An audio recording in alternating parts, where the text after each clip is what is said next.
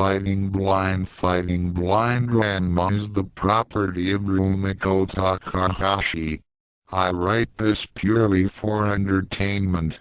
I was inspired to write this story after reading a few others that dealt with the catfist training going horribly wrong. One of the most drastic changes that I had seen was Ranma being thrown to the lions. Although I am not writing about that, this outcome of the Nakoken is just as serious. And so, here we have a Ranma that must deal with a handicap that may alter his view on the world forever. Less than greater than, thoughts less than, greater than. Chinese language. Chapter 1. When the world went dark in a small village in China, a young woman was busy preparing a stew in the kitchen when she heard a knock at the door. When she came to answer it, she was not prepared for the tragic news that the messenger had brought to her attention. What did you say? The woman asked, her body trembling with disbelief. I regret to inform you that your son is dead. The messenger replied, bowing her head in sorrow. You must be joking! I am afraid that this is no joke. Jasmine Thorn is dead. It can't be. Jasmine cried out as she gripped the messenger's shoulders. What happened? Tell me. Jasmine began to become hysterical as she shook the bearer of bad news. The young warrior sighed and sadly shook her head as she began to relate the incident of Thorn's demise. He had been practicing near the edge of the village when he came to the defense of his 7-year-old cousin Shampoo. Muse was once again pestering the girl and he and Thorn had gotten into a fight.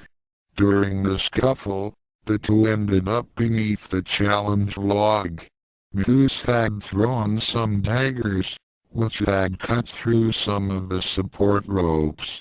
Thorn had died instantly as one end of the massive timber crushed him.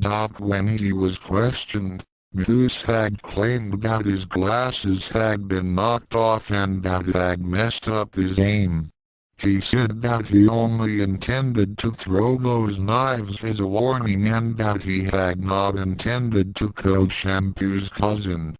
Of course, no one really believed him, but without any evidence other than the words of the young Shampoo, the council had to rule the incident as a tragic accident. Also, one of the elders that happened to be on the council was Muse's grandmother, Mascara. Many suspected that she had been involved in swaying the final verdict. Jasmine shook with rage and anguish as she thought about the nearsighted boy. She knew of his obsession with her niece and was very irritated that he did not take the hint and leave her alone. Now that same obsession had cost her only child his life. A growing darkness raged in her heart, mixed in with a sorrow that threatened to overwhelm her. She then screamed out in purest agony. Tears welled up in her eyes as she fell to her knees and began wailing over the loss of child. The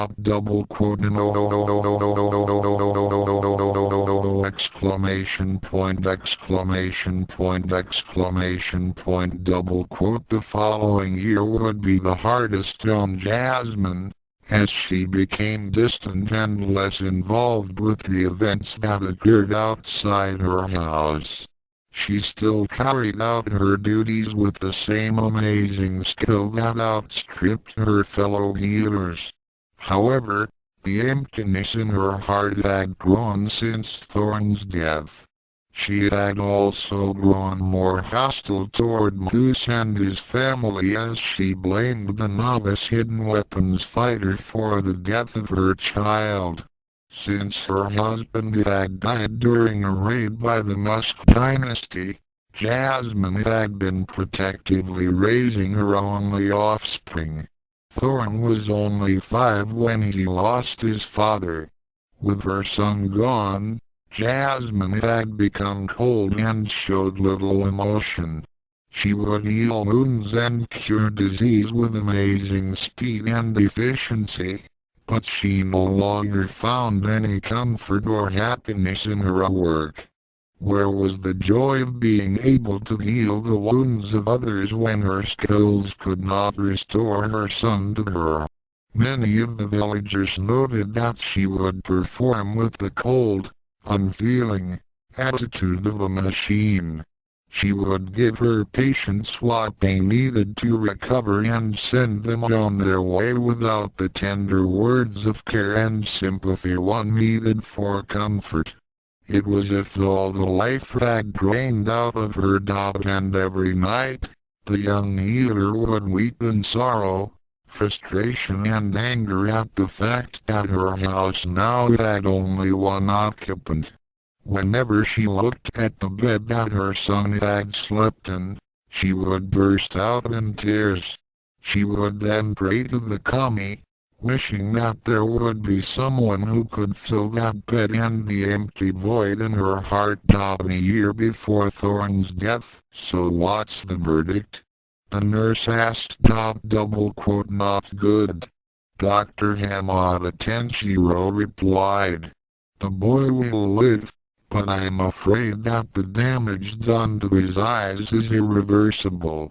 I don't know what happened, but his eyes were nearly torn out of their sockets. It looks as if some wild animal mauled him. He had excessive tissue trauma to his optic nerves, not to mention massive damage to his face. Because the boy has a rare blood type, eye transplant was not a possible option. We were able to do some cosmetic surgery to remove the scars and restore his face and eyes, but I'm sorry to say that he has been permanently rendered blind. Kami-sama. Who would do such a thing to a 6-year-old boy? I can answer that. A police officer replied as he approached the two. He held up several sheets. The boy's name is Ranma. His father is Ranma Sodom. Apparently, this Ranma was the person responsible for several cases of petty theft in the area.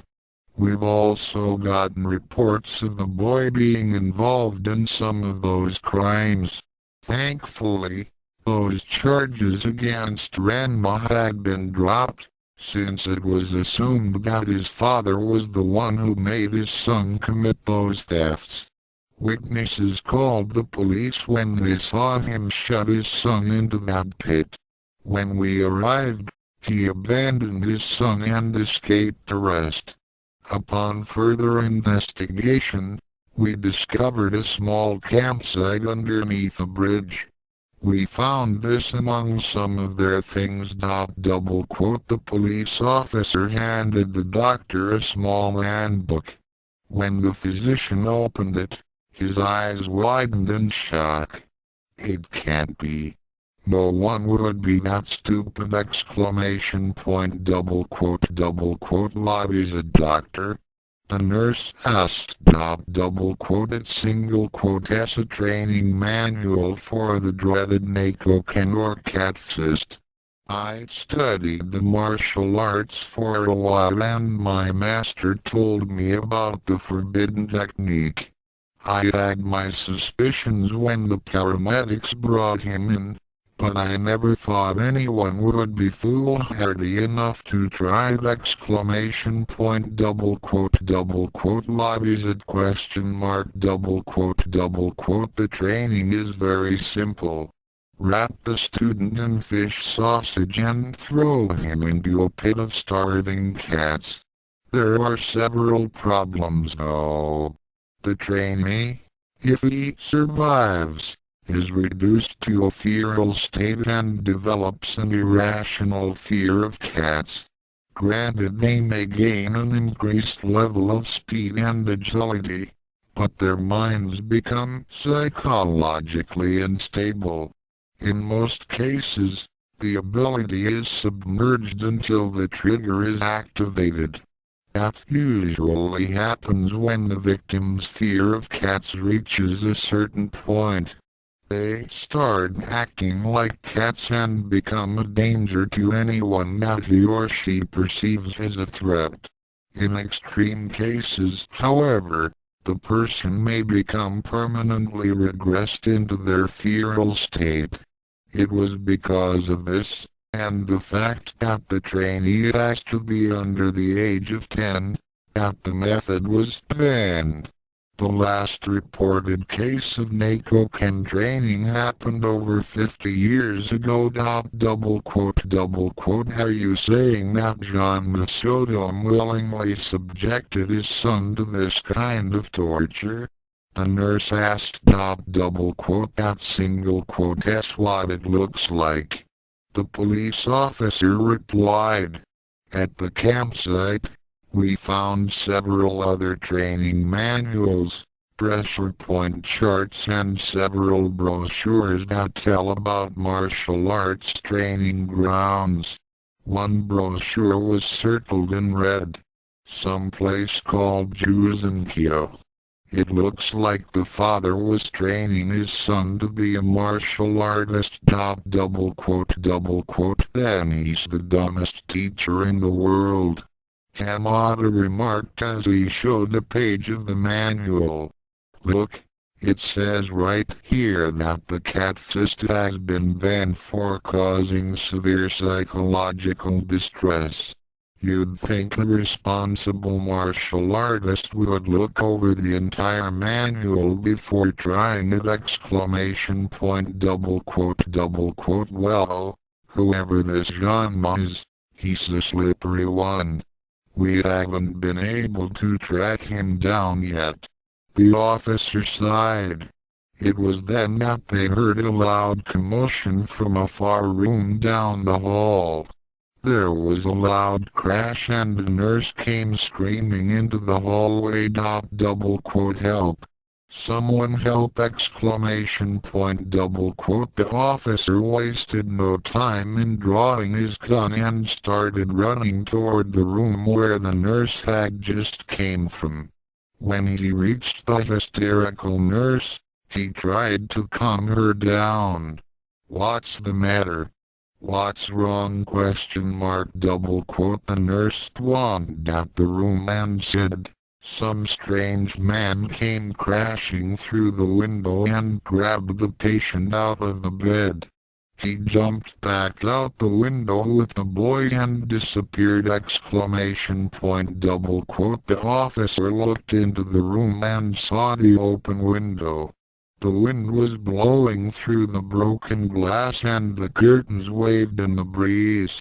2 years later, in China, Ranma was unhappy. He looked at his sightless son and sighed in disgust. There was no doubt about it. The boy was a failure. His lack of eyesight had made him unable to continue the training in the Anything Goes School of Martial Arts. He tried another combination of punches and kicks, which Ranma could not counter or even block effectively. The lad went down and moaned in pain. Ow! That hurt. It's not fair. Tears began to form in his unseeing eyes. Ranma, quit your whining. A true martial artist must suffer for his art. And I told you never to cry. Ranma gave him a savage kick to the midsection. Ow! How can I fight back when I can't even see? It was your own fault that those cats made you blind. If you were a better martial artist, you should have been able to learn the cat fist without any problems. After all I've done for you, you should be glad that I'm still trying to make a man out of you." He gave him a rap on the head. "I went through the trouble of taking you to that legendary healing spring near that Amazon village. Didn't I? Double quote, that wasn't a healing spring. I still can't see. Besides, those Amazons were really mad when you dunked me in there yesterday! Double quote, and we still are! Double quote. Ranma and Ranma froze when they heard the strange voice. The fat martial artist was a bit shocked that someone had managed to sneak up on them as he turned around. He saw a fairly tall Chinese woman who was wearing a red silk pantsuit outfit and brown sandals. Her hair was brown and was done up into buns. Her face was gentle looking and her figure was willowy. Her eyes were green, but they had a glint to them that told anyone not to underestimate her. She had in one hand a staff, which was 5 feet long.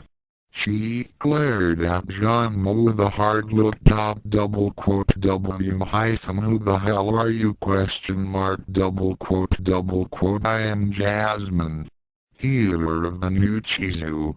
I did not expect to come across the same man who tried to drown his son in the village water supply yesterday. Now just what do you think you are doing? Double quote, none of your business. Now get lost before I have to teach you some manners.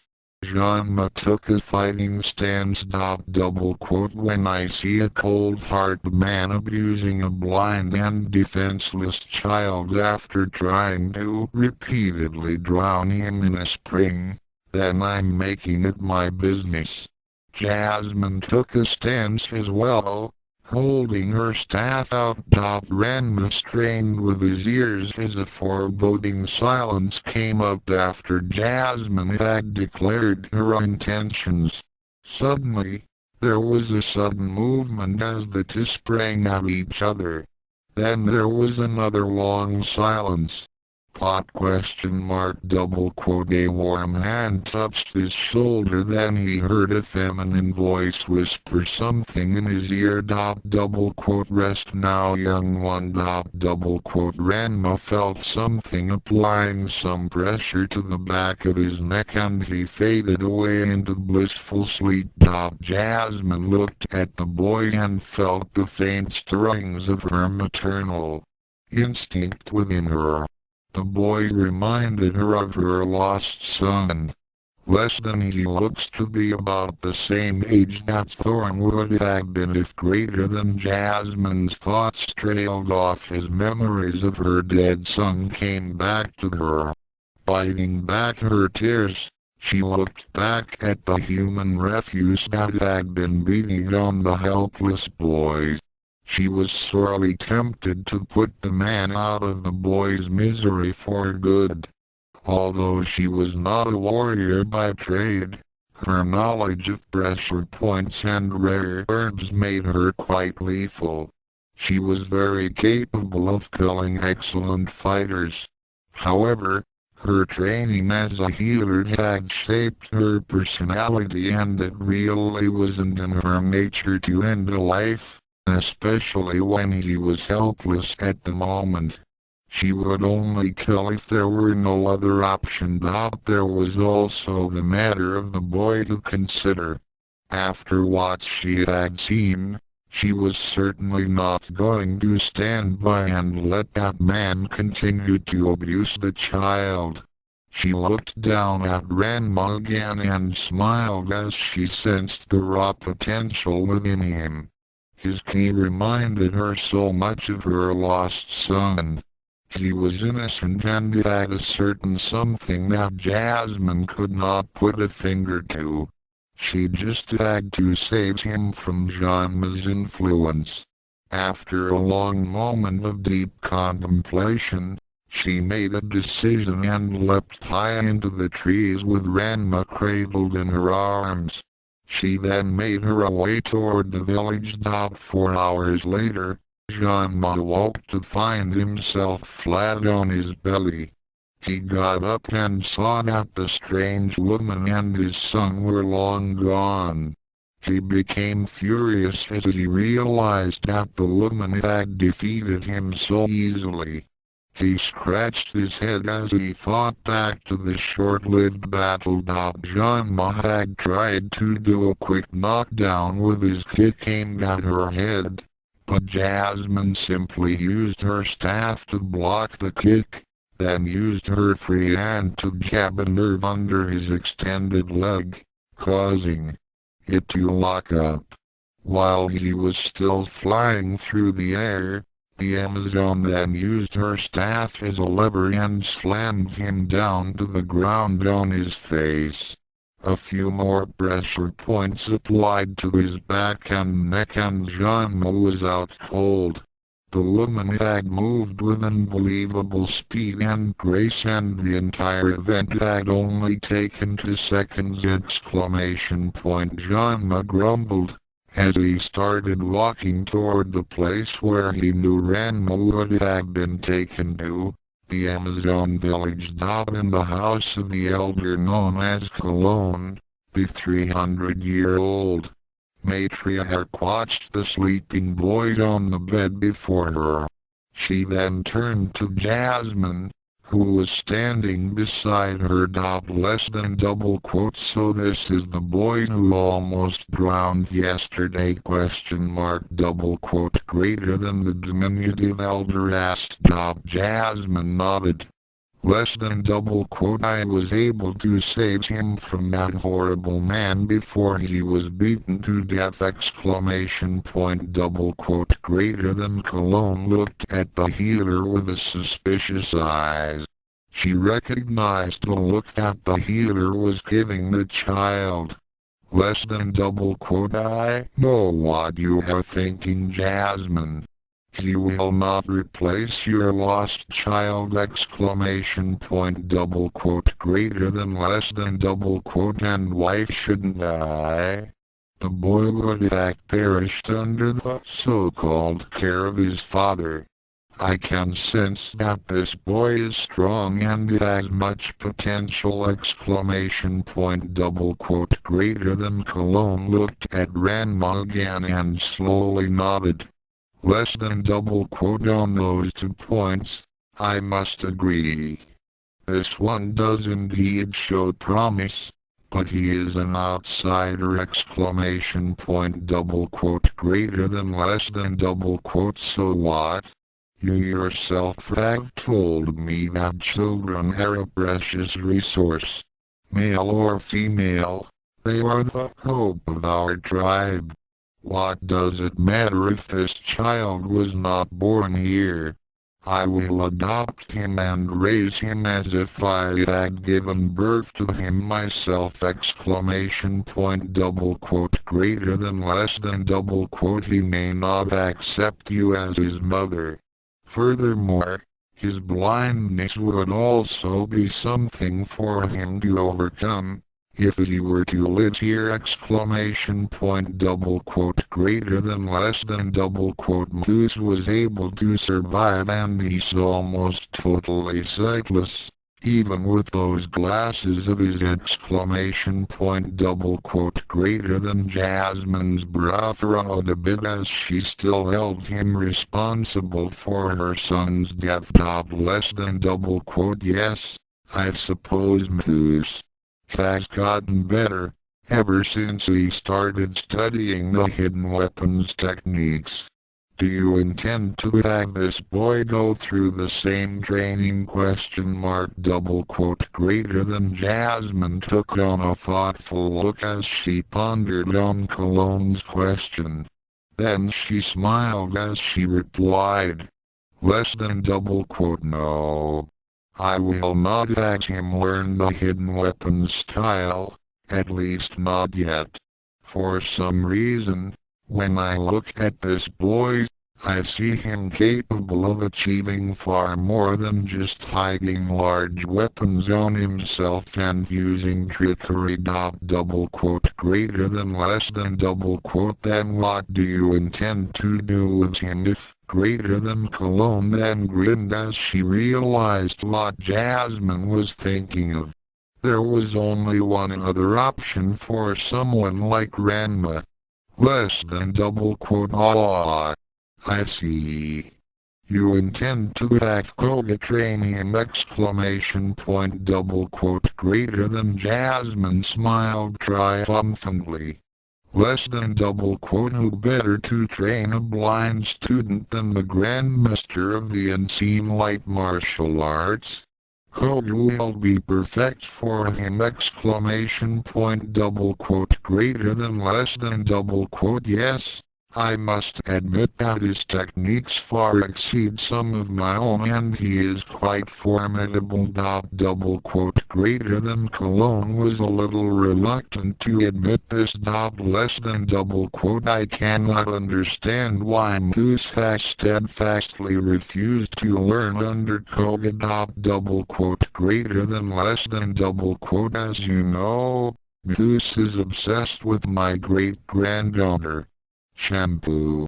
He thinks that his nearsightedness is seen as a weakness to her, thereby driving her away from him.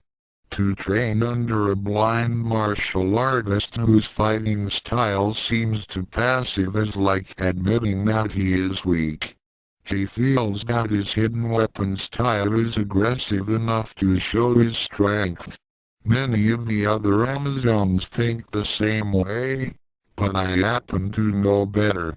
I had battled with Koga before one time, and he actually fought me to a standstill. Double quote greater than less than double quote really question mark exclamation point double quote greater than. Jasmine knew that the matriarchs were considered the best fighters in the village, despite their extreme age. The idea that someone mid and far younger was able to fight an elder to a draw was almost beyond belief. Less than double quote. Yes, and I would keep that information to yourself if I were you. Double quote greater than. Jasmine nodded as she gazed at Ranma with a look of hope and tenderness. In her mind, she silently thanked the kami for answering her prayers. She would not let this one go. The first few weeks were the hardest for Ranma as he adjusted to living in the Amazon village. For the first time in his life, he was without Janma and his influence, and it scared him. Although it had been a hard life, it was the only life he knew. Janma had been a hard taskmaster and his training methods were extremely harsh. These processes included lying, cheating and stealing. They had lived mostly outdoors, constantly on the move to avoid entanglements with the law.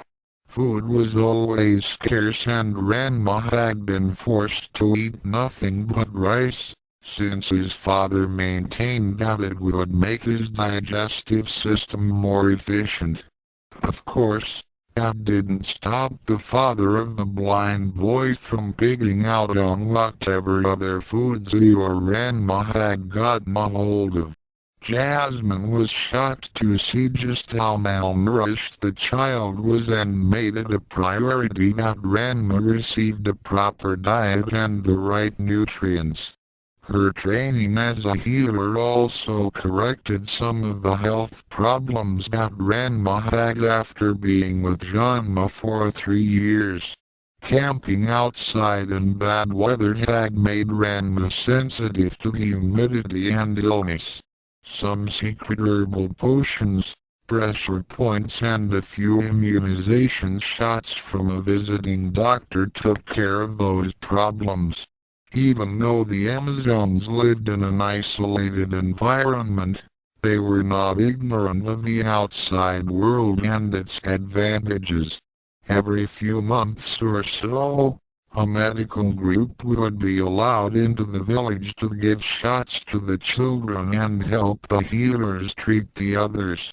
Some medical supplies would be purchased and the two sides would also exchange techniques and information. This link to the rest of the world also allowed the warrior women to learn about world events and get a hold of things like books, some bits of new technology and other miscellaneous items. The children were especially interested in whatever manga they could get their hands on. Within a few days after he had been officially adopted into the tribe, Ranma finally accepted that this place was his new home and that his father was not going to take care of him any longer. Jasmine was especially supportive at this stage and encouraged him to shed tears, even though he repeatedly said that guys don't cry. She gave him his space when he needed it and her shoulder to lean on when he gave in to the unmanly act of shedding tears. She showed her gentle and nurturing side as she gradually helped the blind boy adjust into this fierce and totally different culture. Fortunately for Ranma, Jasmine and many of the other villagers were quite fluent in Japanese and he had no problems understanding them. However, as an outsider male and a blind one to boot, he was inevitably made the butt of many jokes as several of the older boys and many of the girls teased him. Ranma's blindness made him look weak and the bullies continued to make life harsh for him. It was going to be an uphill battle for the ensuing boys. During this time, Ranma had made several attempts to retrieve his son, but each time he tried to sneak into the village, the Amazons would promptly eject him in a painful manner. One of those times, "Hey! What are you doing?" Ranma said as he was tied up and loaded into a catapult. Getting rid of some garbage. An Amazon replied as she pulled a lever. Ranma went flying through the air screaming frantically as he sailed up to a height of 200 feet. He then came crashing down in a small, secluded valley that had numerous pools scattered about its landscape. The fat martial artist made a huge belly flop into one of the pools. "Oh, so sorry, sir," the guide said as he watched Ranma's cursed form rise from the water. "You fall into Shanmonmiakwan, spring of drowned panda. Very tragic story of panda that drowned there 2,000 years ago. Now whoever fall in spring, take body of panda growth." A month later, Ranma was introduced to the blind martial artist Cody and began his training in the unseen light martial arts. One fine day, the boy was trying his best to balance on a series of poles of differing lengths while trying to use his staff to knock at a swinging target suspended above him. He was doing a half-reasonable job of it until he misjudged the height of one of the poles and went down. A man of 50 or so years shook his head and sighed as he sat on a rock. His long, black hair had a few streaks of gray in it and was tied in a simple ponytail that reached toward his mid-back. He was wearing a white shirt with long flaring sleeves and a pair of black pants. His feet had black sandals and he twirled a cane in his right hand. Ranma, you are not concentrating. Koga chided as he watched his pupil get up off the ground. It's not fair. Ranma complained as he rubbed his backside. You moved those poles. They're not the same as yesterday! Double quote exactly. This is not an exercise in memorization. The world does not always stay the same. It is constantly changing, and you must be able to use your senses to detect those changes. How can I use my hearing or sense of smell to know which pole is longer and which is shorter?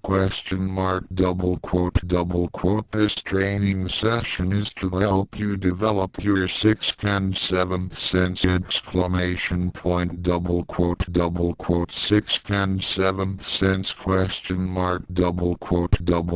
That single quote has right, Ranma. Most people believe that a person has only 5 senses: sight, taste, touch, hearing and smell. However, a martial artist can develop a 6th sense. This is the ability to detect danger as it approaches a person, thereby allowing him or her to avoid it. In some instances, one can use the 6th sense to predict the future or detect that which cannot be sensed by sight alone. Many experts have been able to use their 6th sense to detect the key energies of others. Now you know that Cologne has done this on many occasions, right? Double quote. Ranma nodded. So what's this 7th sense? Double quote. That 7th sense is the basis of the unseen light martial arts. We take the ability to sense ki one step further. The best way to describe it is that it acts like a form of natural radar. I myself have this radar sense, and I can actually see behind, above and beside me all at the same time. I have a good image in my head of my surroundings. It's like I'm touching everything at once, and an image is formed in my mind as to what's around me. Granted, I can't determine colors and visual patterns, but I can judge distances and size with better accuracy than a sighted person could. What's more, the 7th sense works very well with my other senses, and I can detect things that cannot possibly be seen with the eyes. Double quote. Really? Double quote. That single quote has right, Ranma, and I sense that you too can learn this skill. You just need to be patient. I have already helped in sharpening your other 4 senses. Now let's try to get at the remaining 2. Okay? Double quote. Some other time. Concentrate, Ranma. Let your ki be like your hands. Feel your surroundings. Double quote. Ranma nodded at Koga's words as his brow furrowed in concentration. He was sitting in a lotus position and was trying to draw out his ki to sense his surroundings. He strained to detect the shapes and forms around him. In his mind, he could visualize shapes that were long and narrow. They seemed to be standing straight up from the ground, and Ranma began to recognize their forms from memory.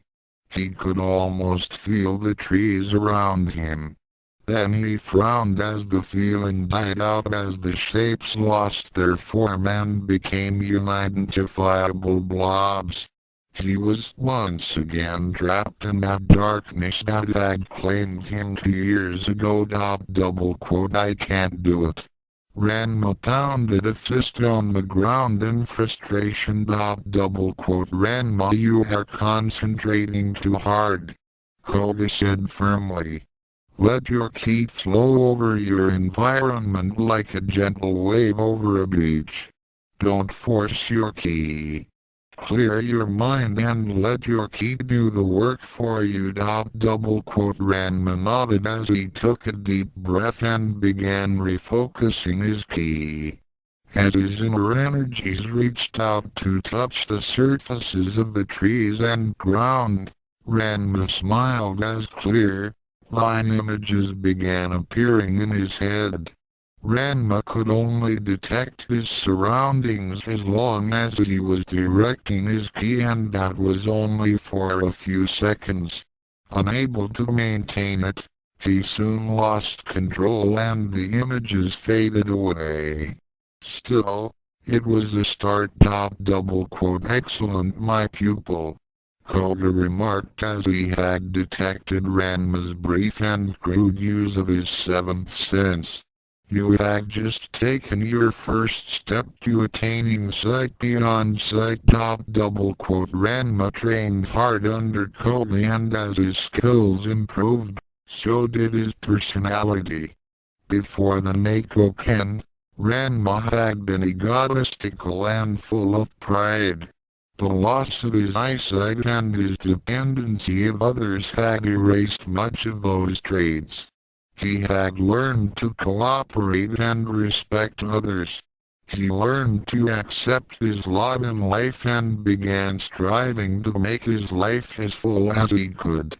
Before, he had concentrated on nothing but the art. As a result, he had very poor social skills. Manners were almost non-existent, as was being tactful. He didn't know how to react when dealing with the opposite sex, and this led to very painful reprisals from the Amazons whenever he said something that was inappropriate or downright rude. This was especially hazardous when he had said that women were considered weak. Despite his shortcomings, Ranma's innate charm began to win over the warrior tribe, who at first treated him with hostility, as he was still considered an outsider. His determination to be accepted, coupled with his drive to master the techniques under Koga, slowly began to win the admiration of many members of the new Chizu. This was especially apparent with some of the females as Ranma grew older and more pleasant looking. One girl in particular was his adopted cousin Shampoo. Of course, this did not sit very well with her unwanted, yet very persistent sweeter Moose. Shampoo was being groomed by her great-grandmother Cologne to be a future matriarch. She was considered the strongest fighter of her generation and trained hard to achieve her goals. However, because of her greater skill in the martial arts, she had alienated herself from the other girls, who were jealous of her fighting ability. No one wanted to be her friend. The males of the village were another story. They were either too afraid to face her or they considered her as a prize to be won. Moose, of course, advocated this ideal to ridiculous lengths and was considered to be an insufferable nuisance by the great-granddaughter of the elder. He would constantly try to win Shampoo with pathetic overtures and would drive any other boy who thought to get close to her. With Moose driving away all potential suitors and the other girls unwilling to speak with her, the purple-haired girl retreated into a world of her own with only her training to comfort her. Before Ranma had arrived, Shampoo had led a very lonely life. Ranma was introduced to Shampoo as her cousin, since Jasmine was Shampoo's aunt. It was very shaky in the beginning, to be sure, but as time went on, Shampoo was glad of Ranma's presence in the village.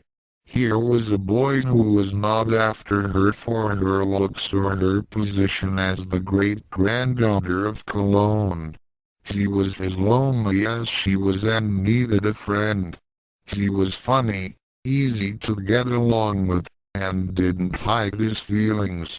As the years went by, the two became very good friends, and perhaps something more began to develop as they grew older. As Ranma made new friends among the Amazons, Shampoo also followed suit and opened up even more.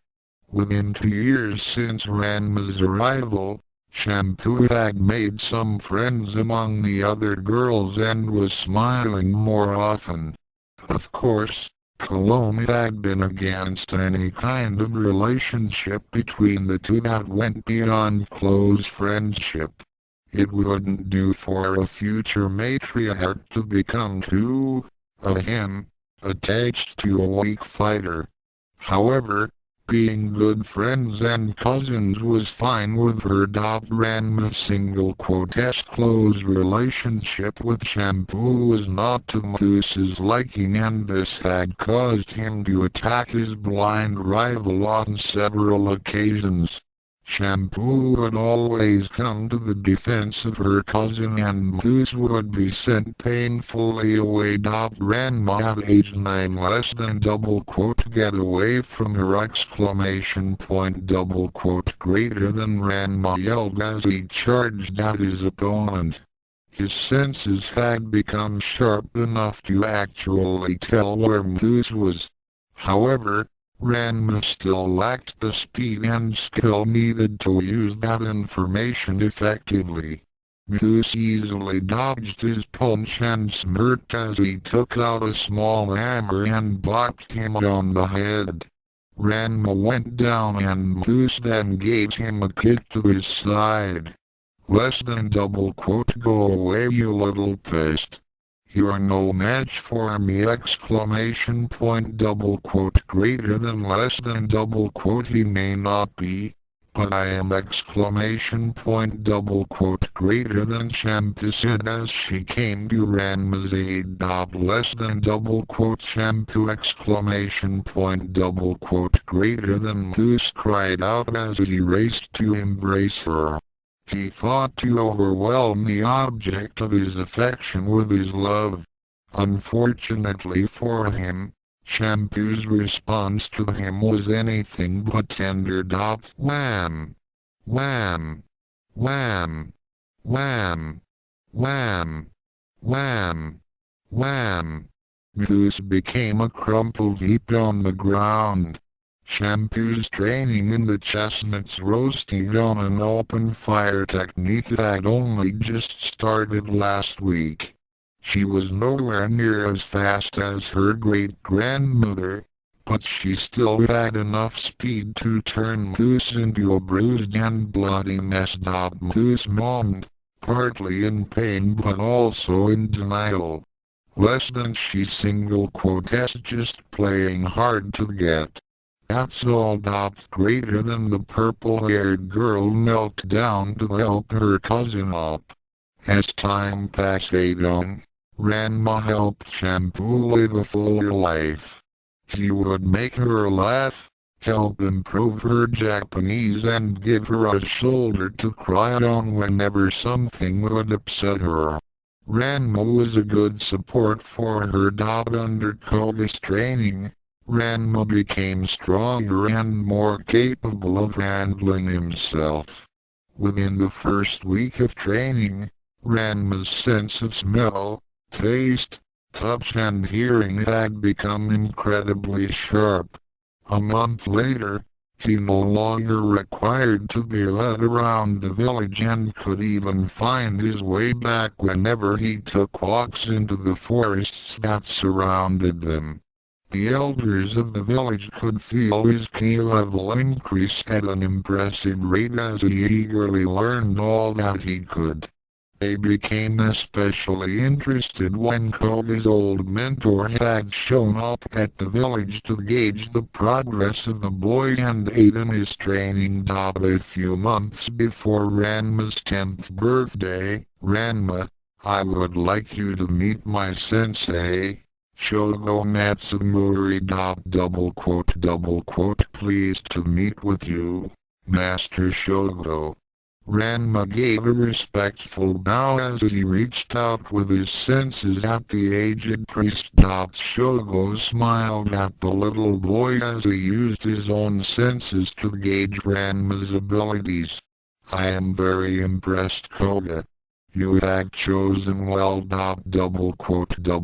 Yes, sensei. Koga nodded.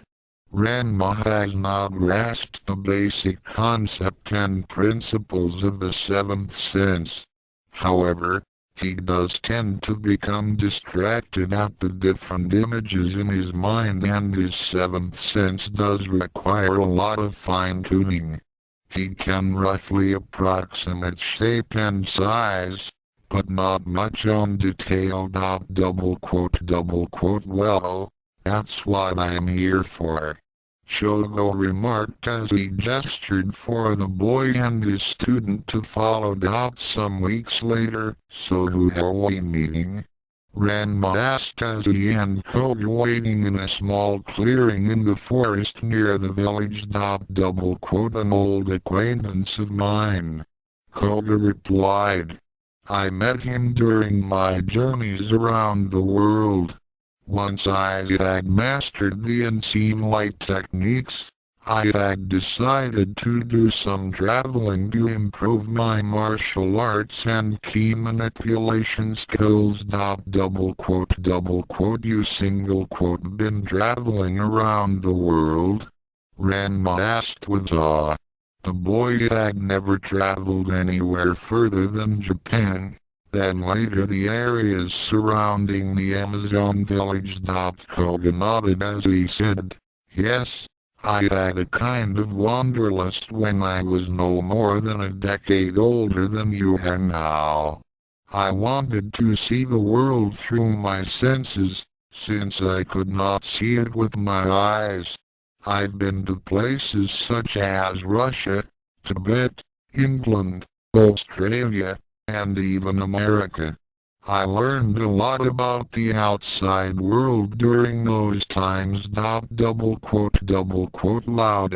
Ranma was impressed at how well-traveled his mentor was. At first he thought that Koga was pulling his leg, but after scanning his aura, Ranma knew he was telling the truth. At this time, Ranma's ability to read the auras of others wasn't anywhere near as good as Koga's, but Ranma could detect the faint impressions of emotions. Strong emotions such as love and anger were the simplest to detect. It was easy to detect the former from Jasmine and the latter from Goose. So who is this person we're waiting for? Ranma asked. He's an excellent master of key manipulation, and you would do well to listen to him. I wrote to him about you, and I later found out that he was in China at the time on some personal business. I invited him to come to the village and meet with you. He should be here any time now. So who is? Ranma's words were left unspoken as his sixth and seventh sense began picking up the emanations of a large and tightly focused source of ki. Ranma turned around into a ready stance and waited. As soon as he faced off with whoever was behind them, he noticed a field of serenity and utter calmness emanating from the stranger that approached them. He also noted that Koga had made no move whatsoever to get ready for any unexpected attack. In fact, Koga was actually wearing an amused grin on his face. It was then that Ranma realized that this stranger was probably the person that they had been waiting for. The boy then relaxed into a neutral stance. Good day to you, Master Dualism. Koga greeted. Good day to you, Koga. The healer and yoga master from India stopped in front of them and then nodded his head to the blind lad. and you must be Ranma Sodom. Koga has given you much praise and I can sense that you are well deserving of such praise. Ranma could feel the amount of ki being focused within Taoism and was in awe. Hello, Master Taoism. It is an honor to meet with one of my sensei's teachers. The Key Master smiled as he said, Koga had written to me that you had been training in the healing arts as well as the unseen light. Correct? H-hi.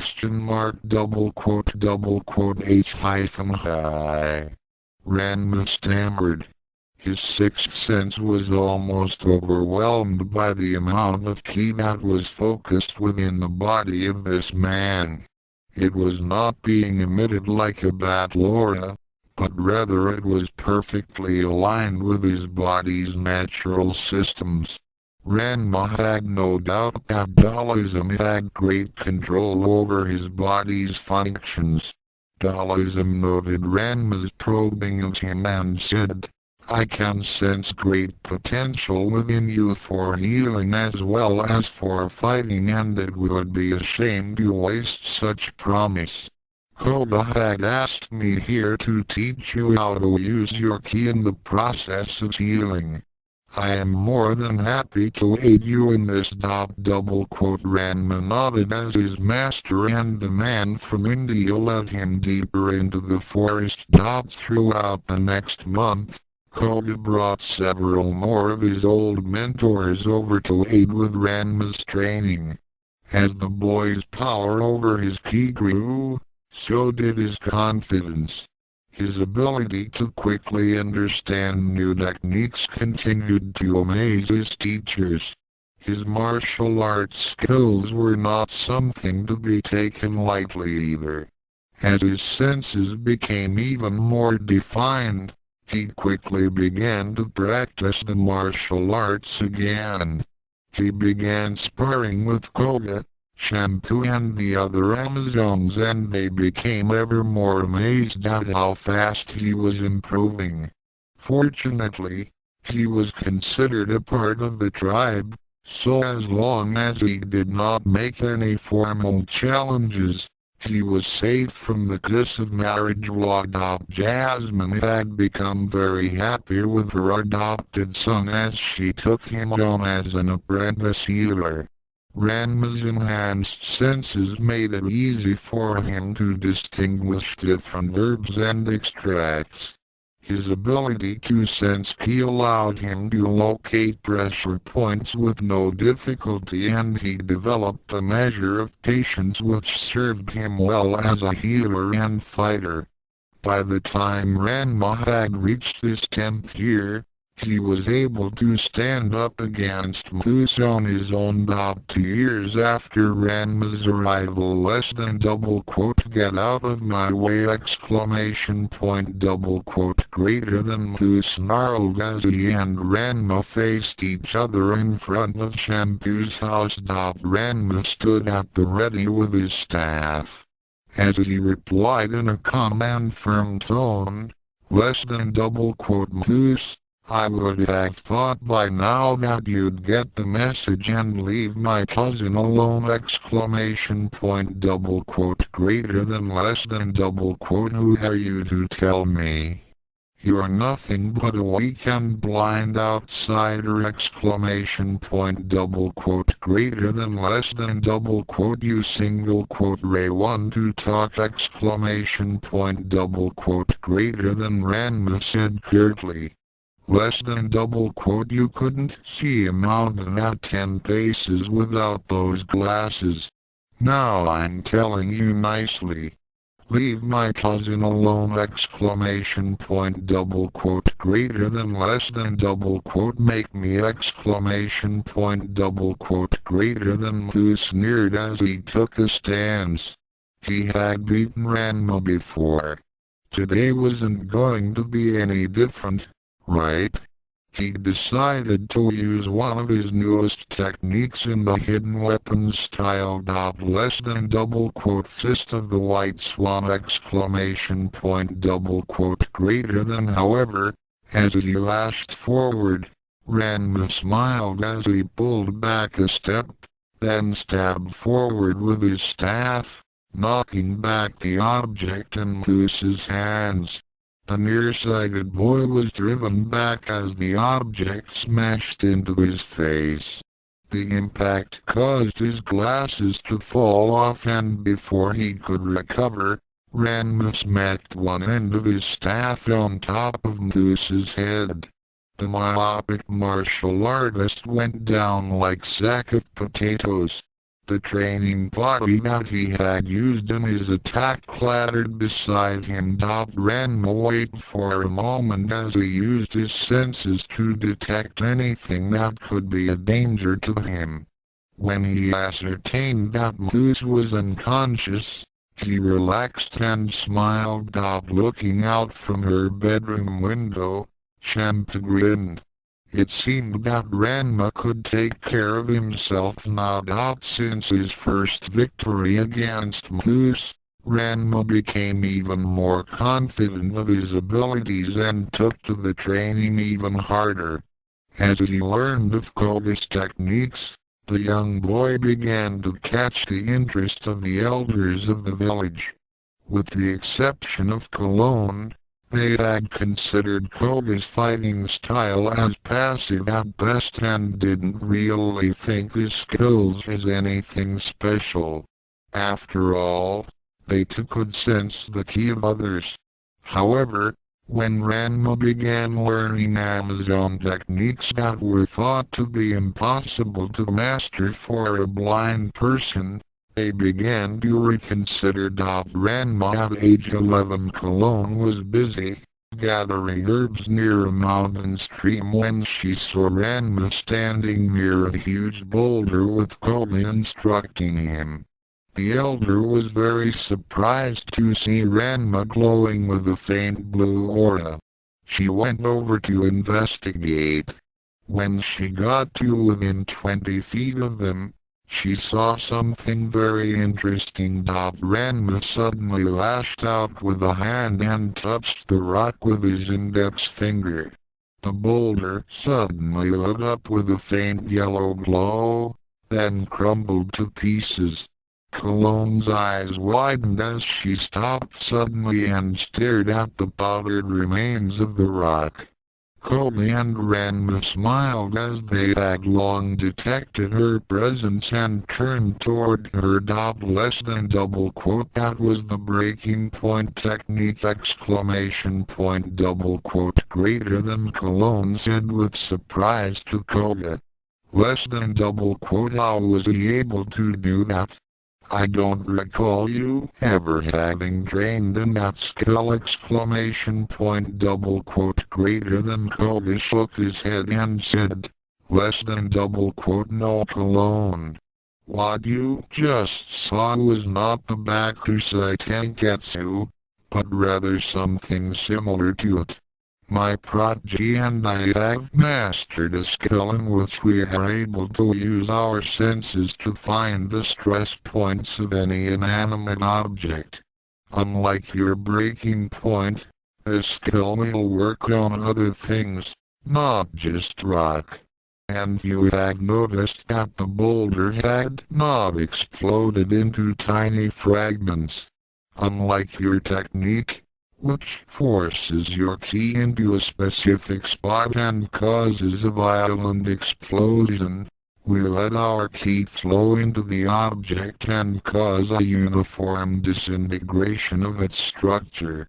It's a lot less messier and it has more applications exclamation point double quote greater than. He turned to Ranma. Less than double quote show Cologne what you can do. Make that tree stump over there disintegrate exclamation point double quote greater than. Koga gestured to a rotting tree that was about 40 feet away. Ranma nodded as he knelt down and placed a hand on the ground and concentrated, letting his ki flow through the ground and head toward the stump. He glowed with the same blue light as Cologne watched the target. Her eyes became even wider as she saw the dead wood instantly dissolve into sawdust.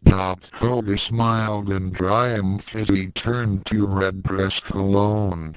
Less than double quote Ranma can do the original breaking point if he wanted to. He instantly picked up the technique when Sugar used it to blow up a rock in her garden. Double quote greater than less than double quote but how is that possible question mark double quote greater than Cologne asked. Less than double quote he would have to see the technique in order for him to begin to understand it exclamation point double quote greater than less than double quote not so. Remember, Ranma's ability to sense key energies is far better than most. If you were to demonstrate a key technique to him, he would be able to learn it by measuring the amount of key used and determine how it is focused. You have noticed that Moose has been unable to defeat Ranma for the past year, despite Ranma's inability to see the weapons used against him question mark double quote greater than Cologne nodded less than double quote well, the reason why Moose cannot defeat him is because his hidden weapon techniques are a form of key manipulation. Ranma can easily sense the key as Moose pulls out or hides a weapon. In fact, Ranma has learned much more with each fight. Show her, Ranma double quote greater than the boy nodded as he raised his hand and made a sweeping gesture. His staff suddenly appeared in his hand. He dropped it then made a pair of daggers appear. He then began pulling out more and more objects out of thin air, each item gradually becoming bigger than the last. Finally, he made a shield appear. Cologne smiled. Less than double quote impressive. Ranma has mastered the hidden weapons style. Double quote greater than Cologne then became thoughtful as she considered what she had seen as she addressed Koga. Less than double quote if that is the case then I would suspect that you also know of Amazon techniques as well. Double quote greater than Koga nodded as he said. Less than double quote do not worry Cologne. I have kept these secrets to myself. I know of your law that no outsider may learn of your techniques. Since I have been declared as an honorary member and Ranma has been adopted by Jasmine, then there has been no violation. Double quote greater than he then turned to Ranma. Less than double quote Ranma. You will promise to Cologne that you will not show how you learned these things to anyone who is not an Amazon. Is that understood question mark double quote greater than Ranma nodded as he said. Less than double quote I promise exclamation point double quote greater than within the next 2 years. Ranma continued to astound the Amazons with his amazing abilities. Ranma learned to do the chestnut fist, the rising dragon ascension and many other skills. His status as a warrior began to rise even further, much to the dismay of Moose. The near-blind martial artist couldn't understand it. In just a short time, Ranma had gone from being his inferior to being his better. The fact that he was also getting more and more attention from the other girls, especially from Shampoo, made him angrier and more resentful against the young Sodom. It was so unfair to Moose. Here this outsider had no eyesight whatsoever and was getting all the attention from his beloved Shampoo. Moose was just as blind as Ranma without his glasses, but his intended bride continued to consider him as an annoyance. As the two cousins got even closer in their friendship, Muthu's obsession to claiming shampoo and defeating his rival became all-consuming. Ranma at age 13 less than school ? Greater than Jasmine said in confusion. Koga nodded as they discussed in private in the dining room. Ranma and Shampoo were busy sparring outside the house. Less than yes. I think it is high time that Ranma experienced the outside world. Since he is Japanese, I thought that sending him to Japan for a while would help him get acquainted with things outside the village. He also needs to learn about where he came from. It would also be a good training exercise for him. Greater than I don't see why Ranma has to travel so far. Besides, won't his blindness be a hindrance to him in such a place? Greater than not at all. Ranma's senses are so sharp that most people wouldn't suspect that he is blind. His fingers can now read printed words on paper, so he won't have to rely on Braille. His seventh sense prevents him from stumbling around or bumping into things. Added with the other skills that I have taught him, he will do just fine. He doesn't even need a cane. Greater than that may be so. Greater than Jasmine agreed. Less than however, I do not relish the idea of having him so far away. Greater than Ranma needs to learn independence. Jasmine. The village has accepted Ranma, more or less, but the boy has a sort of wanderlust in him. He wants to experience the world through his other senses, since he cannot see it. He needs to have this opportunity to travel.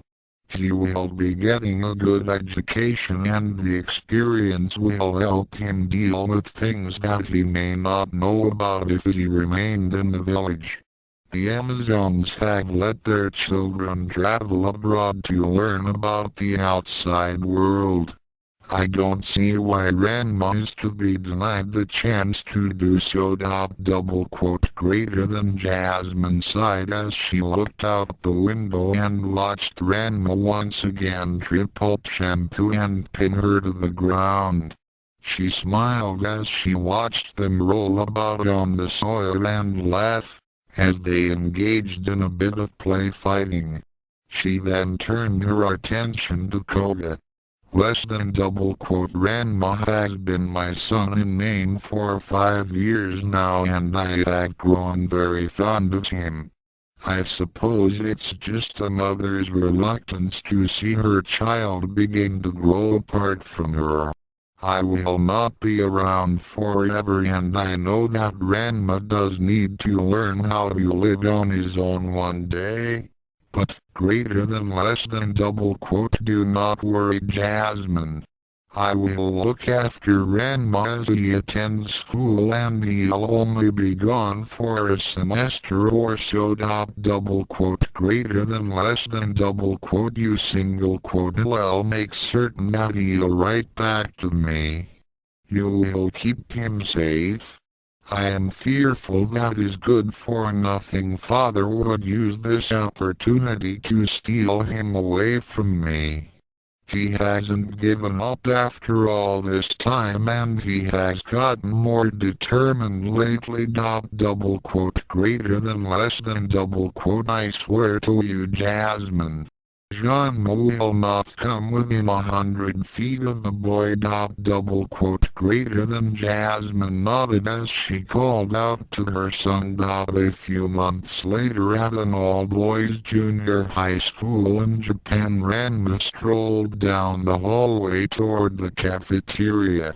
As Koga had predicted, Ranma's enhanced senses had made it possible for him to attend school without having to tell the registrar's office that he couldn't see.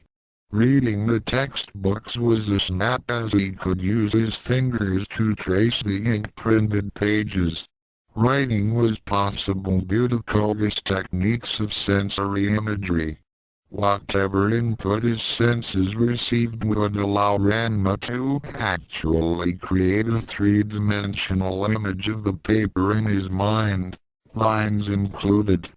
Of course, his handwriting was still considered sloppy as it was before he had lost his sight. Koga made a note to have Ranma attend a class for penmanship as the blind martial artist approached the cafeteria. He could hear the large and heavy-set lunch lady call out as throngs of hungry male adolescents crowded around the counter. All right. Here it is. The last curry bread of the day! Ranma smiled, as he could smell the delicious aroma of the bread from the rear of the mob. He then extended his seventh sense outward and saw in his mind the lunch lady rearing back with her arm and tossing the bread high up into air above the crowd. He then sensed another figure jump up toward the bread. I got it! I got it! Ranma took this opportunity and gauged the height of the boy's leap by the sound of his voice. He then jumped and used the boy's head to springboard himself up toward the tasty tidbit. Deftly catching the prize in his mouth, he then flipped toward the other side of the crowd and made a perfect landing on his feet. It was then that he heard an enraged voice. How dare you? Who are you? Ranma was a bit confused as he sensed the boy's anger and frustration. Less than what single is he so mad about? It's just a lousy piece of bread. It was anybody's game! Greater than Ranma Sodom. Sodom. I will never forgive you. You stole my bread. You lousy thief! Gee, guess who that was? At the end of the semester, Koga was ready to take Ranma back to the Amazon village. He found the boy sitting on a fence near an empty lot on the outskirts of the city. Ranma. It's time to go home now! Ranma turned and smiled. Master Koga. Over here! Koga approached the boy and said, Is this where you have been for the last 3 days? I was worried that your father Ranma had kidnapped you! Ranma shook his head. No. Last I heard, Pop was running away from the police. Koga nodded. Ever since they had come to Japan, Ranma had made several attempts to reclaim his son. On a few occasions, he had faced off against Ranma's mentor. Ranma had thought that defeating the blind master would be no problem, but Koga proved him wrong and had given Ranma's father a painful beating each time. During the school year, Ranma had been committing many acts of petty crimes in the area. He stole food, clothing, money and whatever he could get his hands on, while he tried to get his offspring back. Many restaurant owners and shopkeepers were angered when the fat martial artist would run without paying for what he ate or took. It seemed that he practiced the anything goes style in the literal sense. The complaints and charges began to build up, and it wasn't long before Ranma was on the wanted list. So what are you doing here, Ranma? Cody asked. I was challenged by some guy to a duel of honor. As an Amazon, I ask you accept, right? Oh, well, I suppose that would be the case. So when is he supposed to be here? Actually, he was supposed to have been here 3 days ago. Lot. Just where does this boy live? In that house over there. Ranma gestured to the house behind him. And he hasn't shown up yet? Ranma shrugged. What can I say? He's got the world's worst sense of direction. It's kind of funny though. He chuckled. Lot do you mean? Ryoga always got lost on his way to school and back, so I had to lead the way for him every day. A blind boy leading someone that can see. I still haven't told him that I'm blind. He chuckled a little more. I suppose that it is kind of ironic. However, since the boy has failed to show up, it is his fault. Never mind that he has a problem with directions. He challenged you and he failed to uphold it. According to Amazon law, you have won by forfeit. I'm afraid that we must get going now. Our plane will be leaving shortly and your mother Jasmine can't wait to see you again. Let's not disappoint her. Ranma let off a long sigh as he got off his perch and followed his teacher. The very next day, Ryoga Hibiki arrived at the empty lot and found that Ranma was long gone. He became enraged as he shouted out to the heavens at his missed chance for revenge. He then collapsed to the ground due to his unintentional trek around the major cities of Japan. Ranma at age 15 I told you before, Moose. Leave my cousin alone! Greater than Fist of the White Swan! Greater than POW! Moose found himself sprawled on his back, his eyes seeing stars as the large, duck-shaped training body clattered to the ground beside him. Ranma stood with his staff held at the ready. Ranma's expression became stern as he said, that trick didn't work when we were 10, Moose. What made you think that it would work now? Greater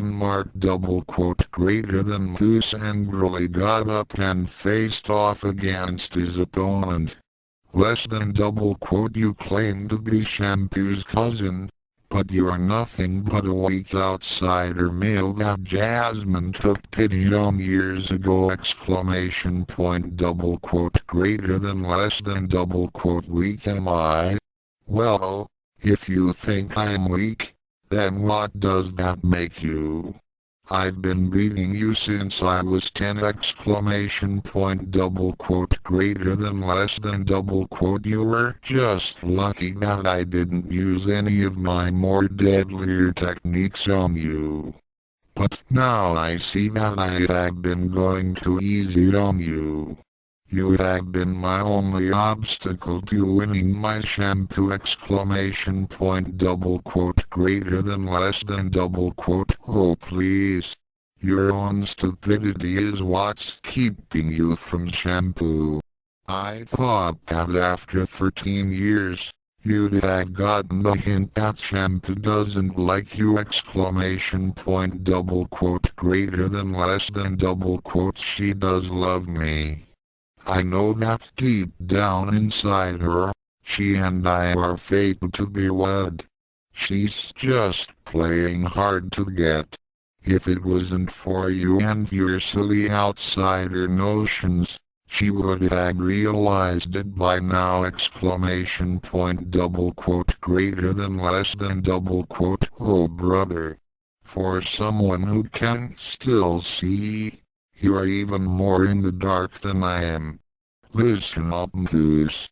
Shampoo wants nothing to do with you. She has already rejected you Kami-sama knows how many times. Why don't you just accept the truth and leave her be? Greater than less than never. Shampoo is mine and I will remove all obstacles to her heart. Since you have repeatedly gotten in my way, I'm going to finish you off once and for all. Obstacles are for killing. That is the Amazon way! Greater than Moose made a spear appear and charged at his opponent. Ranma had long sensed the maneuver by reading Moose's ki and countered. Using his staff to parry Moose's weapon, he then delivered a snap kick to his chin. As Moose staggered back, he then jabbed forward with a finger and hit a pressure point on one of his foe's wrists, causing that hand to open up. He then slid his staff forward and used a twisting motion to bring the butt end of the spear up, causing the point bend downward and into the ground. Moose was surprised to find out that his weapon was now stuck in the dirt. But before he could try to pull it out, Ranma hopped up and introduced his left foot to his enemy's face. The kick slammed into the hidden weapon master's mouth and he was sent back a dozen feet or so. The spear remained stuck in the ground as Moose found himself on his back again. Less than that single asset. You're dead! Greater than Moose came to his feet again, but before he could pull out another weapon, Cologne, Jasmine and Shampoo arrived on the scene. Less than hold! Greater than the two combatants stopped as they turned toward Cologne. Cologne regarded Moose with displeasure. During the last few years, she had reversed her earlier stand against Ranma and Shampoo getting close. Ranma had become a very good healer under Jasmine's teachings and Koda had shaped him into a formidable fighter. Many of the other Amazons had also considered Ranma a good catch. He had grown up to be very handsome and well-muscled. Being raised by Jasmine had corrected the 3 years of malnutrition and poor health care that living under Ranma had caused. He was good-natured, polite toward his betters and showed respect to those who merited it. Ranma was tall, almost 6'2", and moved with incredible grace. His enhanced senses and physical prowess ranked him among the top fighters in the village. Unknown to Ranma, several of the Amazons had been petitioning Jasmine to challenge him for the right to marry him. The healer was very happy to see that her dream of seeing Ranma settling down with children may be realized. She didn't particularly care who Ranma married, so long as he was happy. She had on many occasions hinted that he could take more than one mate. She was looking forward to seeing Ranma's face when he realized that he had been upgraded from being a barely tolerated outsider to prime husband material. She had also been thinking of something else. Grandchildren! Less than double quote. Just what do you think you are doing? Double quote. Greater than Cologne said in a firm, yet dangerous tone. Less than double quote. What do you mean? Double quote. Greater than Zeus replied indignantly. Less than double quote. I single quote am just taking care of a certain nuisance that has plagued our village for so long! Double quote. Greater than less than double quote. You will not speak about my son in that manner! Double quote. Greater than Jasmine said with a glare. Less than double quote. He single quote s not one of us! Double quote. Greater than Zeus shot back. Less than double quote. He wasn't born here. He has no right to call himself an Amazon! Double quote. Greater than less than double quote. Zeus! Double quote. Greater than Cologne said. Less than double quote. Jasmine had willingly adopted this boy as her son and the council had agreed on it. He is therefore an Amazon and has all the rights and privileges. We have tolerated your hostility toward him thus far, but now it seems that you are directly challenging Ranma's rights.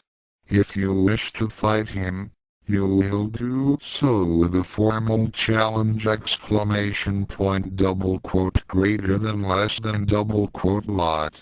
You defend this outsider? Double quote. Greater than less than double quote. I defend the laws of our people!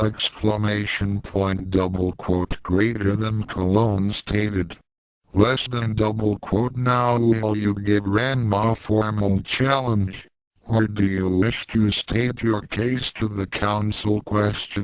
Double quote. Greater than Zeus found his mouth and throat suddenly become dry. He had no wish to go up against the council of elders. He knew that Ranma was a favorite among most of the tribe. Less than double quote. All right. I hereby challenge this outsider to trial by combat!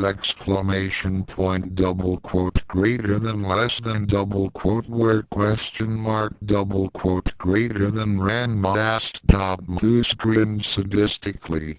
He knew that Ranma's father had almost drowned him 8 years ago, so he hoped that water would yet be his downfall. Less than double quote. Jews and Kyoto. Double quote. Greater than Ranma frowned as he heard that name. He had been told by his mother that the training grounds of Cursed Springs was forbidden, and before he had become blind, he remembered that Ranma had planned to take him to Juzenkyo during their training trip. It had been Ranma's experience that any idea of Ranma's was a bad one. To be continued. Author's notes. I had been getting some comments from my readers that Ranma had been getting too much power in my stories.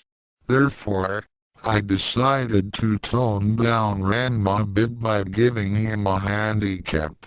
Ranma is still the capable martial artist, but now he has only his enhanced senses to pull him through. No super strength or special magic powers. He's not the know-it-all, and he's going to make some mistakes as he goes along. This story had been inspired by the fanfic A Source of Pride. The idea of Ranma growing up in the Amazon village appealed to me, and I wondered how he would fare in such a fierce culture. There are a lot of people who believe that the Amazons in the Ranma 1/2 series are nothing more than a bunch of crazy warrior women with some off-the-wall laws. I want to write about the unseen side. Shampoo is not the bimbo and cologne is not the cruel and cold-hearted matriarch. I also wanted to show that it wasn't Moose's nearsightedness that is preventing him from winning Shampoo, but his own pig-headedness and refusal to accept the truth that prevents him from succeeding. I single quote always liked the Marvel comic Daredevil, hence the reference to the radar sense. A blind superhero who can triumph over adversity with determination and brains, despite an overwhelming disability such as blindness, fits in with Ranma's situation, don't you think? I wanted to make Ranma's training in the unseen light a bit more fuller, so that's why I added those extra scenes. Yes, it's the same dualism from Street Fighter. I just finished watching the Street Fighter V series and I liked the way they portrayed him. Ranma learning some yoga techniques such as breathing, slowing down his heart rate, nullifying the ability to sense pain can prove full. Northeast ? Fighting blind Ranma Soto and the gang Harumiko Takahashi's creation. Nuff said. Less than greater than. Thoughts less than greater than. Chinese language chapter 2 unseen. It was a cold and windy afternoon at the training grounds of Cursed Springs. The guide had just lit his pipe as he sat near a campfire when he saw a group of people approach the main entrance to the valley. He nodded as he recognized the group. Many Amazons come to Juizinkiyo today. Must be very important if Elder come here to ... Ranma and Moose led the group as they approached the edge of the pools which had many bamboo poles scattered about each spring. Behind them, Koga, Shampoo, Jasmine, Cologne and several other Amazons followed them, as they would serve as witnesses for the duel. Less than Mother, I don't like the feel of this place. It seems as if I'm feeling the cries of 100 tortured souls calling out to me. Greater than Jasmine regarded her adopted child with a thoughtful look. She had remembered Koga mentioning that Ranma's abilities were sensitive enough to detect energies that pertained to the supernatural. Less than you are very perceptive, Ranma. I'm not surprised that you feel this way. Juizinkiyo is a place of many tragedies and more than 100 unfortunate people and animals have met their doom here. Each spring it has had something or someone drown in it, leaving a terrible curse in their waters. I would advise you to be very careful here. As this is a duel of honor, I cannot interfere. I can give you this warning, however. Do not fall into any of the springs. Your blindness is burden enough without having to worry about a Juizinkiyo curse! Greater than. As soon as the group reached the center of the training grounds, Muse strutted forward and regarded his rival. Less than Now I will prove to all that I am the only one worthy to receive Shampoo's love! Greater than. Muse said as he leapt up to perch on one of the poles. He then looked down at his hated rival and sneered. Less than Come on, you coward. Face your end! Greater than. Ranma turned to give Shampoo and the others a reassuring smile as he leapt up to land on a pole opposite to Moose. The Amazons took a seat on a nearby log as Cologne began stating the terms of the match. Less than There will be no time limit. No outside interference will be tolerated. Victory can be achieved by knocking your opponent into a spring submission or death. When I give the signal to begin, you will start fighting. The result of the match will determine Ranma's rights as an Amazon. Prepare yourselves! Exclamation point, double quote. Greater than Ranma began focusing his ki for the imminent battle. His aura began to glow as he extended all of his enhanced senses at Moose and his surroundings. His seventh sense gave him an image of each of the poles and the location of the cursed springs in his mind. He then thrust out his staff in a ready position and waited. Less than double quote begin! Exclamation point, double quote. Greater than Moose wasted no time as he leapt toward his opponent and threw his sleeves forward. A barrage of poison-tipped daggers flew toward Ranma. Ranma single quote's nostrils flared a bit as he recognized the kind of poison Moose was using. It was a rare herbal extract that was even more lethal than curare. His sixth sense had already warned him about the threat, and he had gauged Moose's ki energy when he had thrown the daggers. His seventh sense tracked the trajectory of the daggers as they streaked toward him. All this sensory input was received in an instant, and Ranma reacted accordingly. Instead of leaping to avoid the blades, Ranma began spinning his staff like a propeller. Each dagger was deflected away with ease. Not a single one touched him. As the last knife fell, Ranma then threw out an arm and launched his own counterattack. His seventh sense had already located Moose as he was landing on a pole to his right. The hidden weapons fighter was more than shocked when he saw his opponent suddenly make 100 throwing stars appear. He had to get off his perch quickly in order to avoid the shurikens as they cut to pieces the pole he had been on a moment before. He landed on another pole while cursing. Less than double quote. That can't be. You can't know hidden weapon techniques! Exclamation point, double quote. Greater than Ranma smiled as he pivoted on one foot.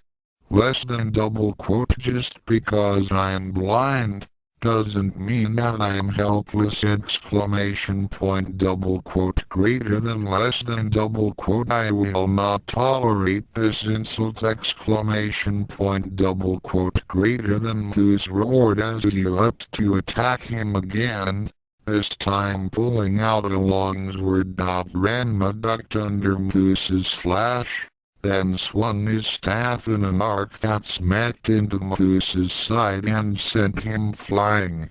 Moose had to twist and reach out toward a pole to avoid falling into a spring.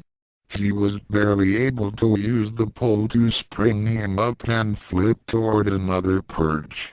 He began breathing hard as he saw how close he had come to losing the match. Less than damn him.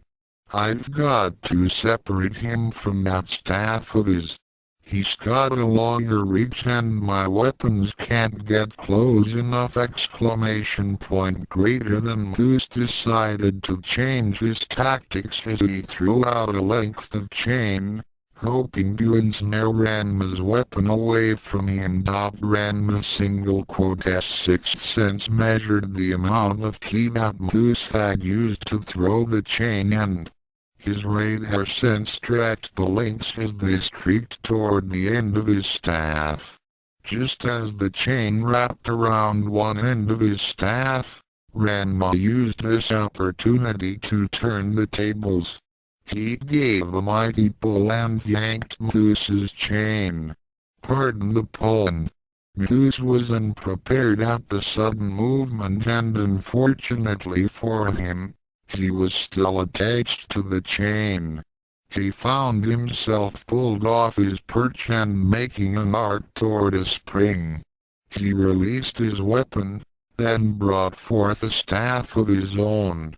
He thrust it forward and used it to pole vault himself back up to another bamboo pole. Ranma leapt forward guided by his sense of hearing.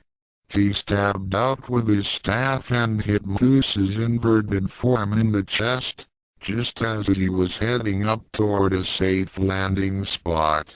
Methuse was knocked back, dropping his weapon and just missed another spring. The two leapt back and faced each other off. By now, Methuse was getting angrier. He had yet to score a single hit on his adversary, while Ranma was mocking both him and his techniques. Weren't his hidden weapon skills more formidable than that weakened seam light? It was almost as if he knew what weapons he was going to pull out. Then, he realized what was going on. His opponent was blind, right? That must mean that his other senses were far sharper than his, especially his sense of hearing. With this in mind, he came up with a plan to defeat Ranma. Methuse made another leap with his sleeves held at the ready. Just as Ranma prepared to counter with a thrust, Methuse pulled out a pair of cymbals and slammed them together. Ranma screamed as the loud noise echoed against his sensitive eardrums. Methuse took advantage of his disorientation and lashed forward with a hand blade. Ranma's sixth sense barely had enough time to warn him and his body reacted on reflex. Ranma leapt back, almost evading the blade completely. The weapon just barely nicked his chest as Ranma landed on another pole. Methuse was grinning as he landed on another perch. Ranma was shaking his head to clear it as his foot laughed. When the ringing stopped, he tuned into what his opponent was saying. Less than double quote, fa, fa, fa, fa, fa. I've got you now, Ranma. That blade I used was poison tipped. All I had to do was scratch you. In less than a minute, you'll be dead. I have won.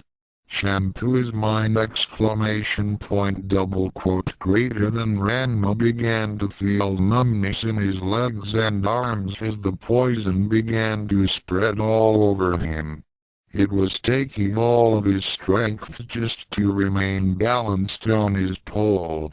His hands started to lose their strength and he couldn't hold onto his staff. The weapon dropped down and splashed down in one of the pools below. Shampoo watched in horror as her childhood friend began to become pale and unsteady. She took a step forward, but was stopped by a cane held out in front of her. She looked down and saw her great-grandmother giving her a stern look. She looked back up at Ranma then down at Cologne. The elder shook her head, telling Shampoo with her eyes that interference was not permitted. This was a duel of honor and she would see it through. Shampoo bit back her tears as she waited for the inevitable. Ranma began to feel dizzy as the poison increased its effect on him. As he began to lose consciousness, he began hearing Jasmine's voice in his head. A memory of his younger days came back to him as he thought back to a time when he was 12 and his adopted mother was telling him about a technique in which one could speed up one's own healing. Less than Ranma, it is just as important to heal yourself as it is to heal others. By striking these specific pressure points on your arms and chest, your ki energy will be stimulated enough to stop the spread of poison and begin the healing process that much sooner. But you must take care. Missing these spots by even the slightest fraction would cause great and permanent harm to your body! Greater than Ranma then remembered what Master Koga had told him about the sixth sense. Less than Ranma, my boy, the sixth sense can not only detect the ki of others, but it can also detect the ki in oneself. If for some reason that your physical senses should fail, you can still rely on it to feel your own body! Greater than Ranma nodded, as he knew what to do. With only 10 seconds of his life left, he began to focus his sixth sense onto himself. His skeletal muscles were locking up and his skin was growing cold. Within 2 seconds, he had located the correct pressure points with his sixth sense, since the poison was affecting his sense of touch. With a final gasp, he stabbed at each pressure point with the index and middle fingers of each hand. A moment of silence passed. Then another and another. Muse became very confused. Ranma should have keeled over dead by now. Why hadn't he? Ranma breathed out a sigh of relief as he felt his body beginning to warm up again. His muscles began to unlock and some of his strength returned. It was just through sheer willpower that he had managed to keep his balance during that time. Ranma straightened up and faced his opponent once more. Less than impossible. You should be dead by now! Greater than Ranma mouth turned up in a smirk as he said, less than well, I guess they don't make poison the way they used to! Greater than less than die!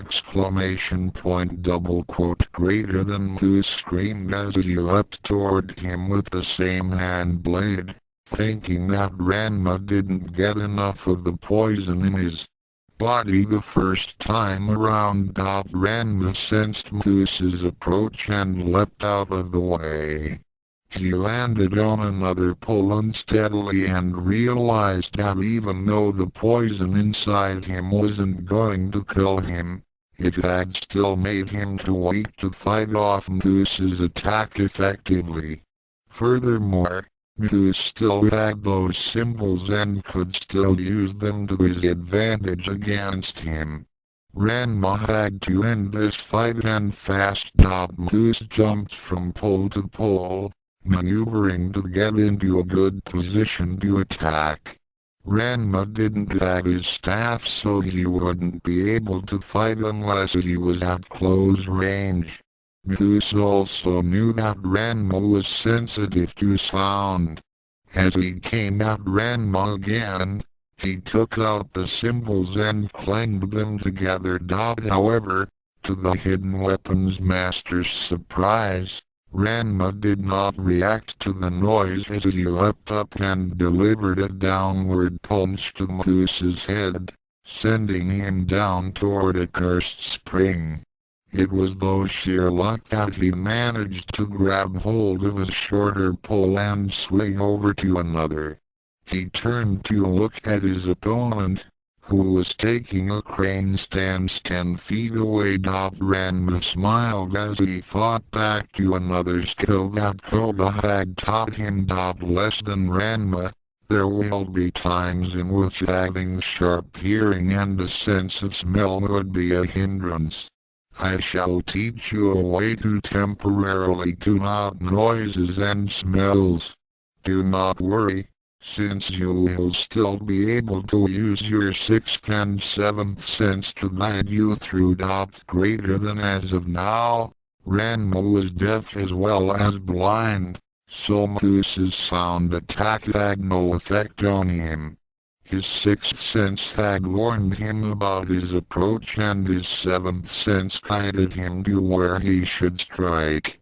He could already sense the anger building up in his foe as he rushed toward him once more to finish off the fight. Ranma waited on his perch and reached out with his two extra senses.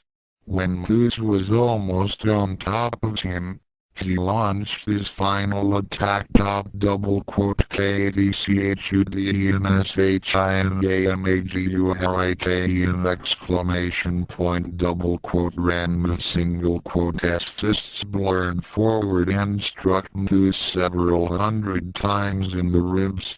Although he was not hitting with any considerable strength due to the poison, the effect was still devastating. Zeus was thrown back and made a short arc toward a cursed spring. He threw out a sleeve and a chain whipped out to snag a pole beside Ranma's position. Ranma crouched down and reached out with a finger. When he touched the chain, he focused his ki into it. The energy ran the length of the chain and then caused it to disintegrate into metal powder before it had a chance to become less than double quote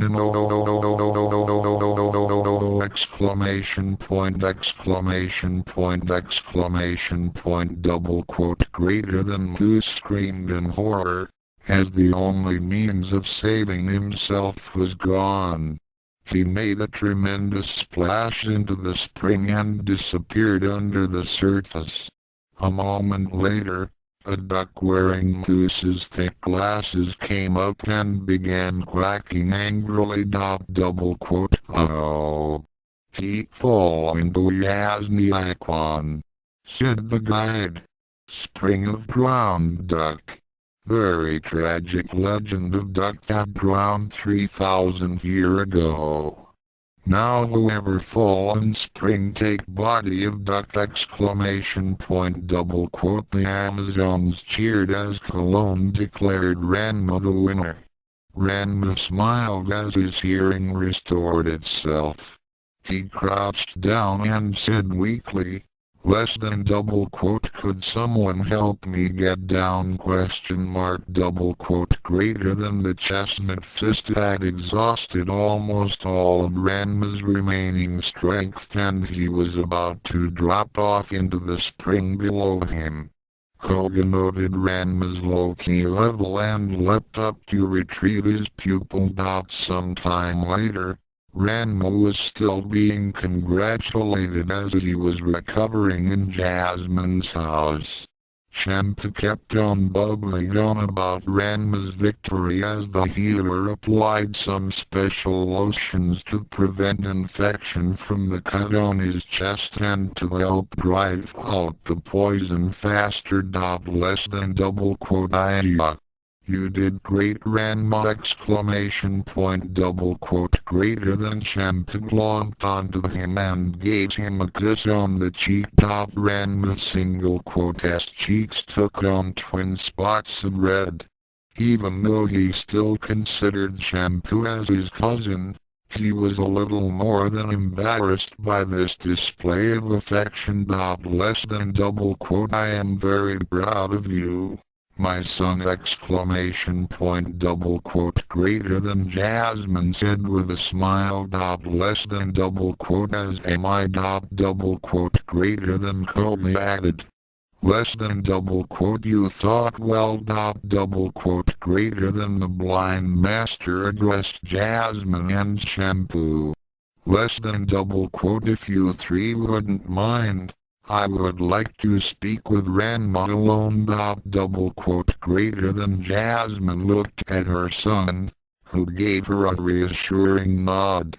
She then led Cologne and Shampoo out of the room and closed the door behind her. Koga smiled as he spoke to his pupil. Less than double quote "Ranma, I noticed that you used that technique I taught you to tune out noises and smells and to rely on your sixth and seventh sense. Double quote greater than. The blind boy nodded. Less than double quote "Well, I sort of figured that Moose would try to use those symbols again. Double quote greater than less than double quote. That technique helped me convince Cologne that the unseen light martial arts was just as good as Amazonian wushu. Double quote greater than less than double quote. Really? Tell me about it. Double quote greater than less than double quote. I suppose it wouldn't hurt. I haven't told you much about myself, have I? Well, my story began more than 40 years ago. I was about 10 years old and was traveling with my parents through China. My father was a very good doctor and was part of the groups that periodically visited the Amazons. My parents were on good terms with the Joksuzoku. One time, my father helped save this very village from a plague that would have killed off most of the tribe. It was because of this act that my family was made honorary members of the Amazons. However, when I had reached my 11th birthday, their ancient enemies, the Musk dynasty, attacked the village. My parents were killed and the last thing I saw was a Musk warrior's knife. The Amazons were able to beat back the attack, but it was too late to save my eyesight. Double quote greater than less than double quote. That single quote is so terrible! Exclamation point. Double quote greater than. Koga nodded. Less than double quote. Since I was an honorary member of the tribe, the Amazons adopted me. A gentle healer named Lily raised me. However, my blindness made me seem too weak and helpless in front of the others, and I was ridiculed and teased daily. Then, when I became 14, a priest by the name of Shogo Matsumori came to the village. Shogo had some distant relatives in the tribe and visited them once every few years. Like myself, he was blind, but he didn't act like he was. He didn't move as if he had no sight. In fact, very few even suspected that he was sightless. His senses enabled him to act as if he had perfect eyesight. He was considered a formidable fighter among the warriors, and the elders respected his battle prowess. Double quote greater than less than double quote. No one knew he was blind? Question mark. Double quote greater than less than double quote. Except for a few, the Amazons assumed that he still had his vision. Despite the fact that he couldn't see, his other senses allowed him to detect that I too was blind. He approached me one day and revealed that he was the same. He then took a lonely and sightless boy and taught him how to see in ways I never knew existed! Exclamation point. Double quote greater than less than double quote. The sixth and seventh sense? Question mark. Double quote greater than less than double quote. That single quote is right. Ranma. My other physical senses, hearing, taste, touch and smell, were already sharper than normal. 4 years of being blind can do that. However, Shogo taught me a way not only to enhance those senses, but also helped me develop the other two Amazon techniques that I had seen before I was blinded. Became very easy to understand with my sixth and seventh senses.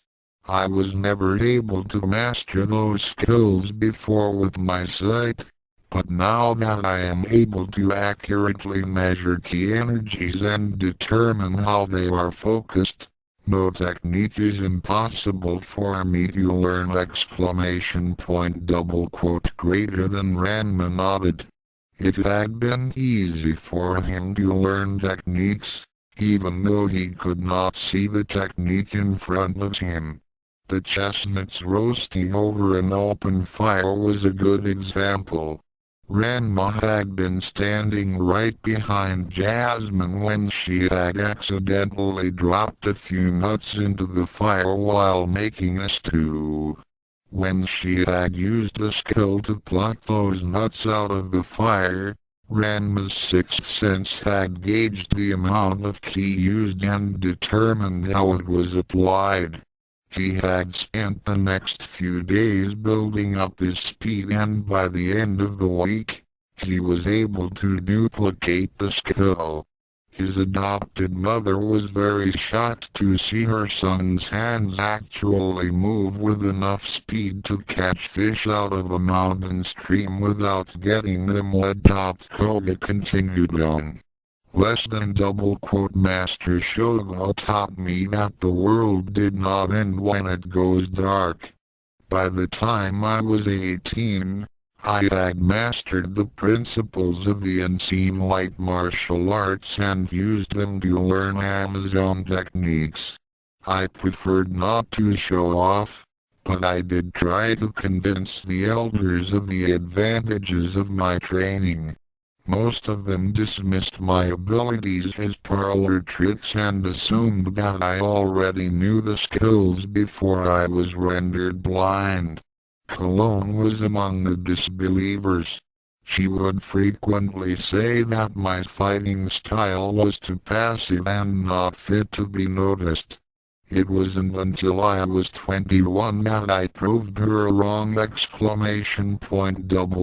Greater than less than What happened? Greater than less than I challenged her. Greater than less than You challenged Cologne? Greater than less than That I did! Greater than Koga said proudly. Less than The elder couldn't believe that I would actually have the gall to fight her.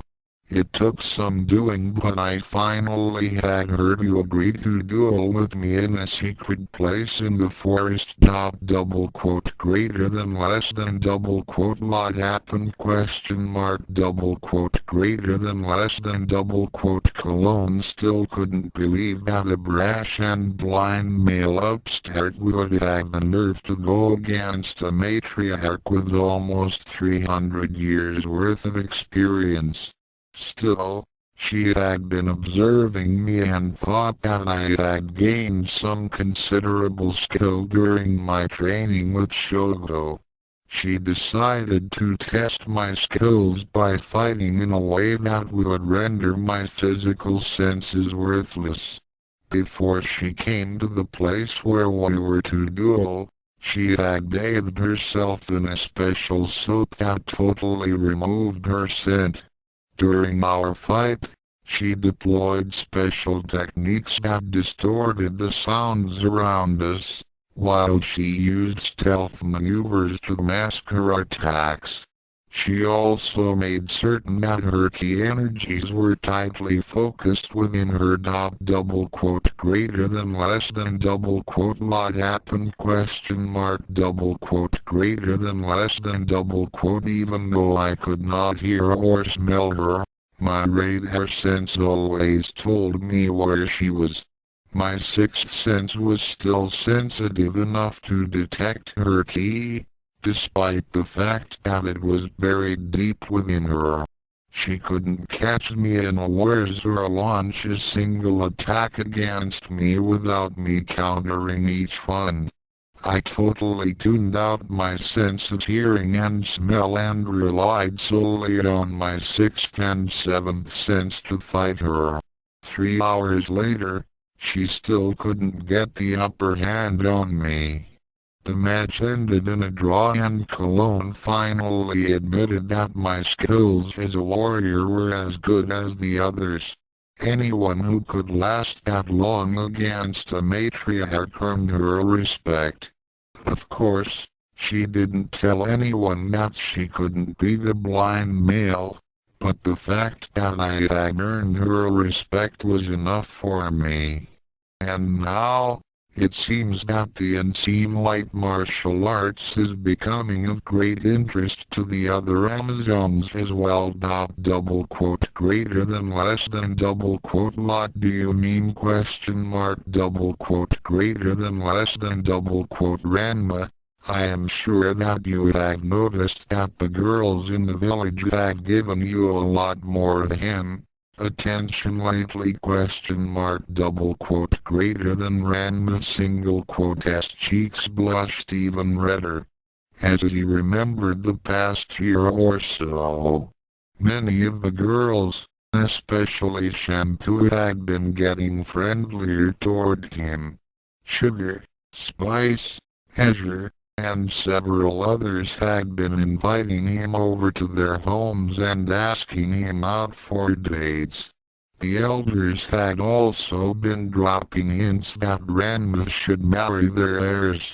A gentle nudge here, a subtle prod there and so forth.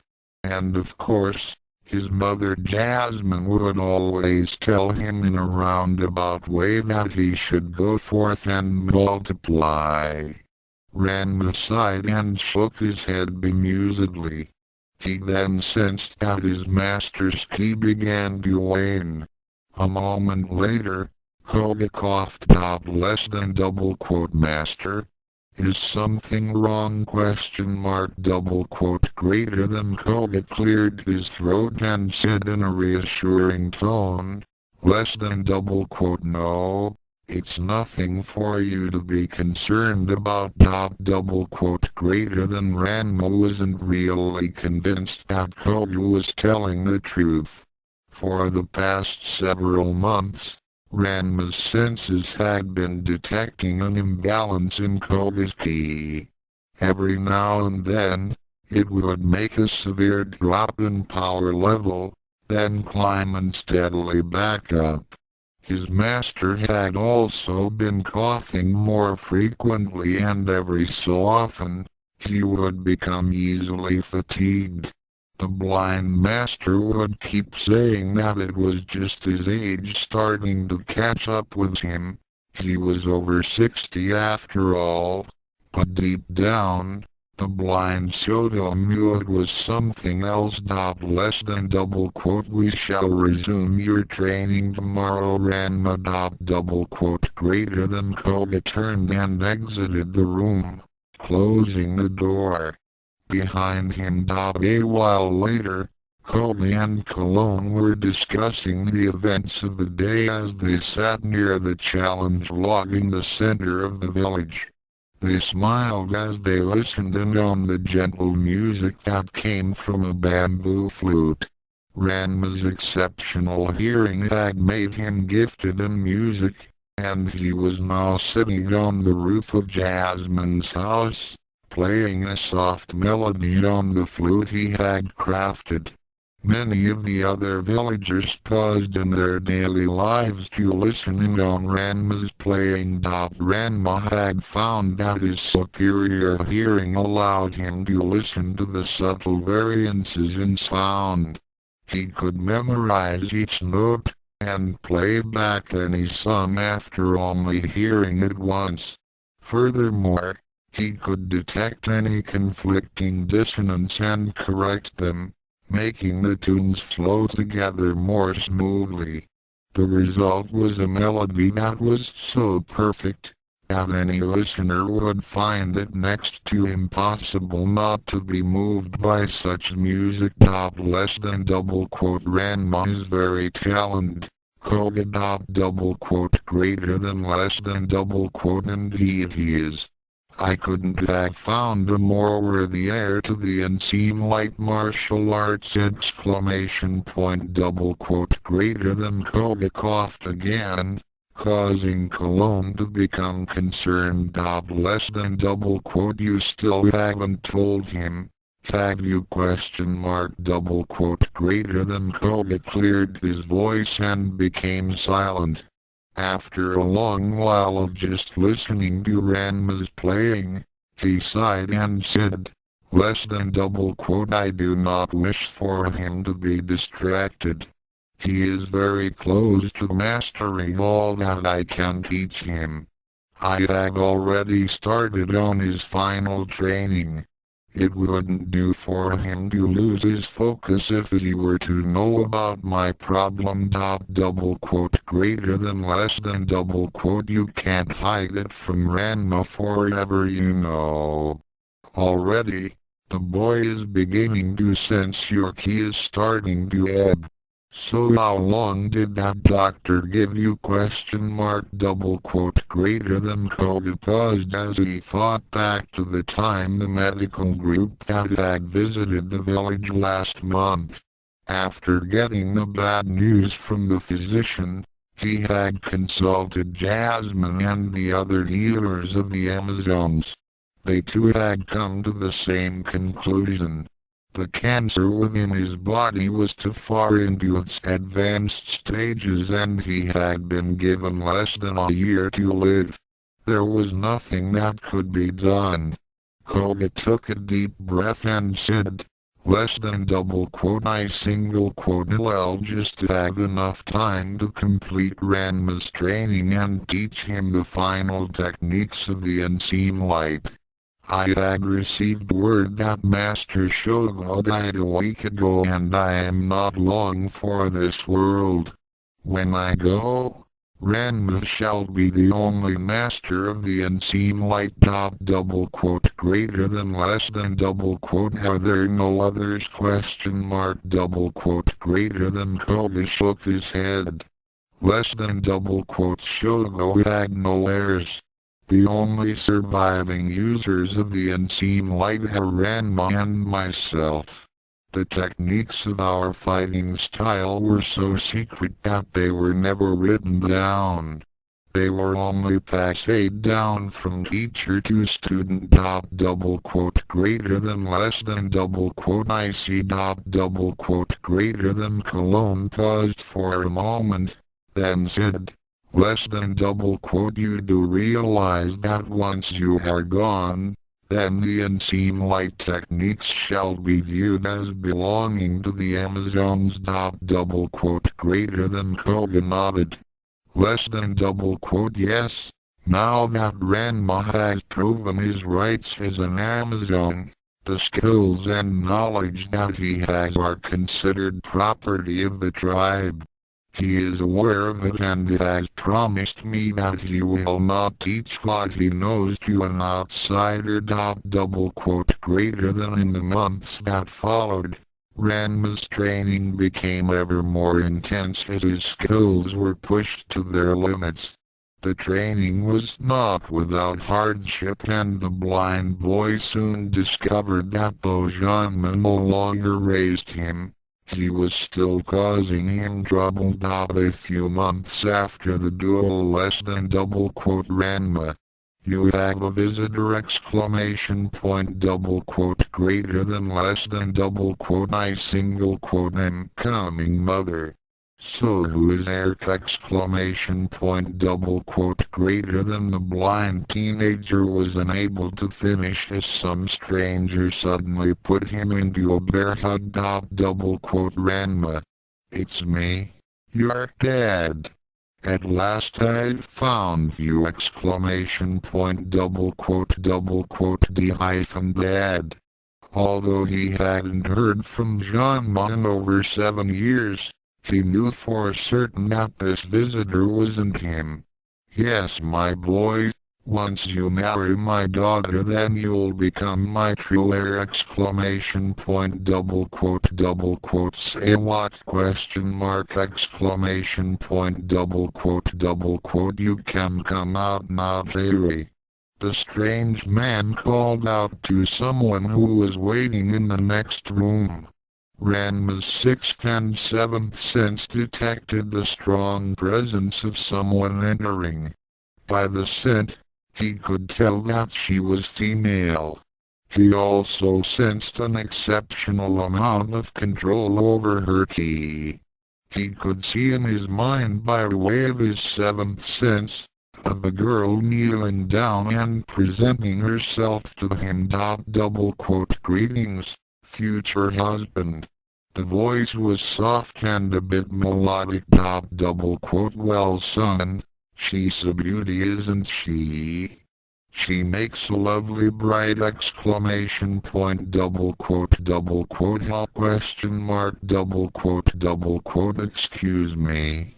Jasmine decided to intervene at this time. Just what is going on, question mark, double quote, oh. The strange man released his hold on Ranma and turned to face her.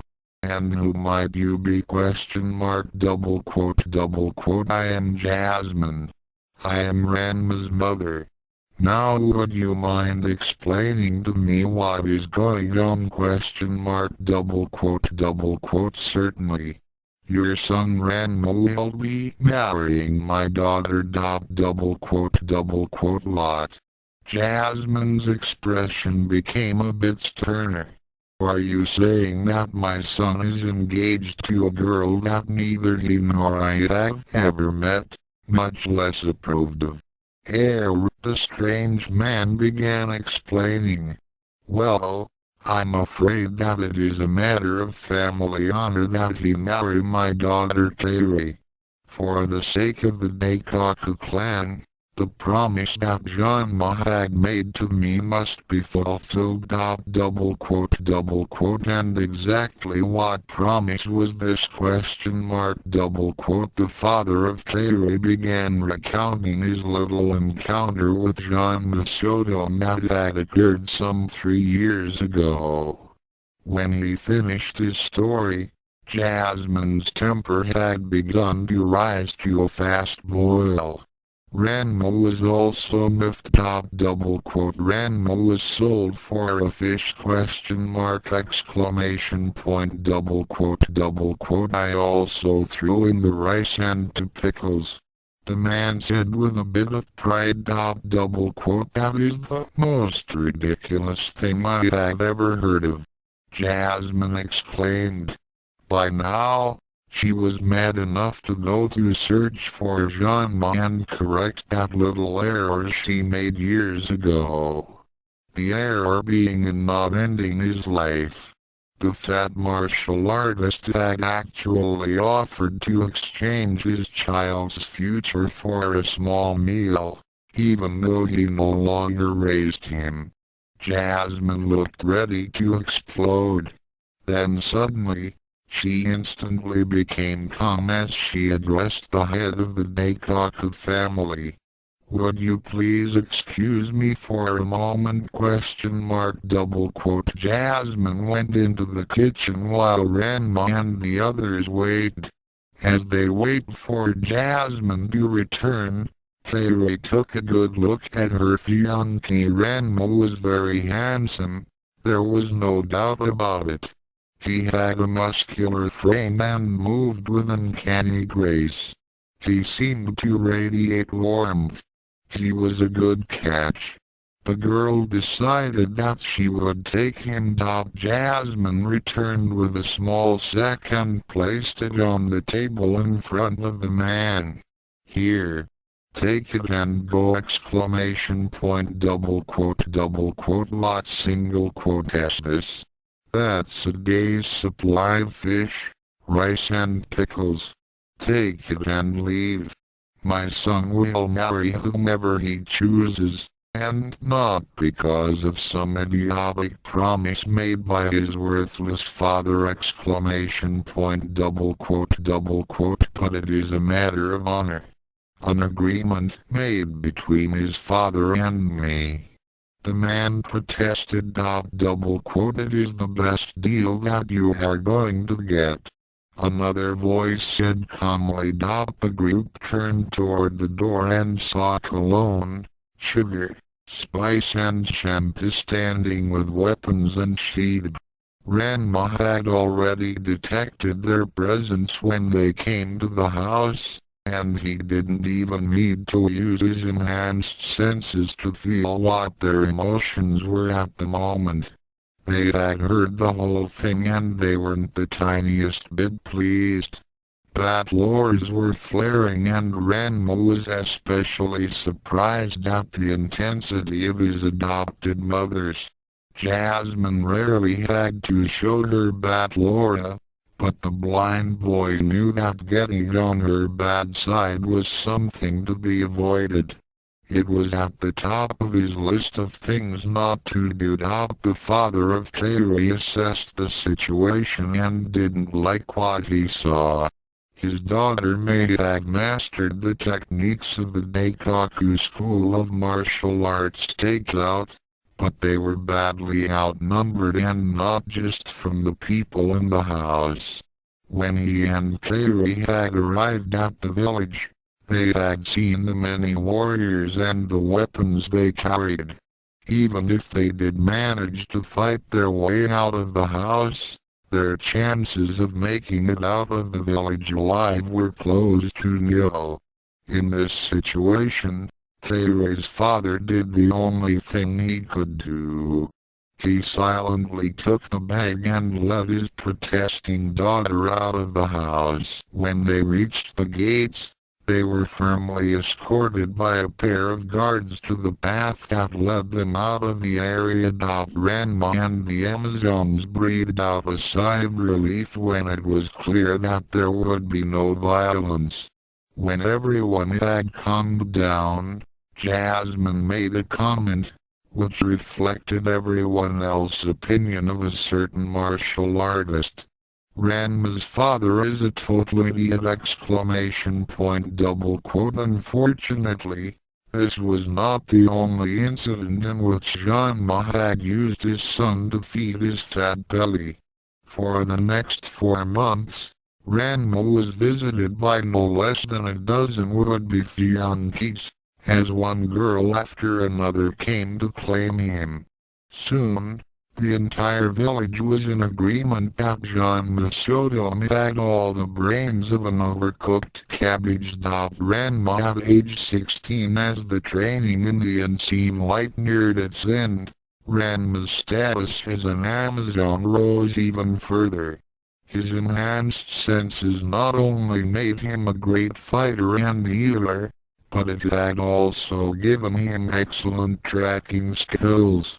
He was good enough to give some serious competition to Tiger, the village's best tracker. Tiger was a bit of a loner. Her father had been a tiger that had fallen into the spring of drowned man in Juzenkyo. She had slightly pointed ears, slitted pupils, fangs, and her body was lightly furred. Her tracking abilities were nothing to be sneezed at though. She was able to track a fly across a marsh and could tell a person's identity, no matter how one disguised his or her appearance. When Ranma displayed his amazing sense of hearing, smell and key detection, Tiger found herself hard-pressed to keep up. Fortunately, the two became fast friends, and eventually, Ranma's innate charm and good looks soon made Tiger join the ranks of those who desired to have him as a husband, despite the fact that she was 4 years younger than he was. His fellow Amazons also enjoyed his aptitude for music, and many would request for impromptu concerts, especially among the younger generations. Two girls in particular were Ling Ling and Lung Lung. The two would always ask their big brother Ranma to play his flute for them. Ranma's senses allowed him to project the melodies in their purest tones, coming up with tunes that would have made the great musicians weep with joy. Razor, the village weaponsmith, was very impressed by the way Ranma could use his senses to detect the weaknesses and structural flaws of any material. The blind boy would come by his forge every now and then to help in his work. Weak points in metals were hammered out. Edges were made more smoother and sharper. Mistakes and flaws were pointed out and corrected. The results were weapons of extraordinary quality and durability. Products made by both Razor and Ranma were highly sought out. The blind boy's abilities soon made him a jack of many trades. By this time, the village began treating Ranma as an irreplaceable treasure of the Amazons. One fine day Ranma was standing in a forest clearing, his feet spread apart and his staff held out in front of him. A short distance away, Koga was sitting on a log and instructing him. Reach out with your senses and feelings, Ranma. Let your ki flow out and touch your surroundings! Greater than Ranma nodded as concentrated. His body glowed with a soft blue aura, which began to intensify itself as he slowly focused on the trees, the ground and the air around him. Excellent. Now remember what I had taught you earlier, Ranma. Don't force your ki into nature. Cooperate with it. Become one with it! Greater than Ranma took a deep breath and let his senses take in each detail of his environment. Every odor was smelled. Every air current was felt. Every sound was heard. Then, Ranma's senses extended themselves beyond the physical realm. Mystic forces that were the basis of all magic were detected. Ranma could feel the distant power of Juzenkyo beckoning to him. Ranma could feel the spirits that roamed the astral plane. He could sense the power of the Almighty in heaven and the dark evil of Lucifer in hell.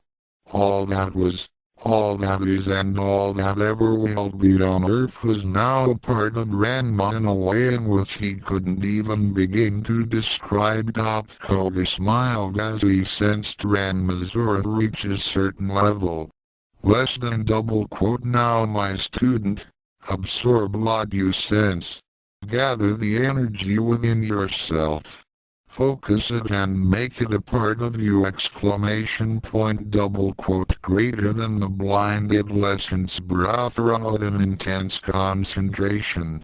Unnoticed by him, tiny pinpricks of energy began to appear around him.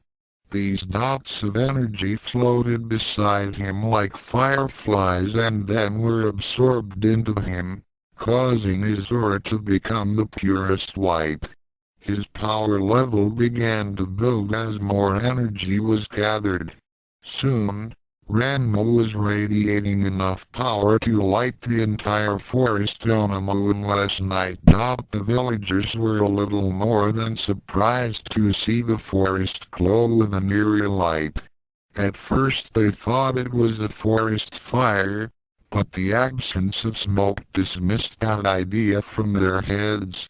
The elders were especially fascinated by this event as they detected the huge amount of ki energy being focused. One matriarch in particular watched with her great-granddaughter. Great-grandmother. What is happening? Greater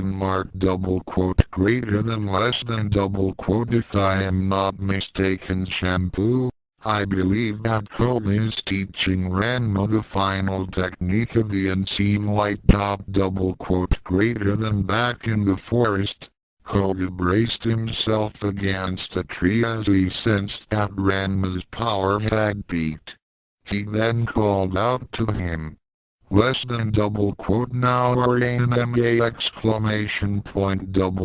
Greater than Ranma inhaled as he planted his staff to the sky. The wooden pole suddenly glowed white just as his aura transferred all the accumulated energy into it. Spirit beam! A small ball of energy appeared at the end of the staff and then a thin beam of energy shot upward. The resulting discharge of all that energy at once caused a massive shockwave to erupt from where Ranma was standing. The circle of ki energy rippled outward and shook the massive trees as if they were saplings. Koga was knocked off his feet as the tree he was holding onto toppled over.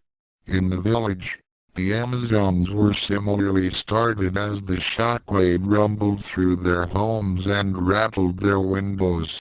The beam of energy streaked upward into the heavens and became a distant dot in the sky.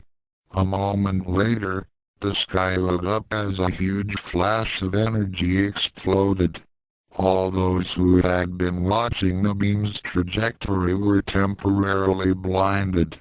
A moment later, the brightness faded away.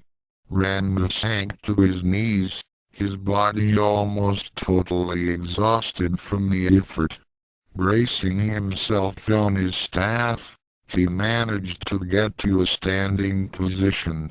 Less than double quote how did I do master question mark double quote greater than there was no answer dot less than double quote master.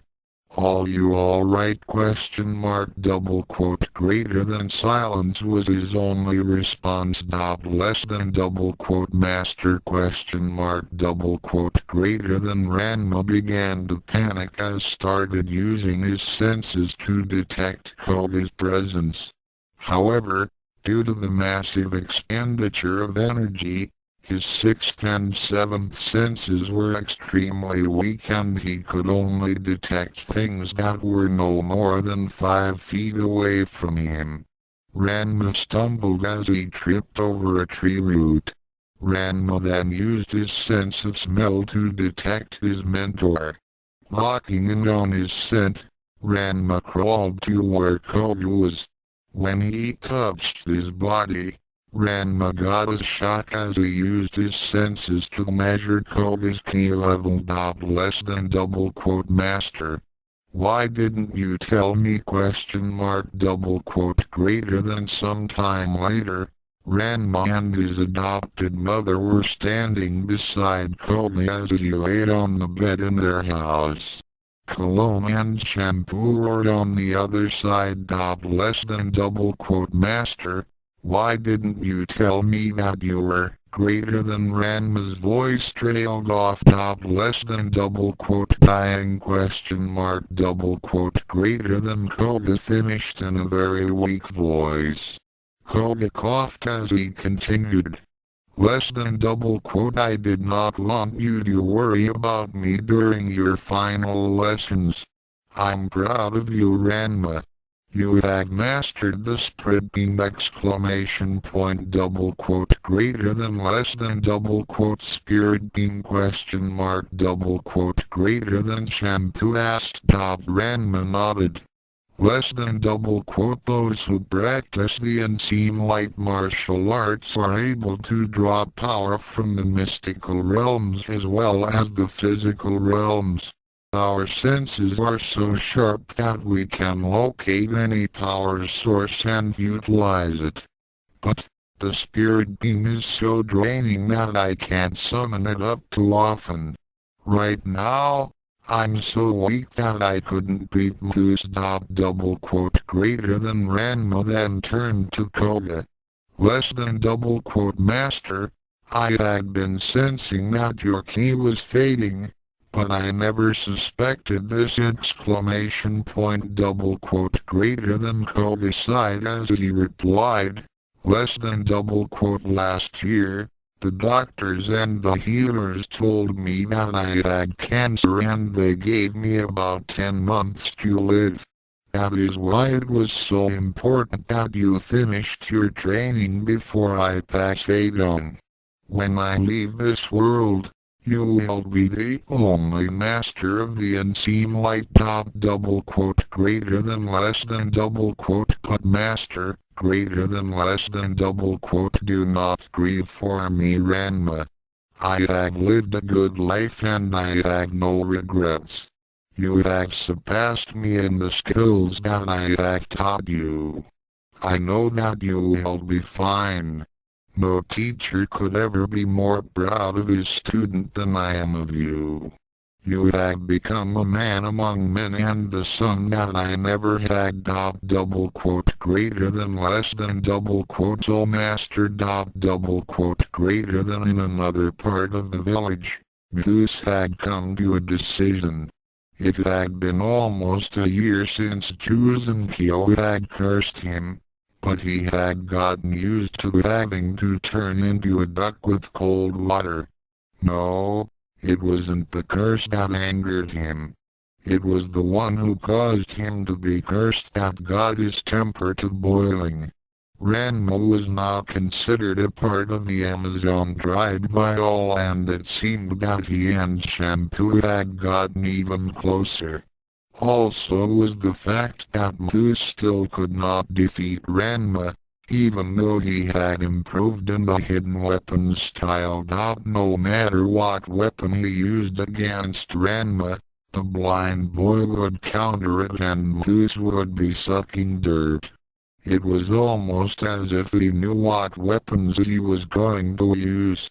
After seeing that display of key energy manipulation, Moose finally realized that if he wanted to defeat Ranma and win Shampoo's heart, then he was going to have to beat Sodom at his own game.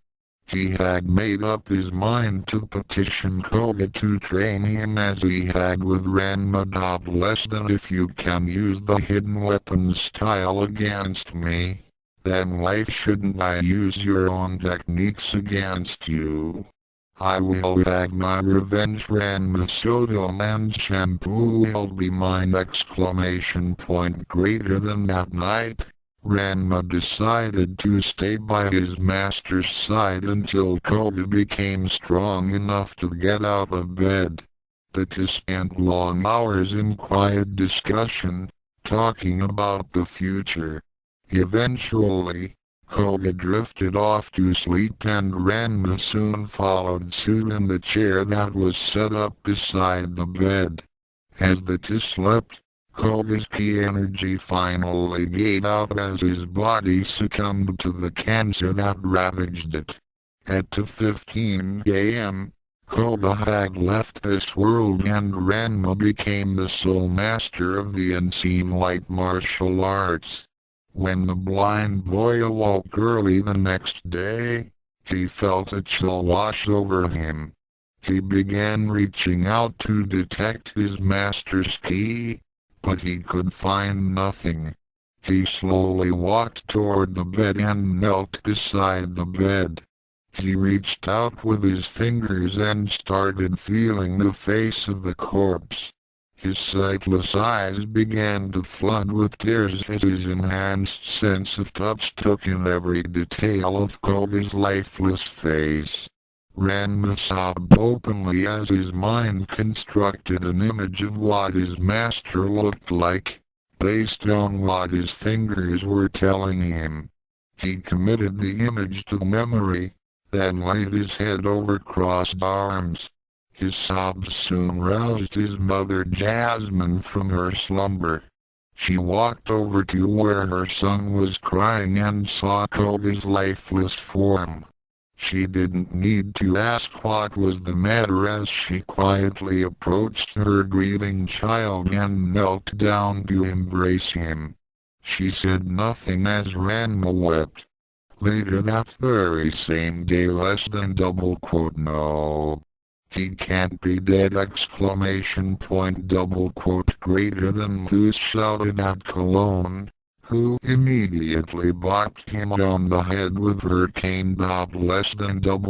You should learn to talk to your elders with more respect. In any case, why should you be upset? You never liked him much anyway. Greater than. But he has to be alive. I'm ready to learn his techniques now! Greater than. No. So now you wish to learn? I thought you considered his skills as weak and not fit to be noticed by the Amazons. Double quote greater than less than double quote I changed my mind. Okay question mark double quote greater than Zeus exasperated. Less than double quote I have seen the error of my way of thinking and I am ready to become his student exclamation point double quote greater than less than double quote HMPF. I know why you want to learn now. You finally realized that your hidden weapon style is no match for Ranma and you want to beat him using the same style that he uses. Well, you are too late. Code is gone, and Ranma is now heir to all of his secrets. And I seriously doubt he would agree to train you exclamation point double quote greater than less than double quote at single quote s not fair exclamation point double quote greater than Zeus shouted less than double quote at single quote s your own fault that you refused to learn sooner. You thought that your hidden weapons techniques would impress my shampoo? But they did the opposite. Koda had offered to teach you the unseen light many times and you turned him down repeatedly. He had only had to ask Ranma once and he accepted. Now Ranma has become a far greater warrior than you as well as an exceptional healer. He is a good asset to the village and would be a fitting mate for my great-granddaughter exclamation point double quote greater than less than double quote shampoo is mine, not Ranma single quote s exclamation point double quote greater than Zeus roared, which resulted in another block on the head by Cologne. Less than double quote our exclamation point double quote greater than less than double quote shampoo was never yours to begin with. Now, I grow tired of this discussion. I must see to the preparations for the funeral. Goodbye Moose. Double quote greater than by the week's end. Koda's body was placed on an elaborate funeral pyre and set ablaze. The site was near the place where Ranma had begun training when he was 8. The blind Sodom had told Cologne that the spot was a favorite of his former mentors and she arranged the funeral to be held there. The Council of Elders as well as many of the Amazons was present to witness the cremation. Ranma stood beside Jasmine and Shampoo, his eyes slick with tears as he listened to the matriarchs bid their final farewells to a great warrior. When the fire had burned itself out, Ranma was given the task of fulfilling Koda's last request. The blind boy carried the small urn, which contained the ashes of his sensei, up the slope of a cliff that overlooked the valley of the Jotsuzoku. Taking a deep breath, he began focusing his ki and let his aura flare up. Extending his senses to the winds, he opened the urn and let the ashes scatter themselves to the breeze. Ranma let his senses flow into the surroundings as he felt his teacher's presence one final time as Koda became one with nature. Another week would pass as Ranma went into mourning for the man who had raised him like the father he never had. He was everything that Janma could never hope to be. He had treated him fairly and never used him for personal gain. He had taught him how to turn his handicap into a boon and helped him achieve mastery in the martial arts that he could have never attained under his real father. Jasmine and Koga had sheltered him and protected him from Ranma and his influence for more than 8 years. It was this last thought that made Ranma come to a decision. Less than double quote you single quote Ray leaving the village question mark double quote greater than Jasmine asked in surprise. Ranma nodded. Less than double quote mother. You and the tribe have been good to me, but I can't stay here forever. I can't ignore the outside world, especially since my senses are so attuned to it. I have to go out there. I'm not sure how to describe it, but I feel that I have to experience the world out there. The council is letting a few of the others to study in Japan and I've asked to go with them. Double quote greater than Jasmine shook her head. Less than double quote Koga did tell me that you had a wanderlust in you when he took you to school. Double quote greater than less than double quote it's single quote it's not just that mother. It's not that I don't appreciate you and Koga for protecting me from that no-good father of mine, but I can't keep hiding from him.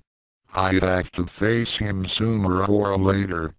Also, even though you're the best mother anyone's ever asked for, I want to know who my real mother is and what she's like. Double quote greater than less than double quote I see. Double quote greater than Jasmine's face took on a sorrowful, yet understanding look as she said, less than double quote Ranma, you have been my treasure these past 8 years and I suppose that it's just natural that you would one day leave the nest.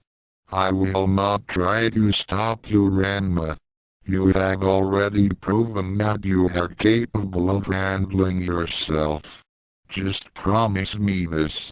Don't forget about me question mark double quote greater than less than double quote never mother exclamation point double quote greater than Ranma took Jasmine into his arms and held her tight. Less than double quote I single quote I'll write to you as often as I can exclamation point double quote greater than Jasmine smiled as tears ran down her cheeks. Less than double quote just remember Ranma, you'll always have a home here and a place in my heart exclamation point double quote greater than Ranma smiled as he reached up with his hands and began feeling his mother's face with his fingers. He traced every line and the texture of her skin. He noted that she had gained a few new wrinkles but her key was still as strong as ever. He committed his adopted mother's face to memory. By the end of the month, Ranma hefted his backpack over his shoulder and boarded the boat that would take him to Japan. He would be traveling with a few other Amazons, including Shampoo. The top fighters and most promising of his generation were given the opportunity to study abroad. Fortunately, Muse was denied the chance to come along. The only way that a male could be given this opportunity was if he happened to be the best fighter. Muse was no longer the top male fighter of the village. Ranma had taken that spot. As the families of the group bid their farewells, Cologne nodded to the skipper to cast off. The boat slowly began chugging its way to the land of the rising sun. To be continued. Author's note: Ranma has now begun his journey back to the place of his birth. What will Nodoka say when she sees her son after a 10-year absence? Will Ranma give up on Ranma and the plan to unite the schools of the Anything Goes? How about the rest of the Nirima gang? Stay tuned exclamation point for those of you who are wondering about Ranma's new move. The spirit beam is sort of like Goku's spirit bomb in Dragon Ball Z. Ranma's senses can actually allow him to tap into the forces of nature as well as the mystical fields around him. Of course, this technique takes a long time to initiate and is extremely draining. You might think of it as a desperation or finishing move. This rewrite to mostly to clear up the grammar and spelling mistakes. I also wanted to tell more about Ranma's life in the village as well as introduce a few more Amazons that we will be seeing again in the future. As you can see, not having his son with him hasn't stopped Ranma from selling him off. The ones with money have been able to track Ranma down as he stays in one place, the Amazon village. Well, this is the second rewrite to this chapter and I like it. The small added and deleted bits are to clear up any grammar mistakes and such. Fighting blind Ranma 1/2 and the gang are from the fertile imagination of Rumiko Takahashi. Please don't sue me. I'm poor, etc., etc. less than, greater than, Chinese language less than, greater than. Thoughts Chapter 3 Blind Man's Bluff. A small group was making its way toward the gates of a high school in the district of Niruma. The group consisted of an extremely aged woman, 3 young girls and a teenage boy. The aged woman, who happened to be hopping on a staff that was 3 times her height, addressed the group as they made their way to Furinkan High. Now I want you all to be on your best behavior while we are here.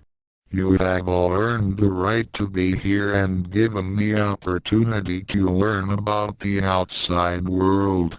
I will not tolerate any blood feuds or vendettas, save for challenges. The council had decided that any matter pertaining to our Amazon laws would be interpreted at my discretion.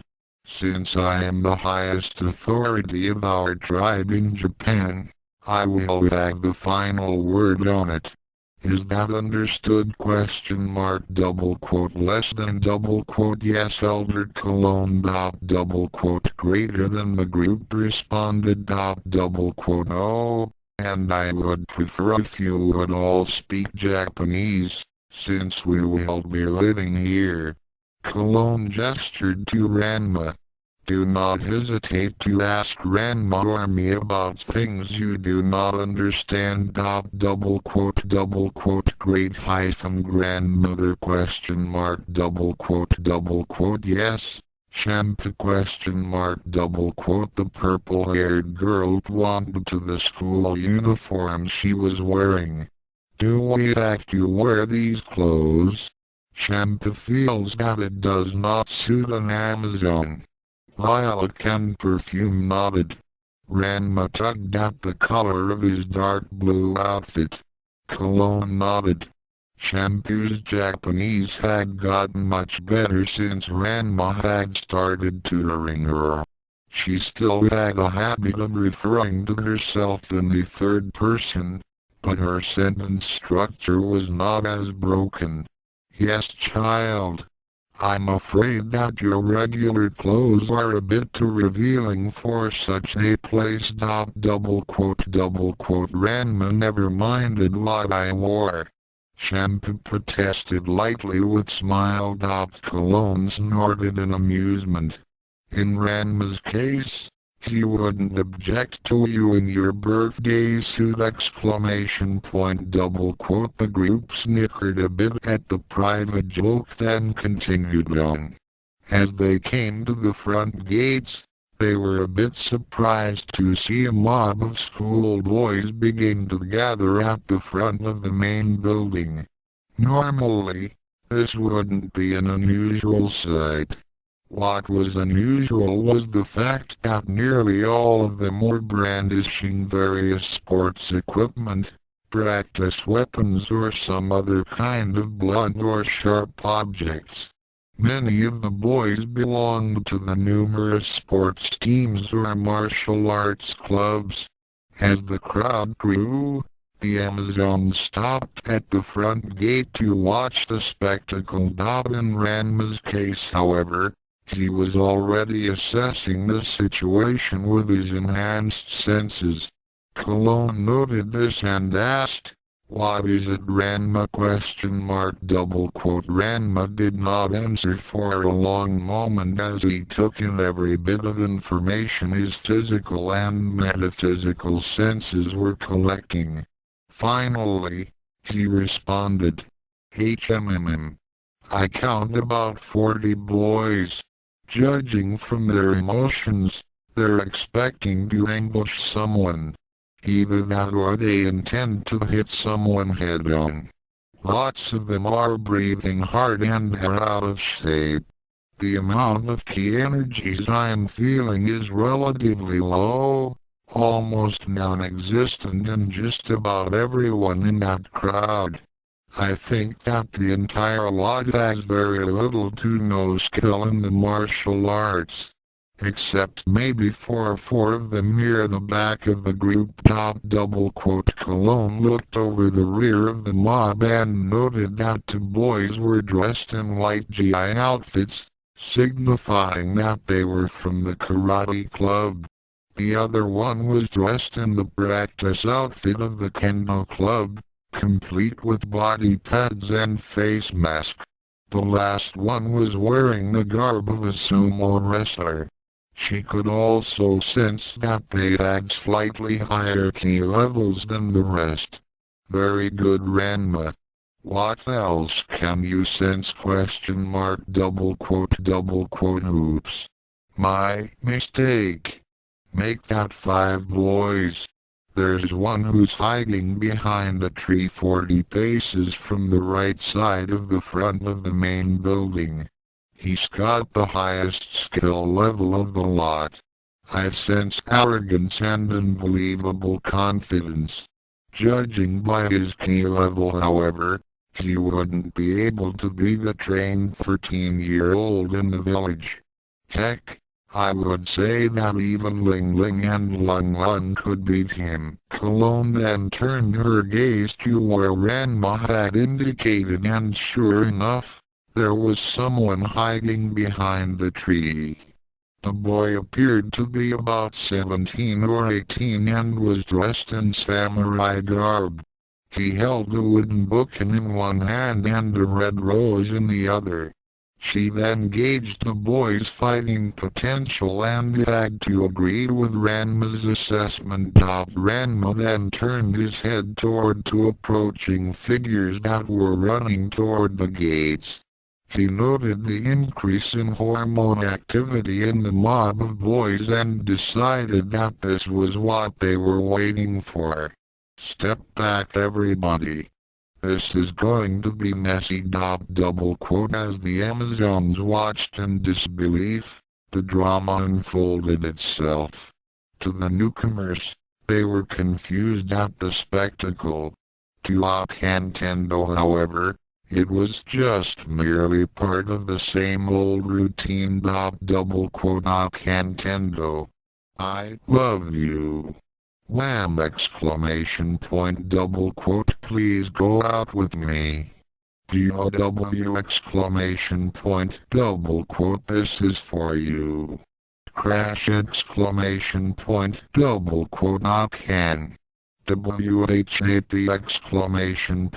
WHAP! Let me. CLONG! The youngest daughter of Suntendo blasted through her would-be sweeters like a rhino on a rampage. The boys would only get 1 or 2 seconds to attack her before they were beaten into the pavement. As the battle raged, Ranma made a few sideline comments to Cologne as his senses gauged her fighting ability. Judging by the way she's exerting herself, she's relying more on brute strength than skill. I can feel her anger from here and it's making her sloppy. A big bruiser suddenly grabbed Akan from behind, but she gave him an uppercut to the jaw to get him to release her. She left herself wide open for that one. Her defense is lousy. A tennis player swung his racket at her head. Akan barely managed to duck it and retaliate with a roundhouse kick. Reflexes need work. Her reaction time is too slow. Akan then sidestepped the sumo wrestler and tripped him up. She then dodged several more attempts to beat her by members of the volleyball team. The only reason why she's holding out is because those guys aren't attacking as a group. They're all getting in each other's way. Double quote, be that it may. This does not concern us, Ranma. Cologne replied as she began leading her group toward the school. Now come along. I need to speak with the registration office and it wouldn't do for the four of you to be late on your first day of class. Double quote, it was at this time that Akan beat off the last of her unwanted admirers. She stood amid a landscape of bruised and battered adolescents. As she wiped her brow, she said angrily to her sister Nebiki, who happened to be standing nearby, holding Akan's book bag. I wish that these jerks would just lay off! Double quote, I thought by now that you'd be used to this kind of thing, sis. Nebiki commented as she handed Akan back her bag. She noticed a small group heading toward them. Well, looks like we got some new faces here. Double quote, Nebiki took in the group with her usual, calculating look. The three young girls were all dressed in the school uniforms for few rank-and-high's female students. One girl had long purple hair and had a couple buns near the top of her head.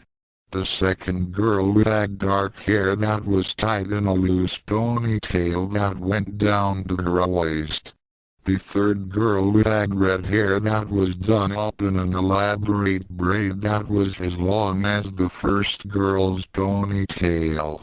The end of her hair was tied in a bright gold ribbon. At the front of the group was an aged woman, only about 2 feet in height, and was hopping along on a long, gnarled, wooden staff. Nebiki noted that the three girls were quite beautiful and emanated an aura of intensity. Many of the boys who were sprawled on the ground became entranced by their looks. That is, those who could get their swollen eyes to open. However, what really caught her attention was the lone male member of the group. Nebiki wasn't the only one though. The handsome stranger who had just arrived also captivated the numerous female students who had been watching Akan beat up the daily mob. Living under the care of Jasmine had caused Ranma to grow up into a very attractive male. The problems of malnutrition and poor health care under Ranma were non-existent, thanks to his adopted mother's skills as a healer. Ranma was tall and his clothes seemed to mold over the lean, muscular frame that his master Koba had spent 8 years in refining. The school uniform did little to hide the definition of his muscles, especially in his chest, arms, legs and rear.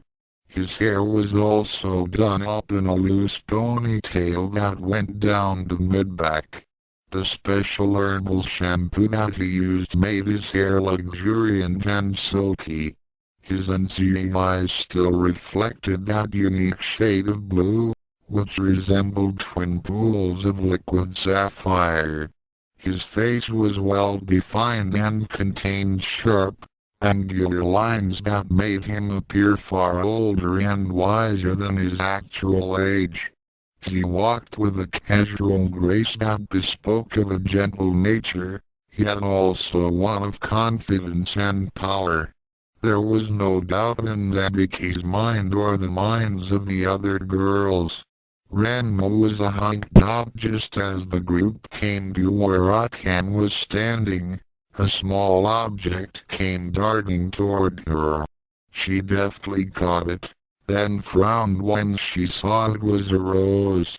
The group also stopped when they saw the boy that Ranma had detected earlier step out from his hiding place. Truly a poorish lot, these cretins who dare thought they could win via and Akan Akan let off a depressed and disgusted sigh. Kuno, I don't have time for this. I'm going to be late. Akan then tried to step around the conduced, but he stopped when Kuno holds out his book and in front of her. Wouldst thou not spar with me, my love? Must I once again prove my worthiness to you? Should we not show all these peasants that I am the only one worthy to receive my favors?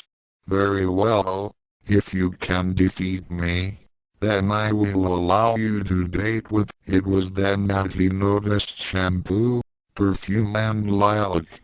Hold! What loveliness do mine eyes see today! Ah! The gods have seen fit to reward the great and noble Kuno with not one, but 4 goddesses this day. What are thy names, beauteous ones? I would know them so that I may shower you with the glory that is mine myself! By now, the Amazons were getting a little more than annoyed at the nonsense that this pompous Kendus was spouting out.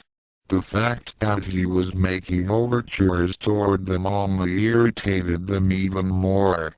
They already had their sights set on Ranma, and in their minds, this one-ape samurai couldn't compare to the blind martial artist. They all gave him a look of disgust and ignored him completely as they started toward the main school building. Kuno, of course, was too dense to see that he was being given the cold shoulder. He promptly put himself in front of the group and spread his arms.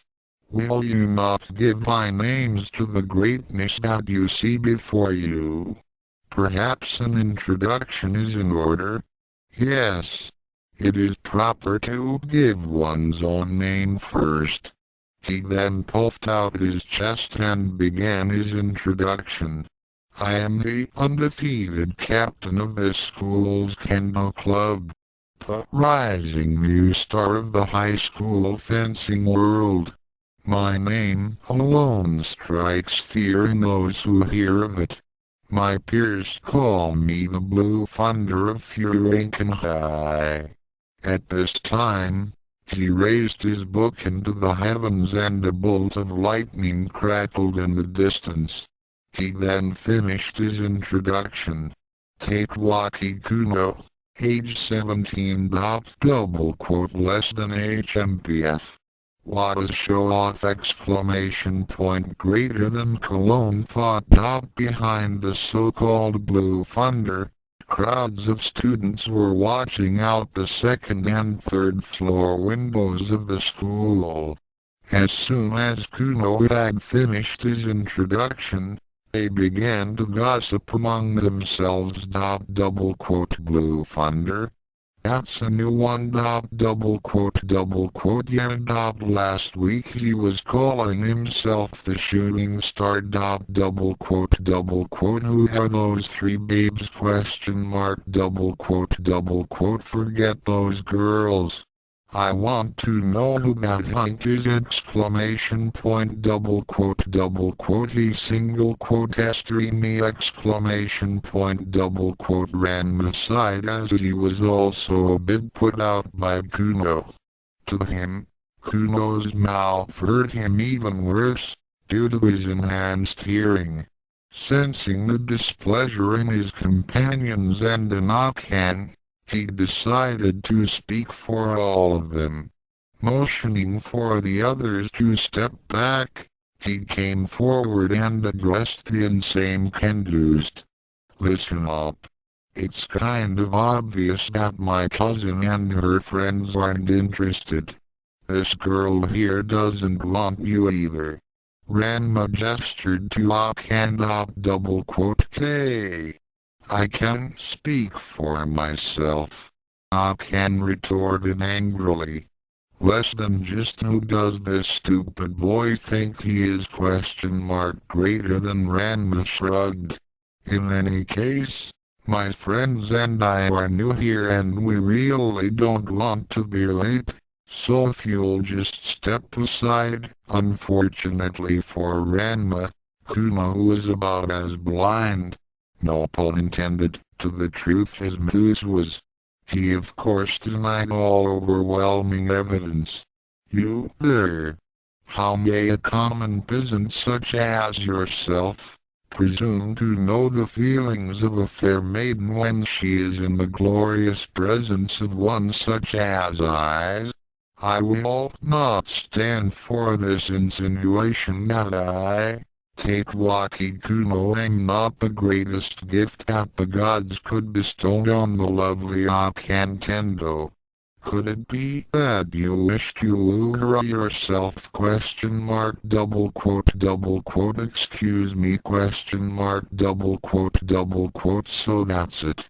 You insult my prowess as a great lover, as part of a dastardly plan to undermine my efforts to win Akan's heart.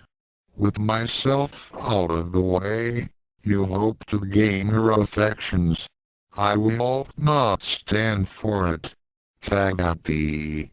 With this form of logic, if one could call it that, he swung his bookin at Ranma's head. Ranma had long sensed Kuno's attack and backflipped out of the way. As he landed, he tossed his book bag to shampoo and reached behind him. He withdrew a small metal cylinder that was about 8 inches in length and 1.5 inches in diameter. He held it out in front of him and focused his key into it. Instantly, the metal cylinder made a strange sound, "Reap," and extended into a fighting staff that was 5 feet long. Ranma took a stance while twirling the weapon. Now that was uncalled for, Kuno. I don't know how you came to that stupid conclusion, but I won't stand by and let you use my head for target practice. He then gripped his staff in front of him. I'm Ranma Sodom, formerly of the Sodom School of the Anything Goes martial arts.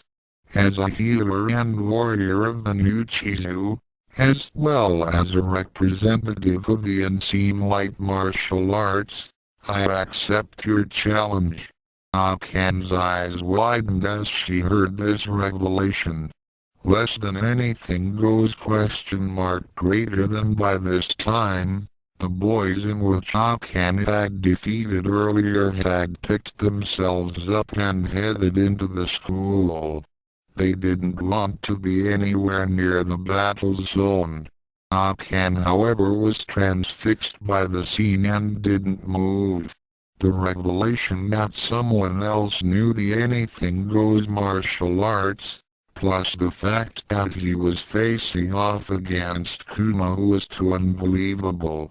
Cologne's eyes narrowed as she looked at Ranma's weapon. She had expected him to bring out his usual wooden bow staff.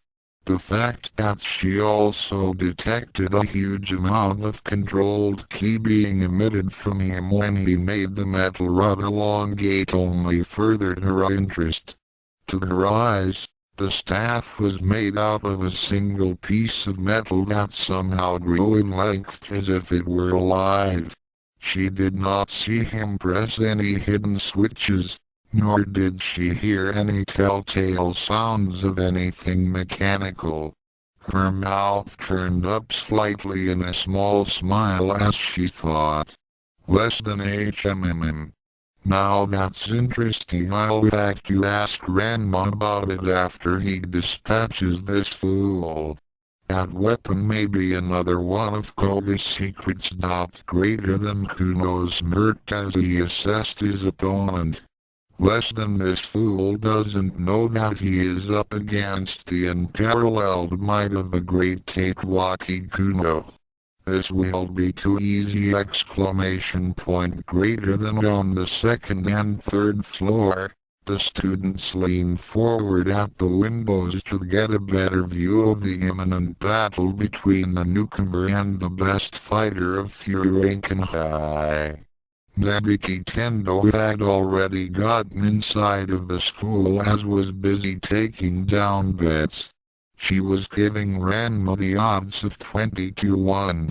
Many of the girls who thought Ranma was attractive moaned as they saw him face off against Kuno. The majorities of the male student population had become obsessed with defeating Akantendo and were therefore ignoring the rest of the girls. The females were hoping at a chance at this new boy, but if he was going up against Kuno, then all hope was lost. Or so they thought. So you assumed to face off against the unmatched prowess of the Blue Thunder of Furankenhai. You must have grown tired of living! Shut up and fight Kuno. Unless you intend to bore me into submission! Then Agapeep isn't. Kuno charged at his adversary, his book and raised high. Ranma's seventh sense was already giving him an image of his foe and he reacted accordingly. It would have been a simple matter to quickly knock out his opponent with pressure points, but the unseen light martial artist wanted to test out his new battle staff in combat. Stepping back a foot, he swung his staff in a reverse arc, then crouched down low. Just as Kuno's bookin began its downswing, Ranma moved with amazing speed and got within his defenses. One end of his staff came up and knocked Kuno in the chin, causing him to stagger back. Before Kuno could recover, Ranma lashed out with his staff again and gave a hard jab to the Kendust's kidneys. Kuno went down. However, instead of pressing his advantage, he stepped back for a few feet and waited. Kuno staggered back to his feet and snarled, "Why, you low-bred cur!" He then slashed at his opponent, but Ranma simply jumped over the booking and with one free hand, he plonked at Kuno's forehead. An instant later, he spun around and delivered a reverse spin kick that nailed his foe in the temple. Kuno was knocked down again. Angrily, the self-centered egomaniac came back up and then delivered another series of slashes, thrusts and swings. The blind martial artist proved to be too agile for him to hit. His sixth sense warned him of each attack and his seventh sense gave him a detailed image in his mind of every maneuver. Ranma used a variety of sidestepping, ducking and leaping moves to evade every technique used against him. As a result, the surrounding area was torn apart as Kuno's bookin split the pavement, sliced through a nearby tree and punched holes in the front wall. Less than a single quote s so fast exclamation point greater than I can thought. Less than a single quote s not that exclamation point greater than. For a moment, she had the feeling that this newcomer might be even better than she might be, but she quickly dismissed the foolish notion. Less than, of course, I could do that too. This guy's just lucky.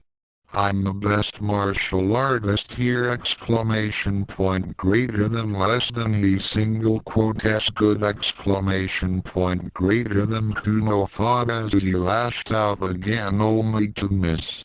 Less than he may prove to be Eric exclamation point greater than. His train of thought was abruptly stopped when Ranma hopped up and delivered a snap kick to Kuno's face, causing his body to straighten up. The one-ape samurai barely realized what was happening when Ranma then delivered a blow to the top of his head with his staff, making him bend over. Ranma then pointed his staff at Kuno's stomach and focused his ki into it again. Extend. Amazingly, the staff then grew to 5 times its length, driving into Kuno's belly and drove him back, slamming him against the school's wall. A large depression was formed as the cement crumbled, knocking the wind out of Kuno's sails. The blind martial artist then refocused his ki. Reduced. The pole shortened itself back down to its 5-foot length.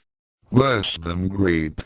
It worked exclamation point greater than. With it no longer pinning him to the wall, Kuno slumped down.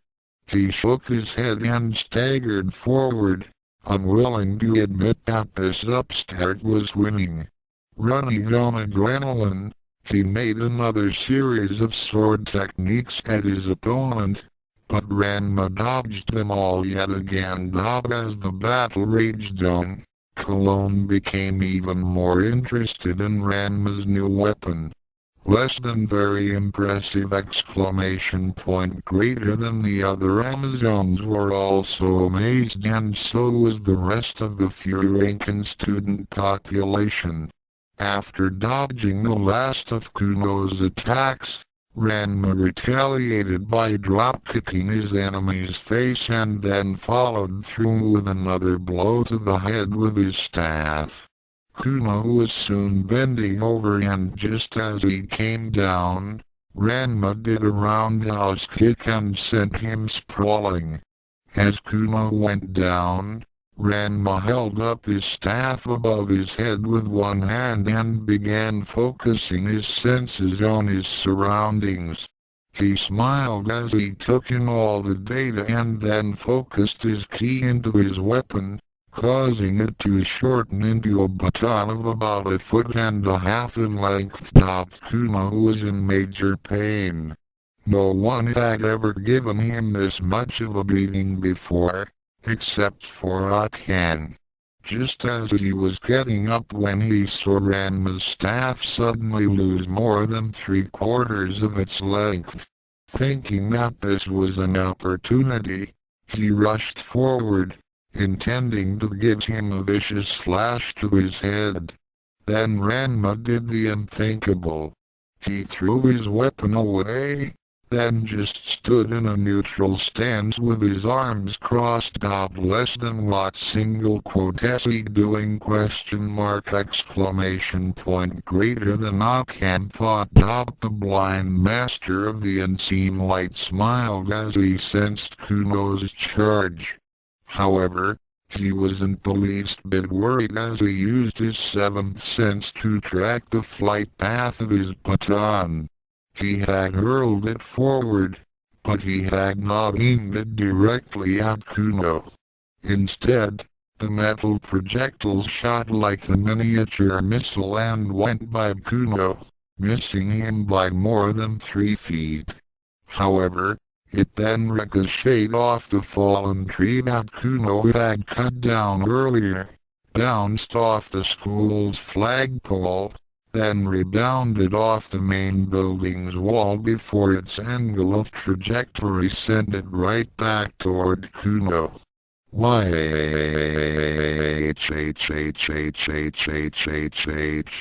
Kuno screamed as he raised his book over his head to deliver the final blow to end this fight.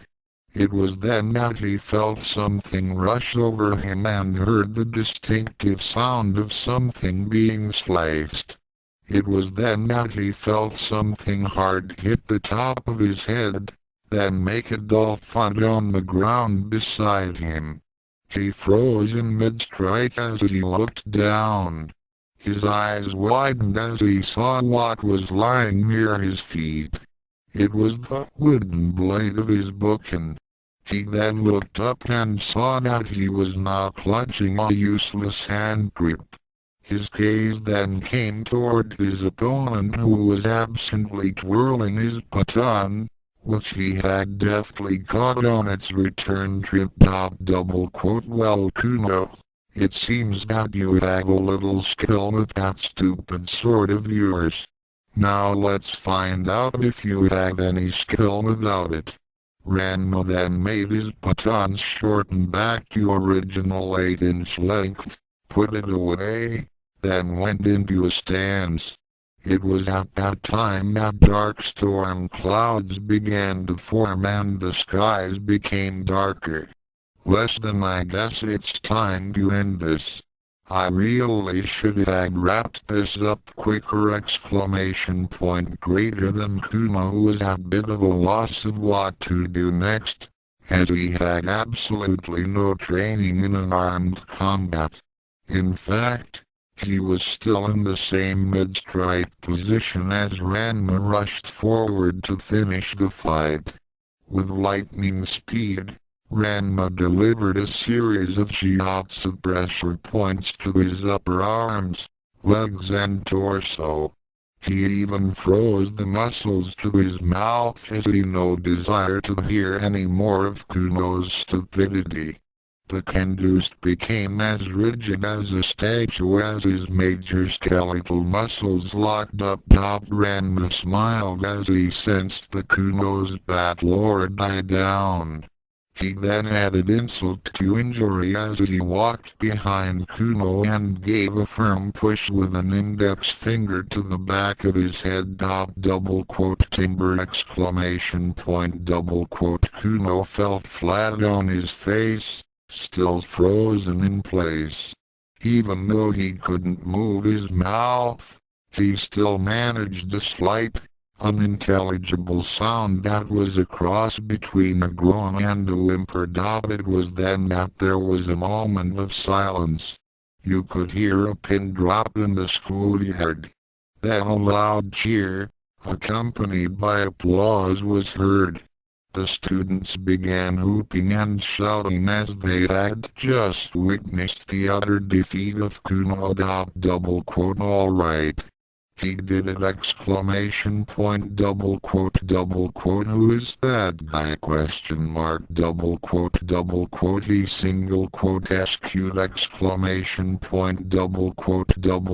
cute nothing. He's gorgeous! They up Nabiki!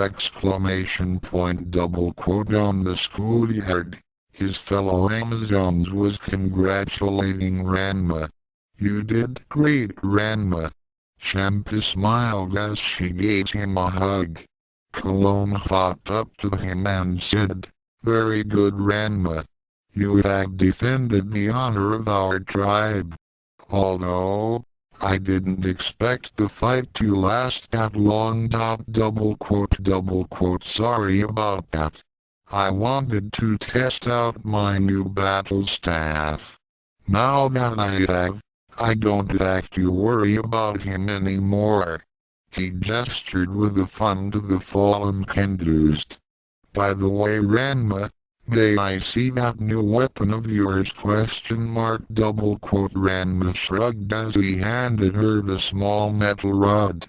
Cologne then scrutinized it, but could find nothing out of the ordinary about it. It appeared to be just a solid metal cylinder that weighed just less than 6 ounces. She could see no mechanical devices, no moving parts or hidden switches. She could, however, detect the residual key energies that Ranma had used to make it expand or shrink. She tried to focus her own key into it, but could not make it change its length. She then looked up at Ranma and said, "Very interesting. I take it that this was another one of Koga's secrets?" Ranma nodded as he took back his weapon, focused his key into it and made it elongate into its 5-foot length to demonstrate. He then shrunk it back down to its 8-inch size and put it away. Master Koga taught the technique to me a couple of weeks before he died. I made it during the trip to Japan. It does have some more uses than my old bow staff. I'll talk more about it later. For now, we must the 4 of you into class. I'm afraid that you 3 are going to be late because of this. Come along. The group passed both Kuno and Akan, who was still standing in disbelief at what had occurred. As they entered the building, Champa turned to Ranma and said, "What about Kuno?" John T worry. The pressure points I used will wear off in about an hour. He wasn't much of an opponent, was he? Ranma smirked as he said, "None. I could have taken him with my eyes closed!" The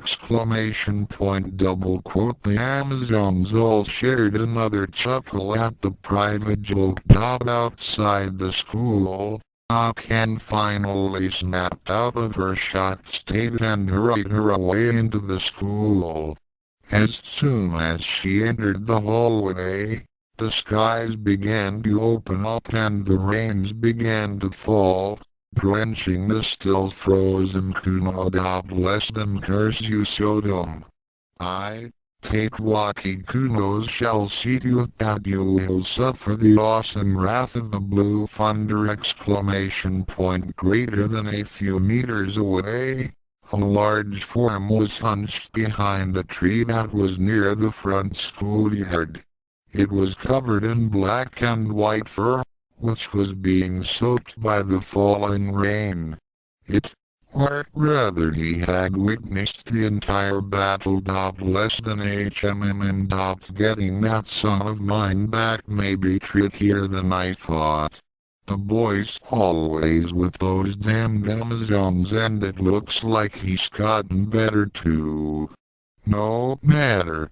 I'll just get Tendo.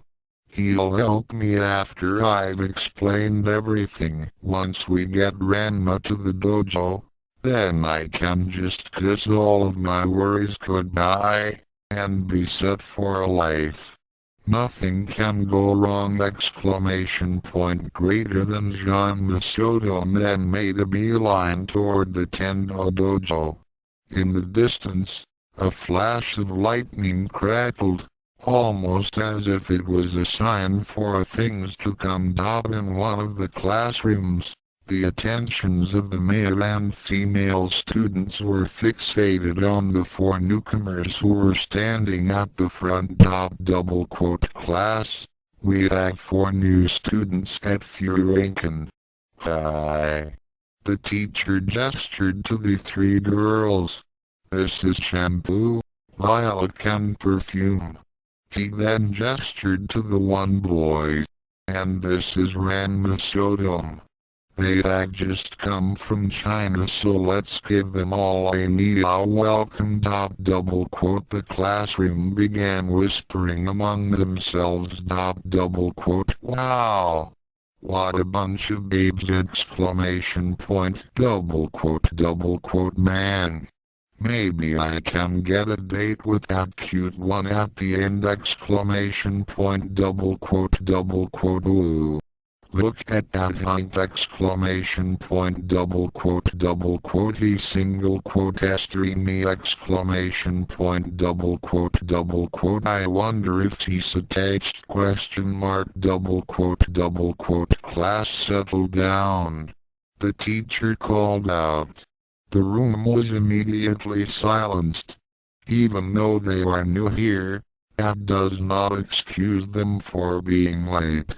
He turned to the floor. You will go out with Miss Tendo and stand in the hall. Double quote, near the front of the class. Akan growled as she heard her name. Less than darn. It's that Ranma's entire fault that I was late! Exclamation point, greater than in another class. Nabiki Tendo was a bit irritated. Although most of the bettors had placed their money on Kuma winning, the upset that Ranma had caused had ended in large payoffs for the few that wagered on him.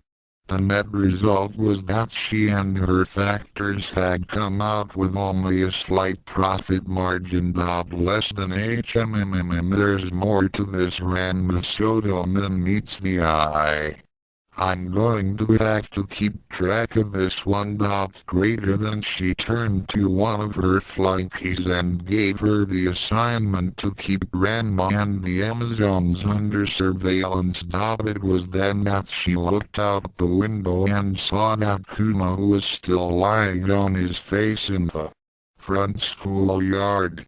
Rain was coming down pretty hard and the middle Tendo on her side as she asked the teacher to be excused to go drag Kuno in. It wouldn't do for her biggest income generator to drown. Ranma and Shampoo were soon standing outside the class on one side while Lilac and Perfume stood with Akan on the other side. Each was holding a bucket of water in each hand. Outside the school, the rain had stopped and the sun was out.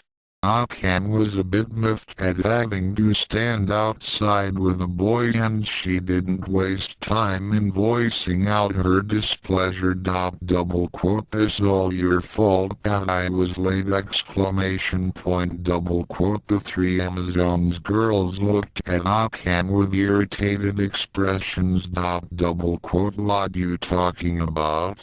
Is not Ranma's fault you know going? Lilac interjected. Double quote, is true. Perfume added. No one stopped you. Why you know going? Question mark, double quote. Akan became even more angrier as she replied. Well, why didn't you three go in yourselves? Question mark, double quote. Shampoo became very annoyed at this girl's hostility toward her cousin. That's because we're Amazons. Ranma accepted that stupid boy's challenge and it is our duty to witness it. Double quote, what single quote is that supposed to mean? Akan said in a not so nice tone. Meanwhile, Ranma was already sensing the hostility level rise and tried to settle things down. Girls, please don't argue. You really didn't have to stay and see me fight that idiot Kuno. Cologne was already there and she acknowledged that I won. He then turned to Akan. I'm really sorry that you got punished for being late, but I don't really see how getting mad at me is going to help. Double quote, oh, go soak your head. Akan then mumbled in a quiet but angry whisper. Boys are nothing but perverts, especially Kuno! Exclamation point, double quote, why you call Ranma pervert? He no do anything to you.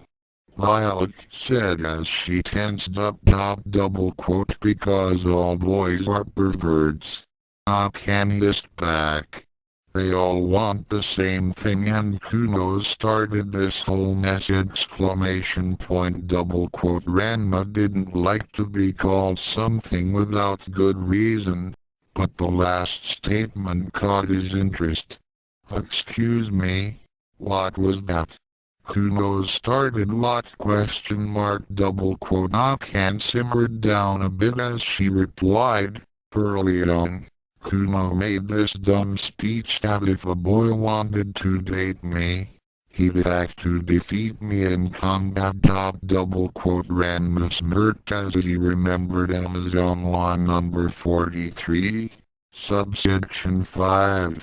So that's the reason those boys were attacking you? Akan nodded. Kuno also attacks me in the end. I beat him every time, of course, since no one's better than me. She said the last bit with pride, as she knew that she had no equal in the martial arts in all of Nirima. Lilac and Perfume were about to disagree when Ranma interrupted. I don't think so. Judging from my fight with him, and from what I saw of your fighting style, I'd say that he was better than you are. If you beat him every day, then I'd guess that he holds back a lot. The three girls nodded in agreement as they too had come to the same conclusion. Akan began to fume at this comment. Oh yeah? Well, don't underestimate me. Why don't one of you try me on for real sometime? Ranma shrugged as replied in a quiet tone. Who knows? Maybe I will. Ranma had no qualms against fighting the opposite sex. Living with the Amazons for over 8 years had taught him that calling women the weaker sex was an easy way of getting into a heap of trouble. He had sparred with the warrior women and considered them as equals.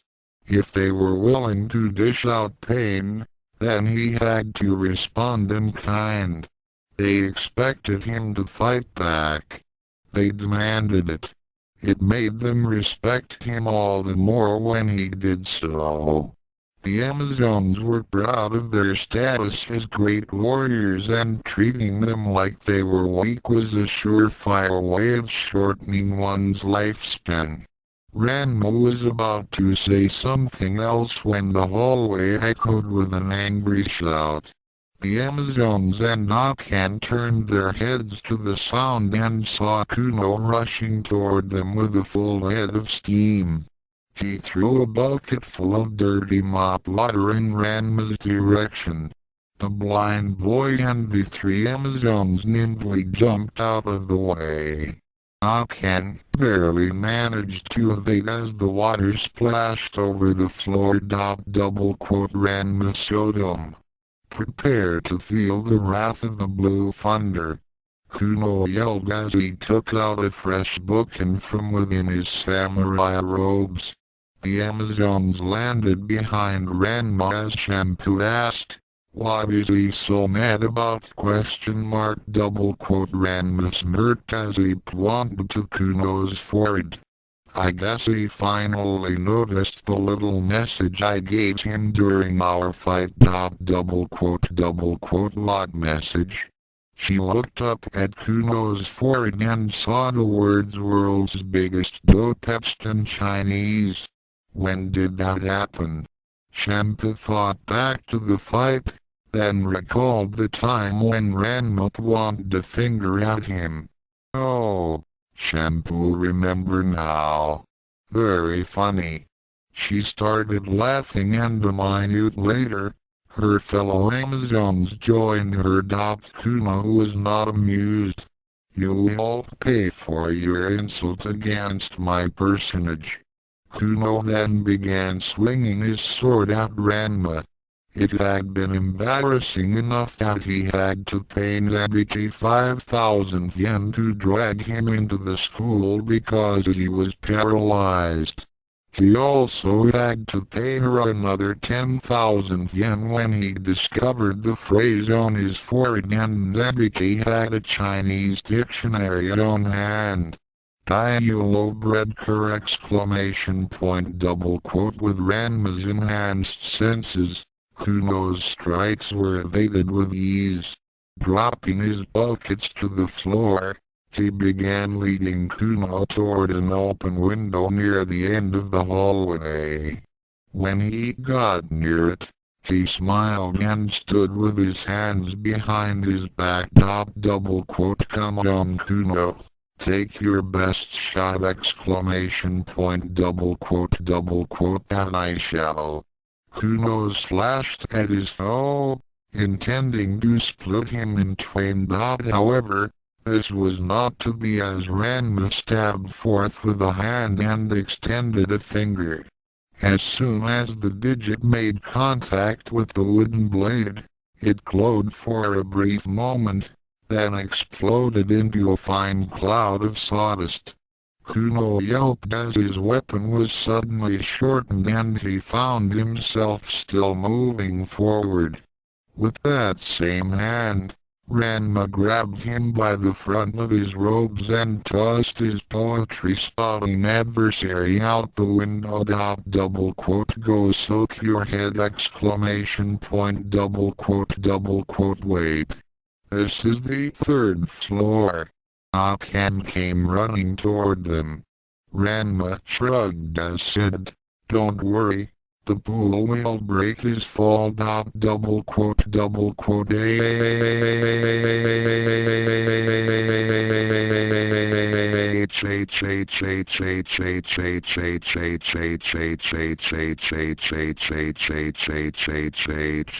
Splash! Shampoo, lilac, and perfume all leaned out the window, and sure enough, there was Kuno, floating face down in the water. A moment later, he came sputtering up and thrashed about, screaming, "Curse you!" Ranma Sodom!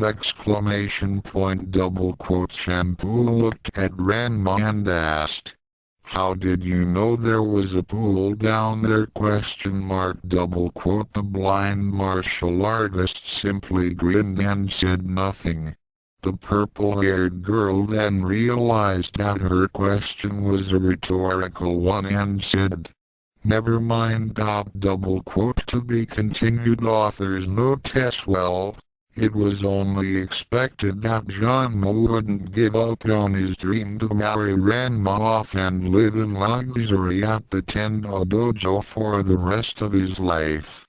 Of course, we don't really expect Ranma to go along with this notion, and you can be pretty sure that the Amazons won't let him go either.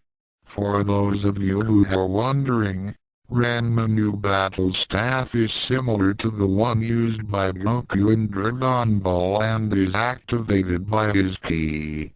I'll explain more about it in future chapters. I wanted to make this rewrite a bit more expanded as the original chapter was a bit short. I also wanted to show how stuck up Akan is, as she considers herself the best martial artist in Mirima. As you may have noticed, Ranma's personality is different from canon. 8 years with the Amazons can do that. Well, this rewrite now begins Debiki's suspicions about Ranma and will later reveal his little secret. Come on now, you didn't expect Ranma to defeat the best fighter in the school and not catch Debiki's attention, right? Fighting blind less than, greater than, Chinese language less than, greater than. Thoughts. Chapter 4. Settling in. Ranma Sodom was sitting under the shade of a large tree near the baseball diamond and was currently enjoying his lunch. It had been a busy morning during his first day at school. He had been attacked twice by Takewaki Kuno, who was still after him for the message he had inscribed on the Kendust's forehead. The blind martial artist had easily defeated him both times. The first time was by slam dunking him into one of the basketball hoops at the gym. The second time, Kuno was foolish enough to charge at him at the same place he had been at earlier. The insane blue thunder ended up in the pool again. Nintendo had also been bothering him throughout the morning. Rumors had been spreading around the school that Ranma was better martial artist than she was, and she took it very personally. She prided herself that no one was better, and she was determined to prove it. He didn't like the way she was calling him a pervert and all those other nasty names, just because he was a boy. To him, Akan was nothing more than a spoiled, self-centered brat that couldn't face up to the truth that the universe wasn't centered on her. It didn't help matters as all the attention she usually got from the student population had begun to decline as the interest was shifted toward him and his sister Amazons. The boys were practically drooling over shampoo, lilac and perfume. The girl population had become fixated on him, and Ranma had some difficulty trying to find a quiet spot to eat. They all wanted to share their lunches with him, and though he was flattered, he politely turned them down. This did not go unnoticed by Akan, as she saw his innocence as an act of some perverted womanizer. As he was finishing up his lunch, his enhanced senses detected three familiar key energies approaching him, and smiled as the warrior females sat down beside him. Less than double quote, "Hey cousin. How was class?" Double quote. Greater than Champa frowned a bit at the word cousin. Even after 8 years, Ranma still only considered her as a close family member, and she had become a little frustrated that he didn't think of her as anything more. Like many other girls in the village, she had dreamed of snaring the handsome and talented young master of the unseen light as her husband. She had reminded him many times that there wasn't any true blood relation between them. With a small sigh, she put on a smile and replied in Japanese, "Class was okay. We all made some new friends, and many girls have been asking about you." Double quote. The blind Sodom blushed, and said in a slightly nervous voice, "Oh yeah. I noticed." Double quote. Ranma is very popular. Lilac added while she gazed longingly at the finely detailed muscles of his chest. The school uniform was just tight enough. Double quote. Everyone want to know about Ranma. Perfume said as her eyes also began undressing him. The sole heir to Koga's legacy could feel the emotions of his three friends and began to get a little more uncomfortable. He had been picking up the same signals by virtually every girl who had approached him. Although his mother Jasmine had already educated him on the facts of life, he was still a bit embarrassed about the whole thing. He decided that a little music would help him calm down and took out his flute from his school bag. Double quote. "Oh, you play for us, yes?" Perfume asked in an excited voice as she clapped her hands. The other two Amazons smiled in anticipation.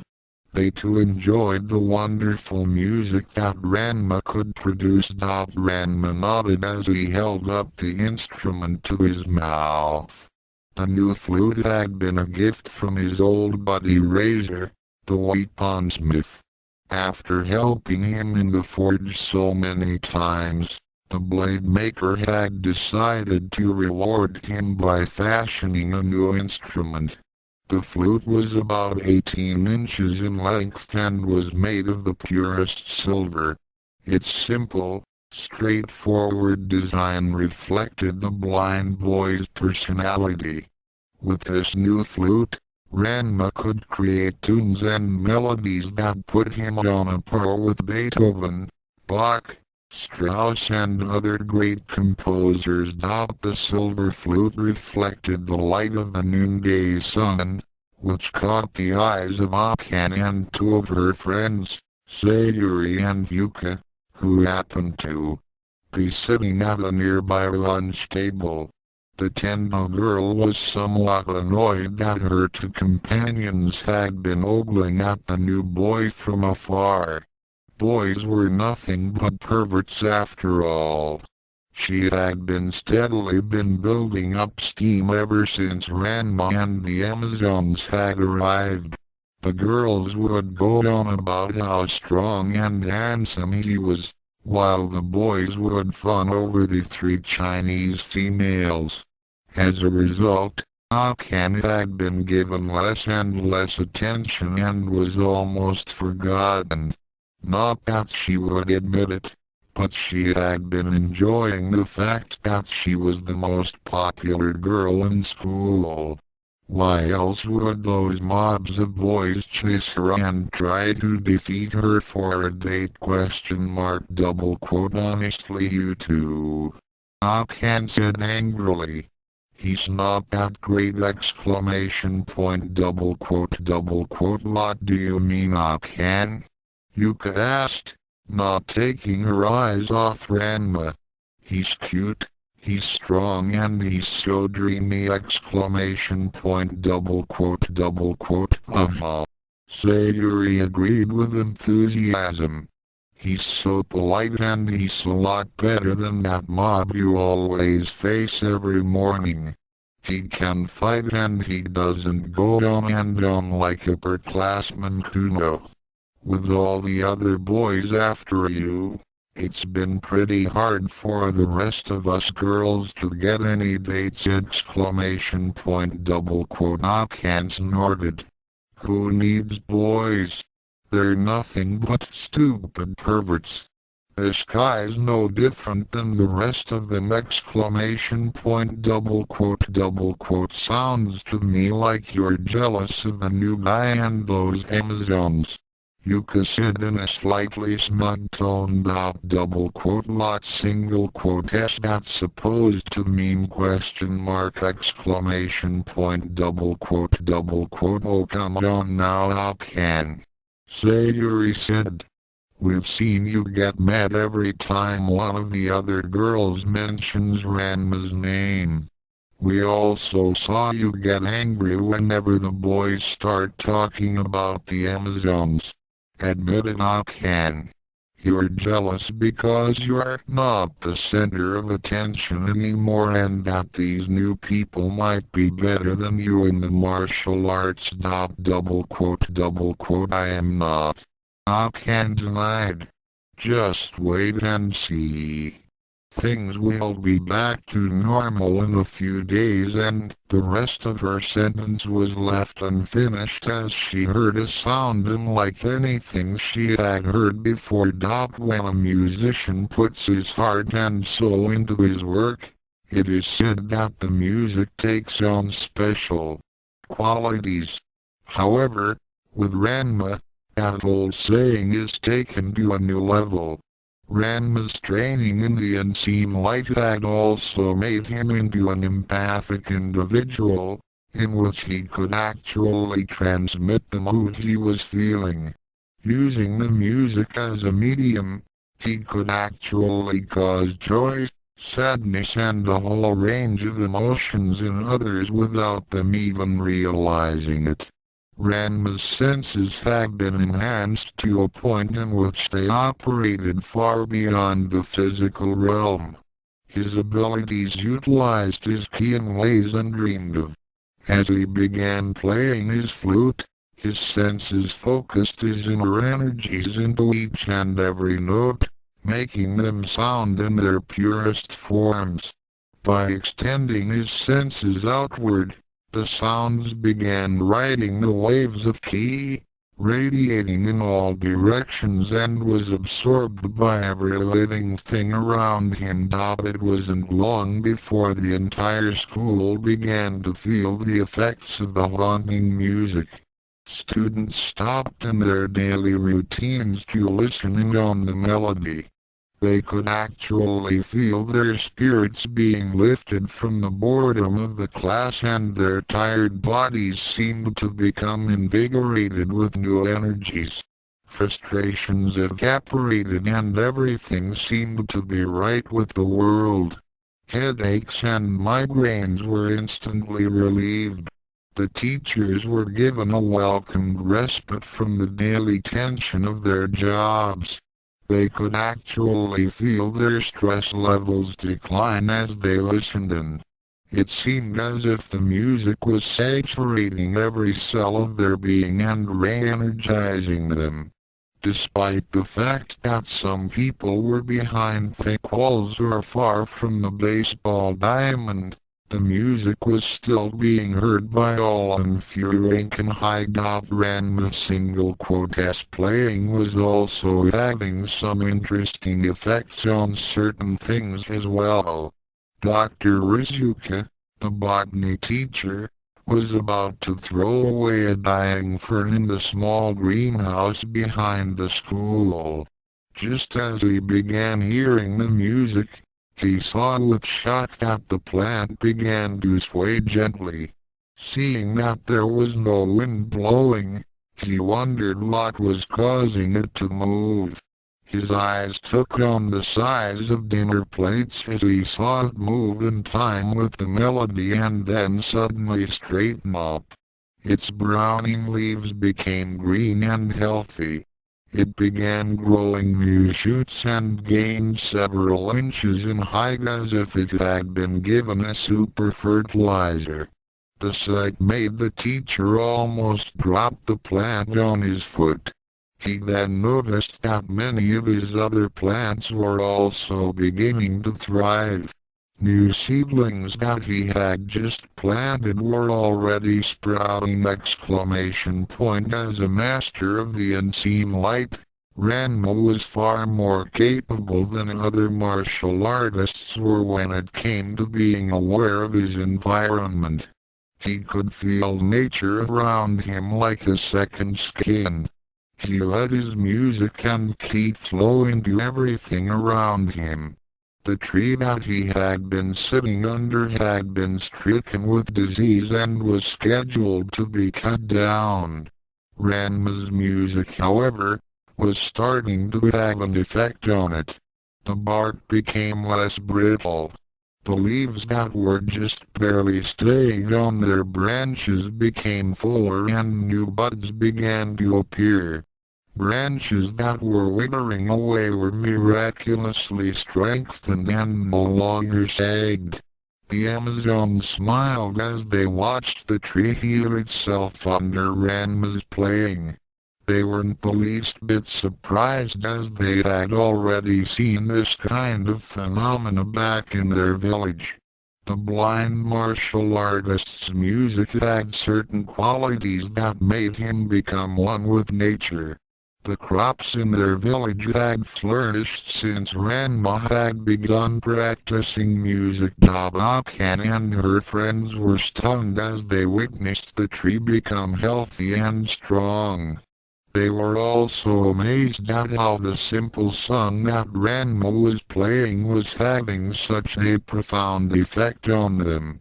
They just couldn't do anything else but listen to the impromptu concert. The music played on for another 5 minutes and was the only thing that could be heard in the school. Then, the spell was ended as Ranma finished his piece and took a deep breath. He waited and then heard the applause of 3 pairs of hands. That very beautiful song. Lilac said happily. Very beautiful. Perfume repeated. Shampoo also nodded in agreement. Ranma smiled as he put away his flute, then was surprised as he heard more applause coming from all sides. The floors of the main building were crammed with students and teachers as they had exited their classes and were gathered near the windows to listen in on Ranma's playing. Crowds of students had formed around the area. They too agreed that the blind boy deserved a standing ovation. Just about every girl in school had fallen for the ensuing martial artist and musician. They made it a goal in their lives to get a date with him. One girl, however, did not share their views. Akan had shook off the effects of Ranma's music and her old temper had returned with a vengeance. It was bad enough that the entire school was beginning to ignore her in favor of the newcomers, but now her two friends were adding to the fire. Ooh, that song was so romantic. Yuka commented, little hearts floating about her. Strong, cute, a great fighter and a musician too. I'm in love. Sayuri sighed happily. Will you to quit acting like that? Akan said. So he can play a flute. Big deal. He's still just a stupid boy! Akan, I can't believe that you still think he's not a hunk. Sayuri exasperated. Are you made of stone? Yuka asked. HMPF! On the other side of the field, Debiki smiled as she and two of her flunkies watched the Amazons walk off to class. Akan's sister made a mental note to have some recording devices set up, should Ranma play his flute again. She could just see herself signing him up to a recording contract and raking in the revenue his music would generate. The fact that he also possessed a solid silver flute also did not go unnoticed. Debiki then turned to listen to the report from the girl that she assigned to observe Ranma. The girl's information was rather sketchy as she informed Debiki that the new boy was a Japanese citizen, but had been living in China for more than half of his life. The girl also made several references to a mysterious Amazon tribe and the rumors concerning that little-known region of the Qinghai province. The mystery just made Debiki even more determined to unlock its secrets. Meanwhile, in the home of the Tendo family, another scene of great importance was taking place. At the time, only Sun Tendo was in the house. His eldest daughter Kasumi had left to go shopping and his other two daughters were still at school. Just after he had finished reading the postcard, which informed him of his friend's imminent arrival, he heard a knock at the door. Shodom. My old friend. Soon Tendo rushed to the front door, eager to greet his old training buddy. He was also looking forward to meeting with the boy with whom one of his daughters would marry, thereby sealing the pact to unite the schools of the anything goes martial arts. However, he was to be very disappointed as a huge panda came through the door. After a brief episode of screaming and fainting on Sun's part, Ranma began explaining the circumstances in which he was without his son. Of course, he left out a few weensy, be it ever so crucial, little tiny details. Details such as the fact that Ranma was blind and that his father was the one who had caused his blindness. In fact, The conversation went something like this: after soon regained consciousness. "Oh Sodom, how I weep for you. Your son being held a prisoner of those terrible warrior women for 8 long years. Brainwashed into thinking that he is one of them and forsaking his own loving father. Oh, the tragedy! ! Alas, my poor son. For 8 years, I had been trying to rescue Ranma from their evil clutches, but to my greatest sorrow, I had failed." Ranma blubbered alongside his overemotional friend, playing the charade for all it was worth. Sodom, we must rescue your son and bring him here to the dojo. The light of justice will carry us through as we spirit him away from those evil warrior women. Come Sodom. There will be a reckoning as those Amazons will face off against not one, but two masters of the anything goes school of martial arts! Ranma nodded as he began leading the way to where the Amazons were staying. He had gotten information about the elder Cologne's whereabouts after she had finished her business with the registration office at the school. He figured that with Soon's help, getting Ranma back would be much simpler now that they weren't in China. The Amazons weren't in their village and there were only 3 girls and 1 extremely aged woman. Surely, they wouldn't be that hard to beat, would they? Of course, with Ranma being blind, he wouldn't offer much resistance either. Right? If Ranma had known that Cologne was actually the equal if not the better of their old, evil and perverted master Hako's eyes, then he wouldn't have been as confident. He was also unaware that shampoo, lilac and perfume represented the best of their tribe's warriors and that Ranma had become Koga's better in the unseen light martial arts. As such, that not only made him the village's top male fighter, but that also made him the best fighter of his generation period. The school day ended without fanfare as the students began pouring out of the main building and head for home. The Amazons led Ranma to an address that Cologne had given them before she left the school. It was a 2-story building that was run by a woman from their tribe named Pepper. Ever since the Amazons had begun letting some of their members attend school in Tokyo, they had established a place in which they could reside and get acclimated to the customs of the outside world as they learned about it. The lower floor had been converted into a large restaurant in which to generate income, while the upper floor contained several living quarters. Pepper's culinary ability was extraordinary and she also had a knack for business affairs. Within a year since it opened, Pepper's place had become a popular spot to eat as Ranma and his sister Amazons came to the establishment.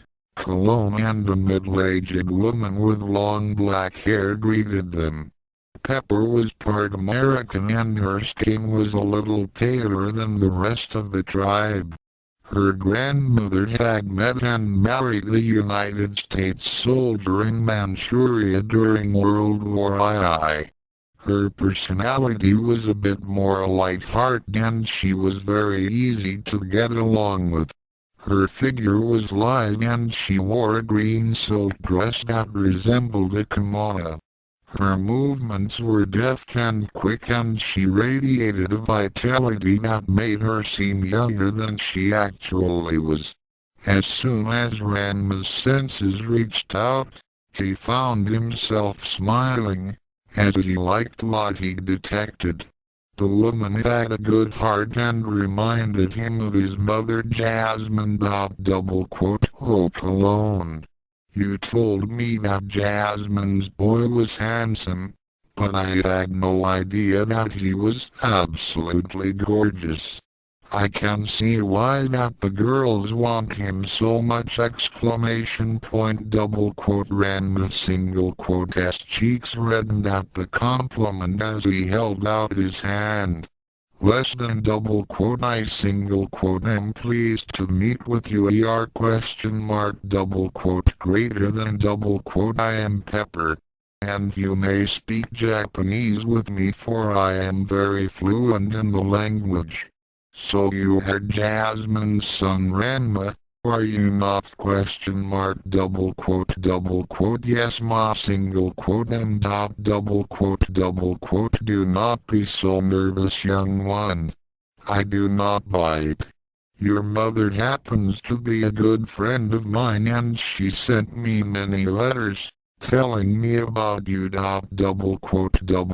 So you know about that you are blind? Yes, I know of it, but I was also told that you had studied under Cody and that you had become a master of the unseen light. That is right. Ranma paused as his sixth and seventh sense picked up something off to his right. One of Pepper's waitresses had tripped over a small fold in the carpet and the heavy tray she had been balancing tipped over. The 6 bowls of ramen began to fall toward the floor. For a brief moment, it seemed that there was going to be an awful mess splattered on the carpet. Ranma reacted in a heartbeat. Taking out his new battle staff, he pointed one end of the metal rod at the falling bowls. Extend. The cylinder instantly elongated to a length of 12 feet and shot across the room. Ranma directed the end of the pole to catch the bowl closest to the floor. With a casual flick of the wrist, he sent the bowl flying straight up and then went to the next falling entry. His staff blurred as each bowl was intercepted and sent flying upward. The tray, which almost hit the floor, was also picked up and balanced on the end of the staff. With the tray perfectly balanced, the blind boy caught the bowls of ramen as they made their descent. When all 6 had been retrieved, Ranma settled the tray onto a nearby table. The waitress stared in amazement at the tray, for not one drop had been spilled.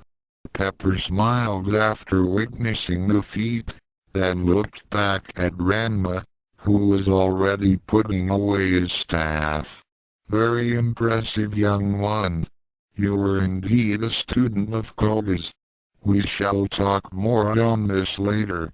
For now, let me show you to your rooms. The 3 girls and Ranma were all settled in as the sun was just starting its evening descent toward the horizon.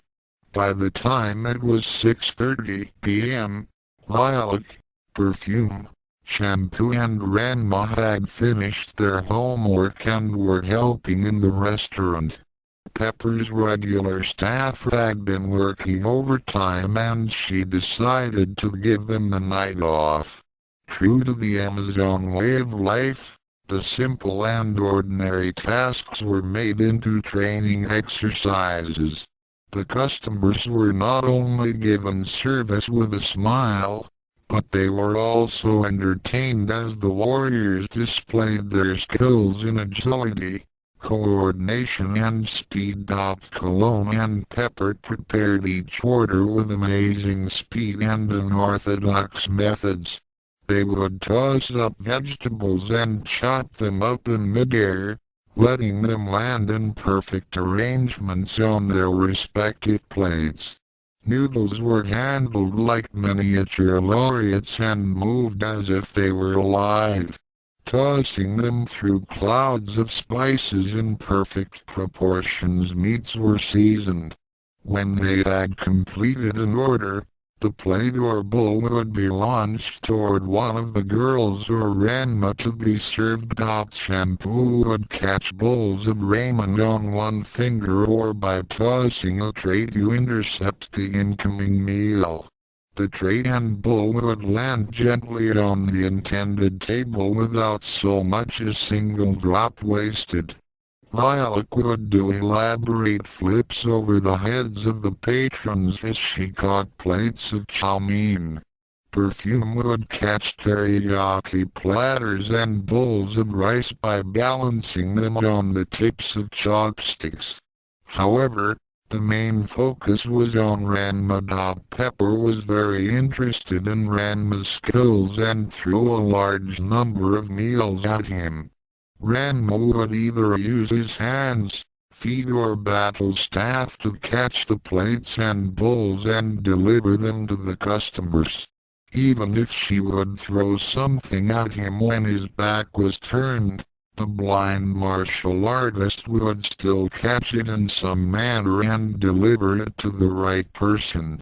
His extending battle staff was extremely full in this situation. Pepper would sometimes throw a meal in a direction opposite to the intended customer on purpose. Ranma would simply elongate his staff to intercept it. On other times, he would throw his weapon in its baton form to stop the meals from spilling and still make the delivery. One time, Pepper threw a bowl of soup so far off course that Ranma knew that he could not extend his staff fast enough to reach it. There was also a customer in the way, so Ranma used his seventh sense to track the bowl's trajectory. When he ascertained its landing point, he threw his baton at a nearby wall. The weapon ricocheted off the wall and did a triple rebound off some support pillars. The baton then arced toward the ground and bounced upward to catch the bowl, just as it was coming down. The soup was sent back up and was flying toward Ranma. The contents started to spill out, but Ranma simply caught the bowl and used it to catch every drop of the steamy liquid. He then laid the bowl gently in front of the amazed patron and held out his other hand. His baton had then rebounded back to its owner and was deftly snatched out of midair. While twirling his weapon, Ranma smiled and said, "Enjoy your order, sir." There was a very large round of applause from the crowds after witnessing such a feat, and Ranma couldn't help but to take a small bow. In the kitchen, Pepper was more than amazed by the boy's fast reaction time, quick thinking and accuracy. Now that was truly extraordinary. It is very hard to believe that the lad is blind. Yes. Sometimes, I have a hard time believing it myself. Cologne remarked. Koga had taught him well. As of now, I would dare say that he is the best fighter of his generation in the village. His skills surpasses all of the young warriors, and he even gives me a good workout. You have sparred with him? I have tested the boy on several occasions.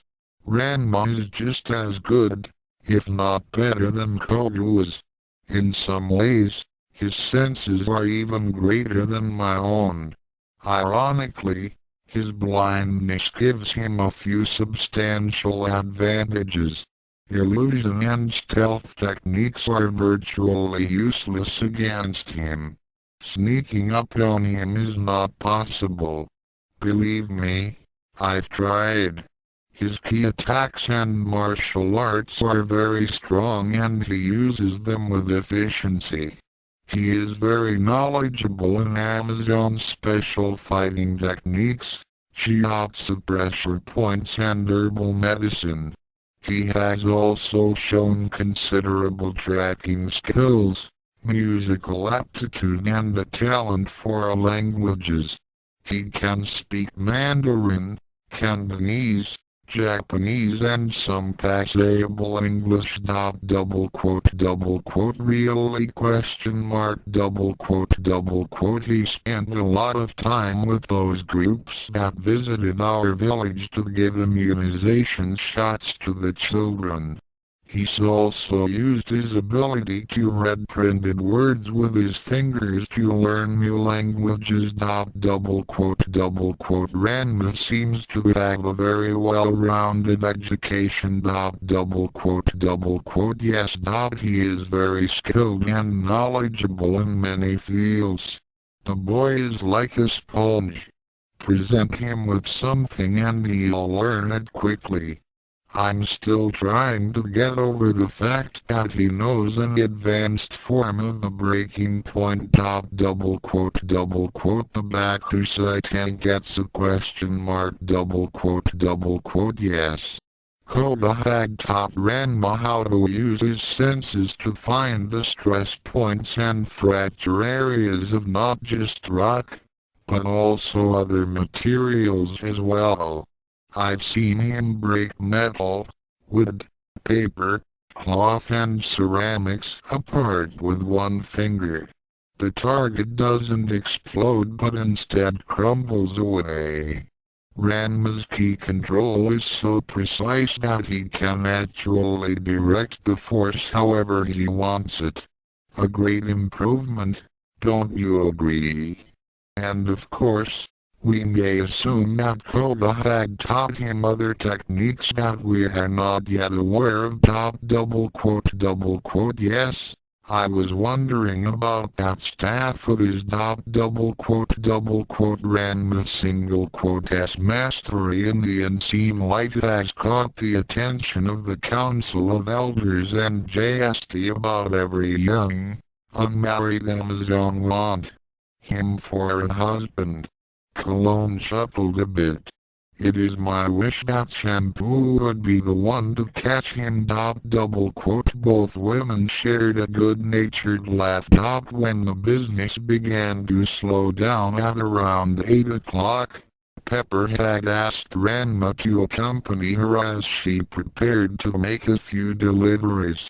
The young Sodom was happy to oblige and the two were soon out the door with take-out boxes. As they made their way down the street, a couple of shadows moved alongside a nearby alley. Two heads peered around the corner and then nodded to each other. Soon Tendo and Jean Sodom tensed in preparation. Grabbing Ranma in front of all those crowds would not have been a good idea. Besides, the 5 Amazons at the establishment presented them with unfavorable odds. Now was the time for them to strike. Ranma only had that woman with him and he was out in the open. The 2 disciples of Rakozai prepared to retrieve the future of the anything-goes schools of martial arts. Nothing could stop them now! To be continued. Author's note: the Amazon Pepper was made up to be sort of like an adopted aunt to Ranma. She's been helping visiting Amazons get accustomed to the strange and different ways of the outside world for years. Her personality is very open-minded and she does tend to take life in a more laid-back manner. She does have a few eccentric ideals and she's very expressive, but she's basically a strong and caring person. How is she as a fighter? Well, Jeanma and Soon are going to find out the hard way as they encounter the style in which she uses. And you can bet that Ranma won't be coming along quietly either! Ranma's ability to generate ki, as well as his enhanced senses has given him a far better awareness of his environment. As such, Ranma can use a medium, such as his music, to focus his ki into what he senses. Fighting blind, so many disclaimers, so little time less than greater than, thoughts less than greater than. Chinese language chapter 5 Operation Get the Groom There he is so dumb. Soon whispered as he prepared to pounce on the unsuspecting Ranma and his companion. Janma nodded as he readied himself. Right. You distract that Amazon while I get my boys. Pay no attention to what he says. Those Amazons have brainwashed him into thinking that he's one of them. John T. Worry so dumb. Once we get your son away from those people, we'll set him straight and he can then fulfill the pledge to unite the schools of the Anything Goes School of Martial Arts! Alright. We have to get closer now. Janma then paused, then asked his friend. By the way, Tendo, which one of your daughters will be engaged to ? Soon thought for a moment and then said, Akan. Yes. He'll marry Akan. He said martial artist. She said martial artist. It's a match made with heaven's blessings! Somewhere in reality, the personification of common sense groaned in frustration and went off to sulk. Alright then. It's Janma's and Soon's. Both men said the last part in unison. Operation Get the Groom. Meanwhile, Ranma and Pepper were quietly engaged in a friendly discussion as they walked down the street. Each of them carried a takeout box and was in good spirits when Ranma suddenly stopped and tensed up. Pepper noted Ranma's sudden agitation and then, she too got the feeling that they were being followed. Ranma, are you sensing something? Greater than. Ranma nodded. Less than 2 men, one of them is more out of shape than the other. They're traveling over the rooftops behind us and are trying to ambush us from both sides. They're about 50 feet away and, greater than. The blind martial artist paused as his 6th and 7th sense gave him a bit of unwelcome information. He single quote s here. Greater than. Who ? Greater than. Pepper, my father is here and he's going to try to take me away. I sense that he wants me for something. Probably so he could sell me off again. Greater than. Pepper frowned and then placed the takeout box gently to the ground. She then readied herself for the imminent battle. She knew about Janma from the letters that Jasmine had wrote to her and she did not like the idea of him getting a hold of Ranma one bit. He single quote s not going to have you. Greater than. It was then that all hell broke loose.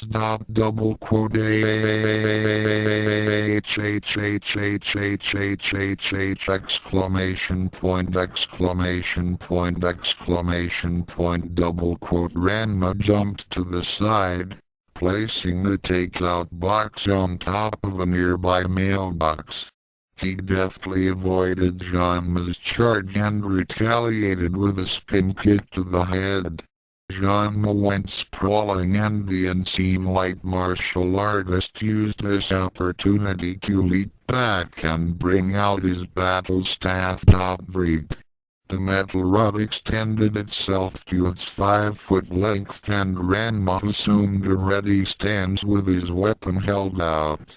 As he sensed Ranma getting back to his feet, his expression became one of anger and disgust as he faced off against the man with whom he had not encountered for over 8 years. His father double quote Ranma. Son. We're here to save you exclamation point double quote save me. Ranma said with contempt. Save me from what question mark double quote John single quote T worry son. Soon said as he faced off against Pepper. We'll rescue you from these evil Amazons. We know that they've brainwashed you into thinking that you're one of them exclamation point double quote brainwash. Evil Amazons. Ranma turned to his father and said in a low and deadly tone. Just what kind of lies have you told him? His battle aura and ki energy began to flare as his anger increased. He knew that Ranma was not an honest person and right now, this sounded like another one of his father's idiotic schemes. After being engaged to a dozen different girls for food, any respect Ranma had for his father had long since disintegrated. I don't know what you're talking about, Ranma. I'm only trying to do what's best for you. Ranma began to sweat a little as he looked for an opening. He had hoped to catch his son off guard, but it was apparent that he had greatly underestimated the boy's skill level. The way he was radiating his ki energy at the moment was daunting.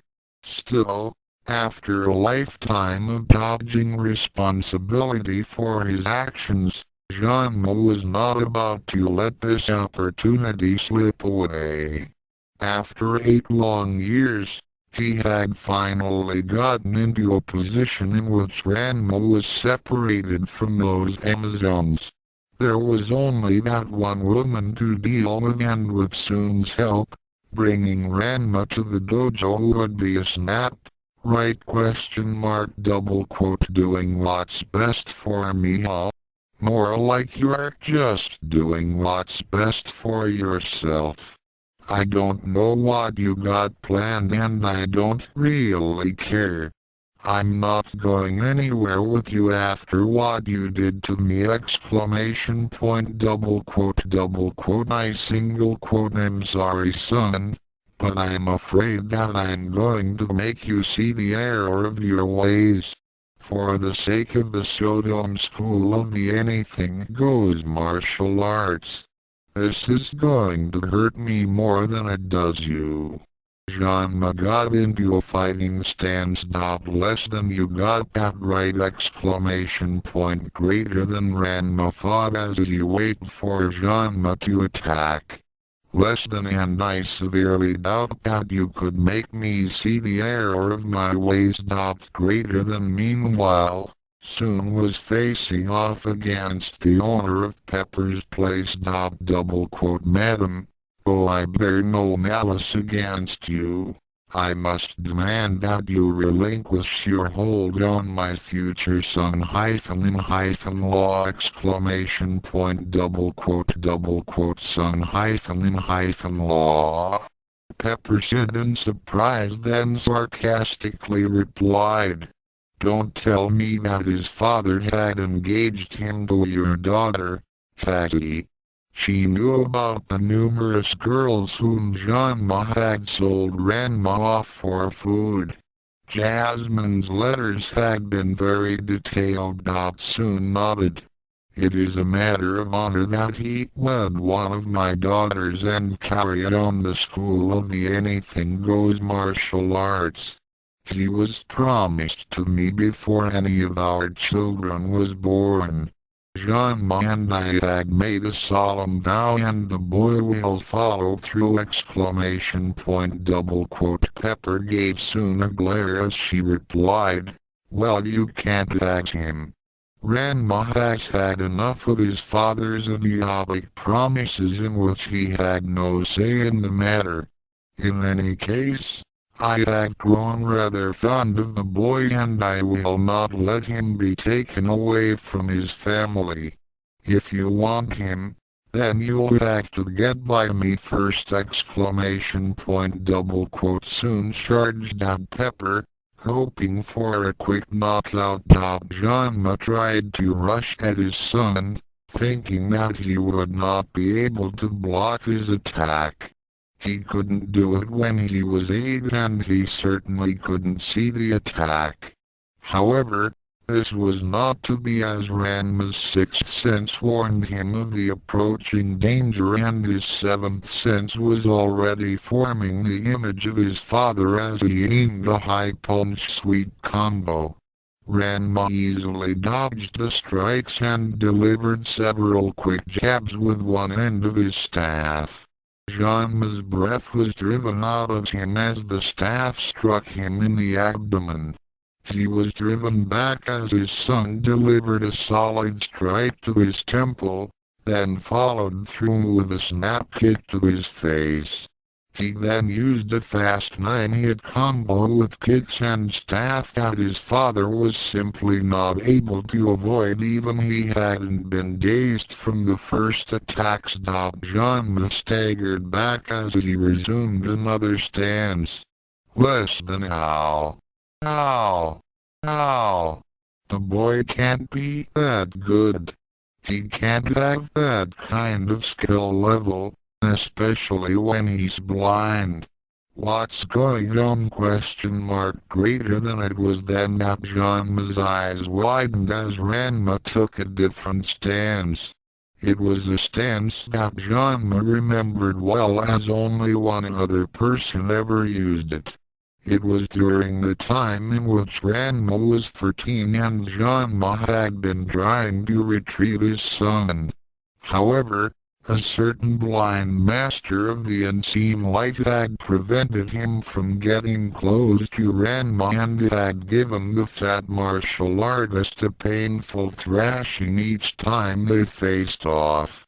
Despite any special technique that Ranma used, Kogu would always pound the living daylights out of him. Ranma smiled as he sensed the fear and shock in his father.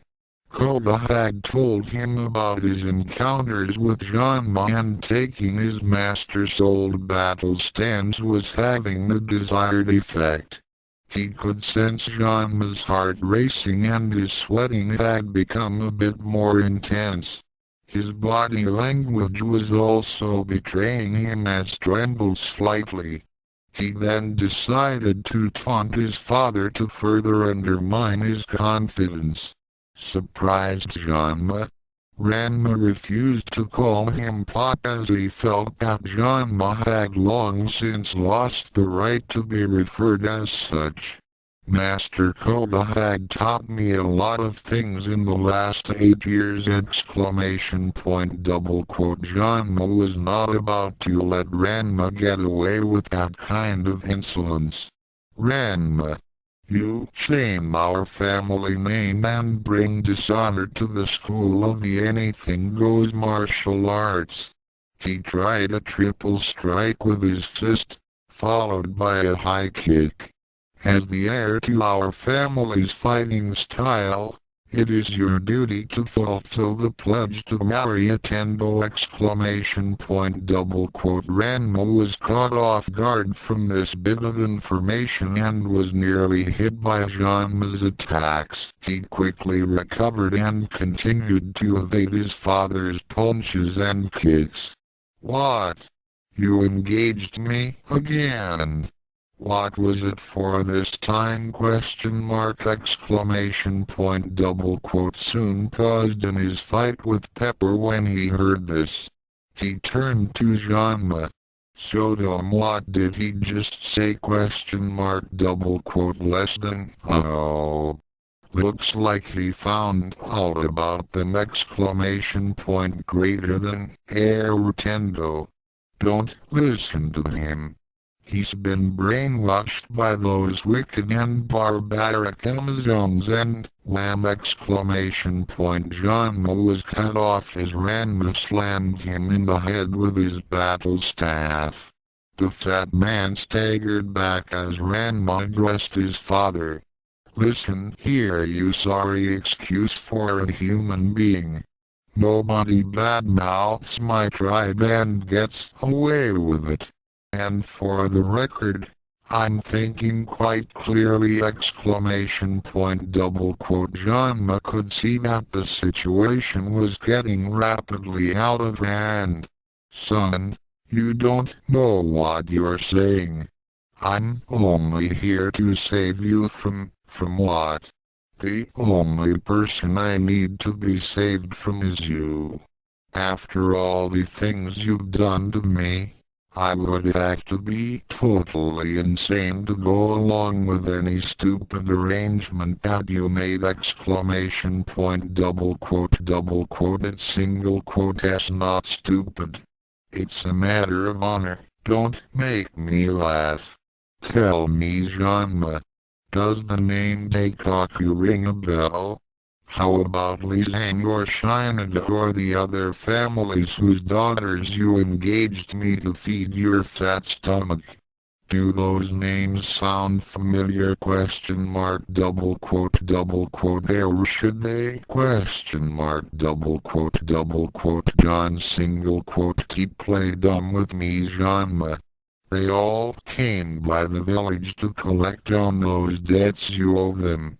They actually believed that I would go through with those stupid engagements. Now you actually want to uphold one of your stupid promises? Well, leave me out of it! Exclamation point double quote Ranma began to sweat even more, and before he knew it, Ranma had closed the gap between them. Soon was also having problems as his fight with Pepper was going badly. The Amazon proved to be more formidable than he thought, and he was not in the best of shape.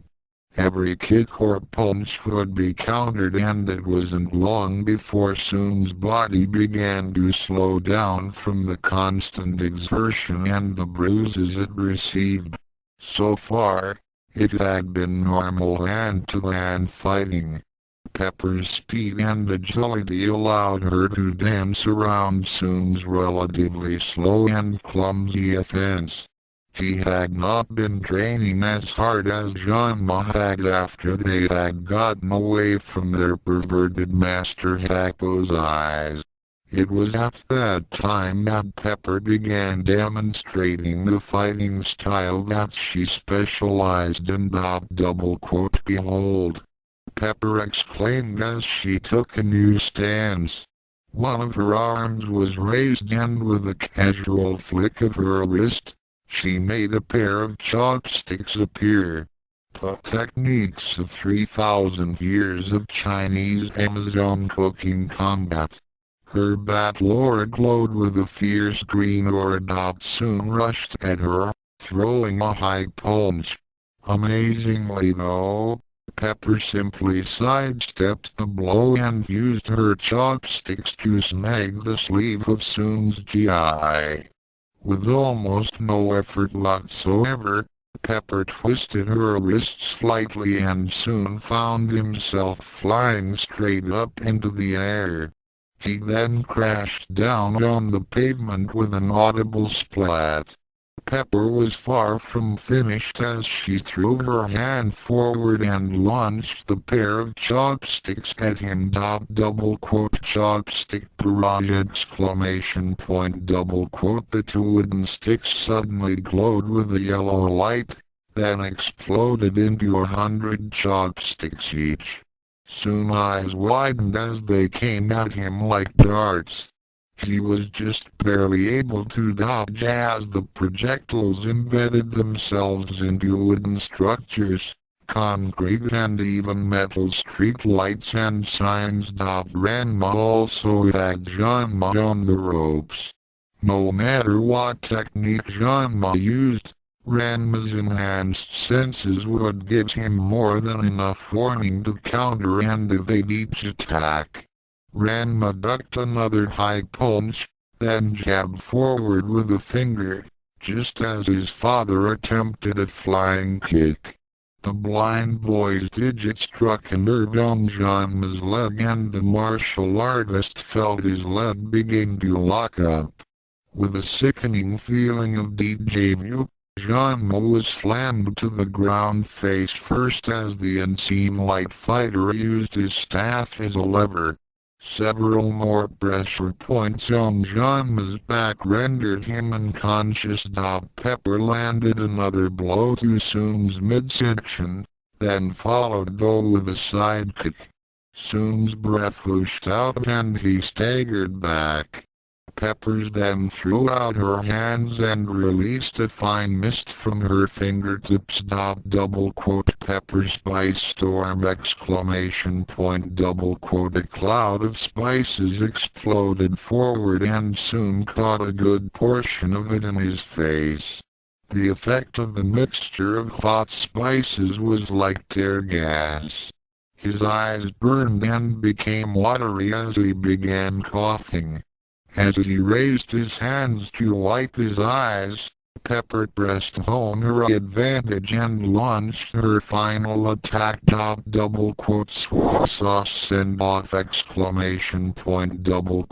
she threw her cupped hands forward, a huge stream of brown liquid spewed forth from her palms like water coming from a high-pressure hose. Soon was immediately drenched in the cooking liquid and was pushed back into a wall. He slammed into the concrete and was knocked out. His body slumped down to the pavement in a messy and smelly puddle. Ranma smiled as he walked up to Pepper, who happened to be wiping her hands with a handkerchief. His enhanced senses had already detected the key energies that she used in her attacks.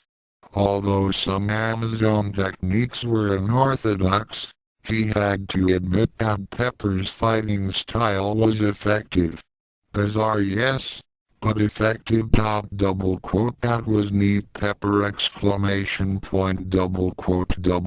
Thank you, Ranma. It is my family's fighting style. It was created for some Amazon housewives who got into arguments with their husbands over what to have for supper. Ranma paused for a moment, then shrugged. Okay, I guess that makes sense. Pepper smiled as she picked up the takeout boxes and started walking. We'll talk more about it later. For now, we have some deliveries to make. Ranma nodded as he picked up his own takeout box. Before following Pepper down the street, he turned back to where Ranma was still sprawled on the ground. His brows furrowed in disgust. He had been willing to talk things out with his father when he arrived in Japan, but this ambush had destroyed all hope of ever coming to a peaceful solution. His father had once again engaged him to someone without his agreement, and this time, he was bound and determined to make Ranma take responsibility for his greedy acts. He was actually expecting him to marry a Tendo. After meeting Akan, Ranma shuddered at the thought of being engaged to a violent maniac. The lies and slander that he told his friend about the Amazons only made the blind martial artist detest his father even more. It was at this time that Ranma came to a fateful decision. He would no longer consider anything of Ranma's to be of any value. The Amazons had been his only family and he would not forsake them. They had helped him deal with his blindness. They had taught him honor and loyalty. They had given him a home and made him what he was.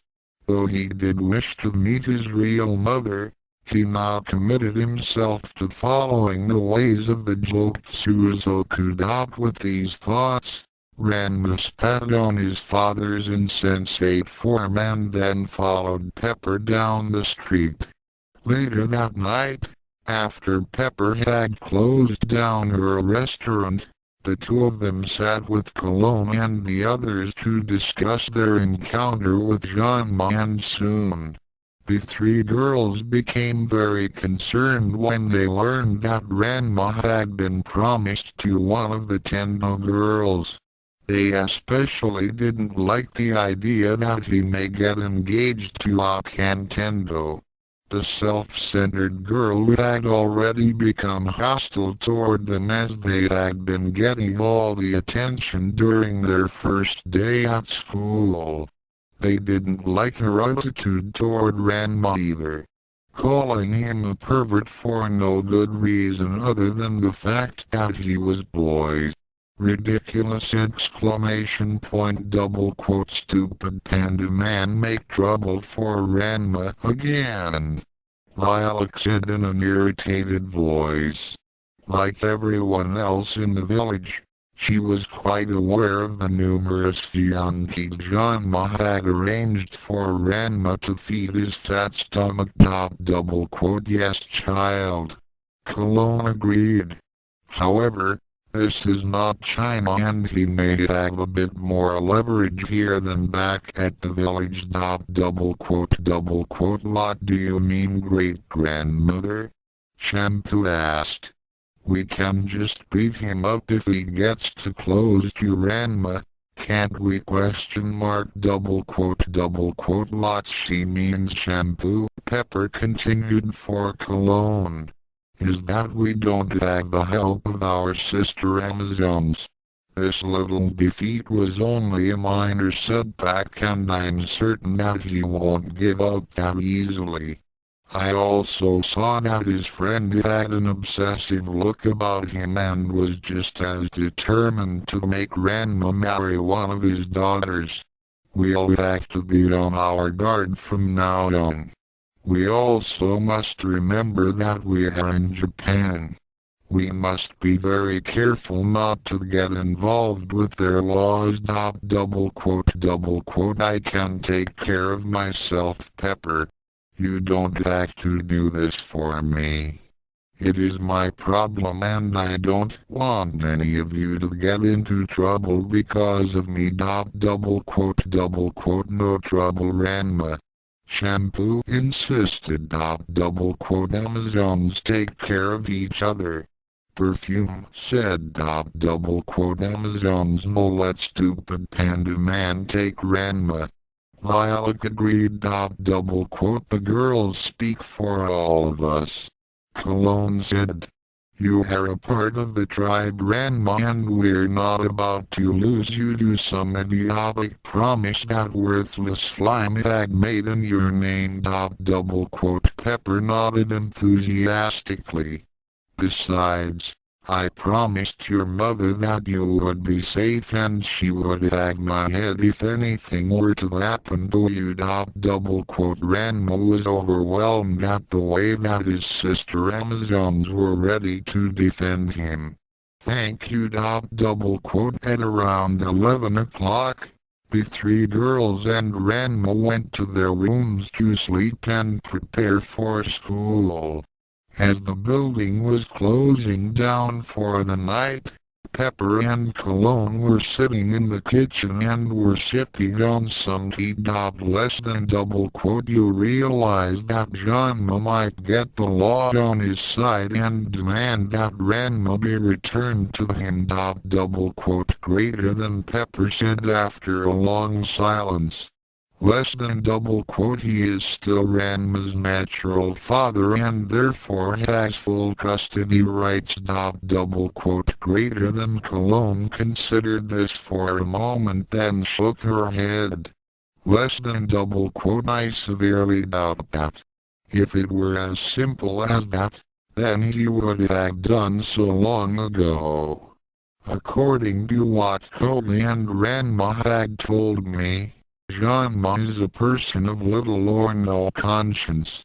He steals things, lies and cheats whenever he has the opportunity. He even got Ranma involved before Jasmine found him. Greater than less than just like Echo's eye. Greater than the elder's eyes narrowed a bit at the thought of the pervert. Less than he has built up quite a list of petty crimes, and there are many businesses that want to get a hold of him. Also, keep in mind of all those engagements that he had arranged. Most importantly, he was the one that had caused Ranma to be blind in the first place by putting him through the Nakoken training. Greater than Pepper blanched when she heard this. Less than the dreaded cat fist ? Greater than she then paused and slowly asked. Less than does that mean that Ranma is ? Greater than the ancient matriarch held up a hand and replied. Less than no. He does not know the cat fist. In a way, his accident was sort of a mixed blessing. He may have lost his sight, but he does not have the accompanying madness of cat foo. And even if he did learn it, the trigger to the madness is to see a cat. Hearing a cat isn't enough. He can't see it, therefore no regression into a feral state. Greater than less than thank goodness. Greater than Cologne nodded before taking another sip of her tea. Less than in any case. After all that Ranma had done to the boy and the crimes that he committed, I doubt that any court would see him fit to raise a child. That's probably the reason why he didn't try any legal action against us and ambushed you and Ranma during the delivery. Greater than the restaurant owner nodded in comprehension. For now, Ranma would remain with them. At the Tendo complex, two battered and beaten figures limped and staggered into the house. A gentle-looking girl in her late teens greeted them at the front hall. Hello, father. Welcome home. She then got a good look at Soon and his friend and gasped. Oh my. What happened to you? Soon looked up at Kasumi. He was a sorry sight to behold. His body was littered with bruises and he absolutely reeked of soy sauce. His GI was stained dark brown and his hair was slick and still dripping. His eyes were a bit glazed and he looked as if he was about to collapse at any moment. 1 moment later, he did just that. His friend Ranma followed suit as the pressure points that his son used against him made his legs give out. Kasumi rushed toward the two of them and began tending to their wounds. She also called out to her sisters who were currently upstairs. Somewhere in the mountainous areas near Kyoto, a lone figure was wandering around, looking for any sign that would lead him to Tokyo. In his mind was just one thought. Less than Ranma Sodom. I swear that I'll make you pay for my suffering. I will have my revenge! Greater than with this in mind, Ryoga Hibiki headed off in a direction opposite to Tokyo. He then took the wrong step and tumbled down a hillside. After making a painful landing in a patch of nettles, he screamed out to the heavens. Haranmasa audioemi. This is all your fault! Exclamation point, double quote, to be continued. Author's note. Well, Ranma has confronted his father after 8 years, and he certainly did not approve of the pledge to unite the schools of the anything goes martial arts. I would say that he would especially be against hooking up with Akan, considering her attitude toward him and the Amazons. You can understand why Ranma has not tried to get Ranma back by legal methods. Given his past and the treatment that he had subjected his son to, taking the Amazons to court would have been a bad idea. Also remember that his wife Nodoka still holds that threat of seppuku over his head. Imagine what would happen if she were to find out that her son was blind, not to mention the dozen or so other engagements. We will be seeing some of these other fiancés, as they will learn that Ranma is no longer in the village. I couldn't resist adding that little bit at the beginning. It was a scene taken from Featherbright's Tale, A Private Pet number sign 10, and from the Desperately Seeking Shampoo OAV. I hope that Greg Sharp and Shade will appreciate it. Chapter 6 will deal with some more hijinks at Furanken High, as well as a confrontation between Ranma and Akan. Oh, and a certain lost boy shows up as well. Fighting blind. The usual disclaimer is not here right now, so leave a message after the beep. Less than greater than. Thoughts. Chapter 6 Akan vs. Ranma. It was a bright morning in Miramar as Cologne and Pepper awoke in their respective bedrooms. As they got out of bed, their heightened senses of awareness instantly detected sizable amounts of battle ores being emitted from the rear of the building. Both Amazons went to their bedroom windows and leaned out to see what was going on in the empty lot behind the establishment. They both smiled as they watched Ranma and the three girls spar. Lilac and Perfume were both leaping back and forth as they made 30-foot leaps, mid-air flips and other fantastic acrobatic maneuvers. Perfume was armed with a wooden bow staff, while Lilac was using a pair of tonfa. Each girl was trying her very best to get the upper hand on her opponent. Dozens of parries, strikes and thrusts were exchanged between the two of them in mere instants.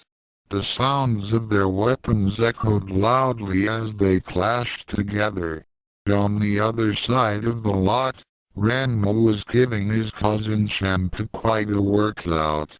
The girl with the purple dresses was using her favorite weapons, the Bonbury, which was a pair of round, steel maces. The blind martial artist was armed with his special battle staff. Cologne and Pepper both nodded as they went to dress up for the day. A few minutes later, the two women were at the lot and were watching on the sidelines. They began assessing the skill levels of the fighters as they darted around the lot like maddened dragonflies. Double quote, they single quote, Ray not going full out. Pepper observed as Lilac ducked under a double strike from Perfume. Double quote, no. Cologne agreed as Lilac retaliated with a swing to the head. The elder noted that none of the girls or Ranma was breathing hard. This is just a warm-up. I've seen Ranma practice daily with the other Amazons back in the village. The younger generations have improved significantly since he started to train with them. Things should start getting serious right about now. Double quote, as if on cue, Ranma suddenly increased his pace and began striking at Shampoo with even more intensity. Champa found herself being driven back as Ranma's assault became even harder to counter. Ranma smiled as he reached out with his sixth and seventh senses. He could tell by her breathing that his cousin was getting tired. He could also sense that some holes in her defense were starting to appear. With a deft jab, he poked her in the abdomen. If exclamation point double quote that single quote S1, cousin. The blind boy stated with a smirk. Champa fought back with renewed determination as she tried a 5-hit combination. Ranma deflected each blow with ease. To the untrained eye, it looked as if Shampoo was still on the offensive and in control. To Cologne, however, it was apparent that Shampoo was starting to get careless. Shampoo. Don't lose your patience. Ranma then sensed a slight opening near her left shoulder as she tried to swing toward his head. Ducking under the blow, he brought the front of his staff up and gave a light nudge. The movement was barely a flicker, but Champa felt it all the same. Strike to Champa then got a bit irritated that she had yet to score a single hit. Even though Ranma wasn't hitting with any considerable force, the fact that he was getting through her defense was reason for her to improve. She tried a double strike with her maces, but Ranma easily dodged the attack and used his staff in a twisting motion to knock her weapons out of her hands. Before she knew it, she was flying through the air as her sparring partner suddenly dropped his weapon and then put her into a judo toss. WAH exclamation point. Shampoo landed on her back, slightly dazed. When she looked up, she saw Ranma standing above her with one end of his staff lightly pressed up against her throat. Ranma gave her a small grin as he said, "Strike 3 Shampoo. You're out." Lilac and Perfume took neutral stances as they looked over to where their fallen sister Amazon was. Shampoo knew better against Ranma than last time. Lilac said with a grin. Yes. She last 5 more seconds. Perfume added with a smug look. Cologne sighed as she said, "Indeed. However, she still has much to learn about patience." As Champa got up and dusted herself off, she gave Lilac and Perfume a slight frown. HMPF. At least Champa can last longer against Ranma than you two. Ranma always beats you in 15 seconds! Exclamation point. Ranma shook his head bemusedly and kept up his smile. Now girls, let's not argue. It's alright. You've all improved since we left China. I'm proud of all of you. All 3 girls smiled at the compliment as they all headed back to Pepper's place to prepare for school. As the 3 girls and Ranma walked to Furinken High, they decided to make the trip a bit of an exercise in balance training. All 4 were traversing on a tall fence that was no more than an inch wide. They weren't even using their arms to balance. As they got halfway to their destination, they went into a fast run, with no loss in equilibrium. As they ran, they kept their senses peeled for any sign of Jean Masodom or his friend Suntendo. After the ambush yesterday, Cologne had left the girls with explicit instructions to watch Ranma. Even though he did not want to be kept under surveillance, the blind martial artist grudgingly agreed to it. After all, it was very unlikely that Ranma would give up on his insane promise to the Tendo clan, and was capable of anything. It was also a safe bet that his friend soon was just as determined. As the group approached the school, Ranma suddenly stopped as his sixth sense suddenly picked up a huge surge of ki energies. He then dropped down to the street level, a dozen feet from the front gates of the school, and went into a defensive stance. The girls noted Ranma's sudden tension and dropped down to him. Lot wrong Ranma. Lilac asked. Ranma cocked his head to one side and listened. We're about to get attacked. By who? Ranma? Champa said as she and the rest of her group also went into battle stances. No, not him. Them. Ranma wandered to the front of the school as the yard was suddenly filled with excited boys. Members from the various sports teams and clubs came at them in a huge swarm. Each male student was brandishing a blunt object or some piece of sports gear. As they rushed toward them, they began shouting out date proposals ? Lilac. Date with me! ! Shampoo. I'm yours! !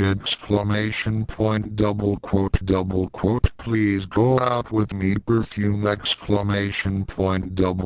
The Amazons were quite shocked to find themselves being attacked by the same group that attacked Akan every day, but they were quick to respond. As the masses began converging on them, they started to retaliate. Ranma deftly took out 5 boys with pressure points before they could get within 20 feet of Shampoo. He shouted out to his cousin and friends, "Go easy on these guys. They're not real fighters. I don't know what's going on, but don't hurt them too much!" No problem. All 3 girls said as they began pounding the stuffing out of their admirers. Approaching the school from another direction, Nebiki and Akan were running toward Furinkan. The younger sister was running with a full head of steam as she recalled the events of the previous night. Last night at the Tendo home, Fianki. Akan said incredulously. Her hatred of boys came to a fast boil. Soon smiled as he gestured to his friend sitting beside him. Soon and Ranma had more or less recovered from their bout with Ranma and Pepper and were cleaned up. Now they were in the parlor with his daughters as he finished explaining the pledge. Yes, he happens to be the son of my dear old friend, Ranma Sodom. The fat martial artist made a low bow. Sodom? Nebiki asked with interest. Your son's name wouldn't happen to be Ranma, would it? ? Yes. That's him. Ranma nodded. However, I'm afraid that he had been kidnapped and brainwashed into thinking he's an Amazon. Soon and I risked our lives to get him back. But we failed. Boo-hoo-hoo. Ranma went into a fountain of tears, which Soon readily joined. Soon was crying in earnest, but to a pair of trained eyes like Nebiki's, Ranma's act was about as believable as a B-movie. Oh, come on now. You don't expect us to believe this, now do you, Mr. Sodom? ? Oh my. Kasumi said. The eldest sister was just surprised as her siblings as she began wondering what this Ranma was like. She made a note to ask Nebiki about him, since she and Akan had already met him. I ate boys. Akan said with her usual brand of subtlety. Dad, you can't expect one of us to marry that arrogant jerk, do you? Single quote soon stopped his crying spree and took on a serious expression. Akan, it is a matter of honor that you marry Ranma and carry on the Anything Goes School of Martial Arts. It's already been decided! Lot. Me ? Soon took on a solemn look and said, Yes, Akan. Ranma and I had already decided that as the heir to our family school, you will marry Ranma. He then smiled as he said, Don't worry, Akan. Once we rescue your fiancé, then we can get on with the engagement! I ate boys. I'm not going to do it!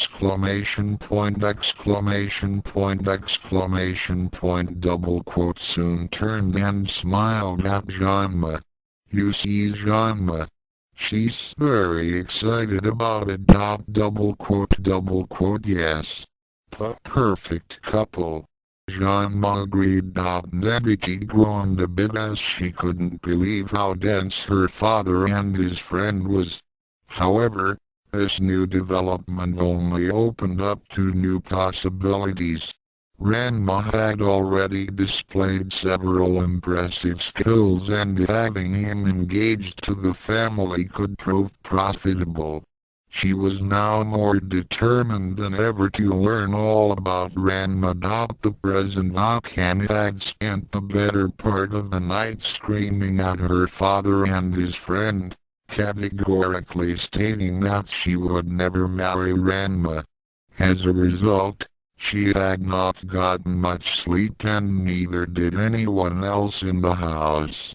Consequently, she and her sister Nebiki were late waking up in the morning. They only had a few minutes before the late bell would ring, and they were both feeling the effects of the lack of sleep. Now as they neared the school, her temper had begun to rise again, and she needed to blow off some steam. Usually she would have been irritated to fight those boys who challenged her every day, but today she was looking forward to pounding some skulls. She was also looking forward to hitting Ranma as well, for his part in all this mess. However, as soon as she got within 20 feet of the front gate, she stopped and stared at the scene before her. Nebiki also stopped, and together, they gaped at the carnage. Akan dropped her book bag, and Nebiki silently swore to herself, as she hadn't gotten to school sooner and set up the betting pools. Ranma and his sister Amazons were standing in the middle of a landscape of bruised, beaten and battered male students. The fight had not lasted long. It had taken them a mere 10 seconds to pulverize more than 80 opponents. The adolescents were scattered about schoolyard. Most of them were unconscious. Surprisingly though, some of the would-be attackers were relatively unscathed, as Ranma had taken them out with pressure points. However, the rest were going to need a visit to the nurse's office. Despite Ranma telling the girls to go easy on their assailants, the boys who had attacked the Amazons discovered that the girls were far more formidable than Akan. Even their lightest punches, slaps and kicks were the equivalent to being hit with sledgehammers. Oh well, Such is the way of Amazon life. I thought I told you to go easy on them. Ranma sighed. Shampoo did go easy on them. Shampoo protested. Lilac pulled punches to. Not our fault. Males of Japan not as strong as Ranma. Perfume said. What happened here? The four turned to where Akan and Nebiki were. Ranma had long since sensed their approach. He shrugged and said, I don't know. We were just minding our own business and then these jerks start attacking us. If I didn't know better, I'd swear that Dokuno had put them up to this. You there. How dare you interfere with my courtship of my Amazon flowers? Ranma gave off another sigh, this time of disgust as he turned to face Kuno, who had been standing behind the tree during the entire battle. I thought so. Ranma had already sensed his presence when they had arrived. His features furrowed into a visage of irritation. You put these boys up to this, didn't you? Kuno smirked proudly as he replied. But of course, these cretins thought they could just approach the beauties behind you. The mere concept is unthinkable. Like the lovely Akan, these fair maidens are not meant for the likes of them or someone as lowly as you are. I had therefore decreed that no boy might date with them unless he can defeat them in combat. Only one as great as I may deem himself worthy of that honor. How dare you get involved in their battles? Ranma snarled a bit at this pompous jackass. All right. That's it. I've had enough of your stupidity. Reaching behind him, he took out his battle staff and made it extend to its usual length. I'm going to put an end to this nonsense. Less than since words aren't doing anything, it looks like I'm going to have to use some visual incentive to get my point across. Much as I hate using force, it looks like this is the only way for these jerks to get the message. Greater than Kuno smiled with confidence as he held up his book and, so you think to challenge the mighty Tatewaki Kuno? Very well, miscreant. Come and learn the error of your ways. Kuno took a pose, as he was certain that his earlier defeats were just flukes. After all, was he not the greatest warrior in the school? No, the world, no, the universe? Ranma snorted with disdain as he took a ready stance. Whatever. But when I win, you are going to take back that stupid announcement and leave my sister Amazons alone. Got that? I don't give a damn about what you do with Akan. As far as I'm concerned, you can have that ill-mannered tomboy, but keep away from lilac, perfume and shampoo. Hey! Akan said in displeasure, not liking that reference about her. No matter how accurate that statement was. The three Amazons became very surprised at the intensity of Ranma's words. They had rarely seen him get so worked up about something. Usually, he was the perfect example of control and discipline. Being raised by Jasmine had shaped his personality. However, they also knew that when Ranma did get upset about something, he was also quite dangerous and rude to anyone who ticked him off. Another thought also crossed their minds. The fact that Ranma was defending their honor could mean that he cared for them. All three girls blushed a bit as they began thinking of Ranma as their knight in shiny armor. Not that they needed such protection, being proper Amazons, but the thought was nice anyway. Very well, lowly one. If by some unlikely miracle that you can defeat me, then I shall allow my warrior flowers to date whomever they please. Although I know that only I am the ones that they have their hearts set on! Shut up and fight.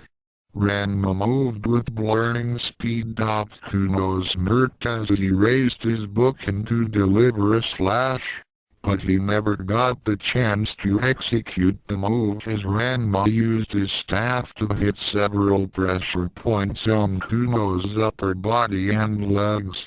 His movements were too fast for the eye to see. 1 microsecond after the duel had started, it was all over. Kuno once again found himself paralyzed in mid-strike, but only this time, he felt both shoulders scream out in agony. Kuno clenched his teeth and tried not to scream out. He failed. Why?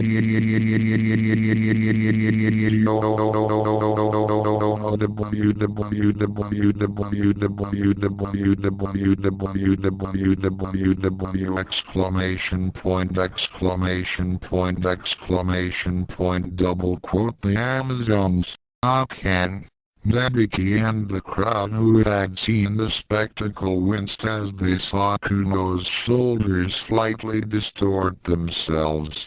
Then, like fallen tree branches, his arms slumped down in their rigid positions. An audible popping sound was heard as his arm bones were freed from their sockets. Ranma stood back and took a deep breath. Less than nothing like a little pain to make them understand. Greater than his 6th and 7th senses registered the increases in heart rates, emotions and adrenaline of the would-be sweeters of the Amazons. Nearly all of them took several steps back. Ranma nodded. Less than I think they got the message. Greater than after taking a few more cleansing breaths, he put away his staff and walked up to Kuno's paralyzed form. The arrogant Kendust found himself unable to utter another sound as his larynx suddenly locked up. Let me explain what I just did, Kuno. Not only did I paralyze all your major skeletal muscles, but also the pressure points that I applied to your shoulders had caused them to dislocate themselves. And in case you're wondering why you can't talk, I also used a delayed pressure point to freeze your voice. I sure as heck don't want to listen to your idiocy anymore. Ranma then struck a couple of shiatsu points on his shoulders. There. As soon as the full-body paralysis wears off, your shoulders will reset themselves. Mind you, it'll really hurt when they do. However, it will take 1 full week for you to get your voice back, as it was your big mouth that started this lunacy in the first place. I'm sure that the school will appreciate not having to listen to your ranting for a while. Ranma then turned to the crowds and said in a stern voice, "As for the rest of you, you have all witnessed my victory against Kuno. The decree set by him no longer applies to shampoo, lilac and perfume, and I won't tolerate anyone who treats my sister Amazons with nothing less than respect. If you want to date them, then just ask them. If you wish to challenge them, then you will do so individually and with the proper respect. I will not tolerate any more of Kuno's idiocy, just because he's so dishonorable that he has all of you attack a girl that he can't get a date with. Am I making myself clear? Double quote. The crowds and the boys who were just starting to pick themselves off the ground all nodded their understanding. After seeing their greatest fighter get beaten so easily, the last thing they wanted to do was to get Ranma riled up. Ranma nodded as he motioned for the three Amazons toward the school building.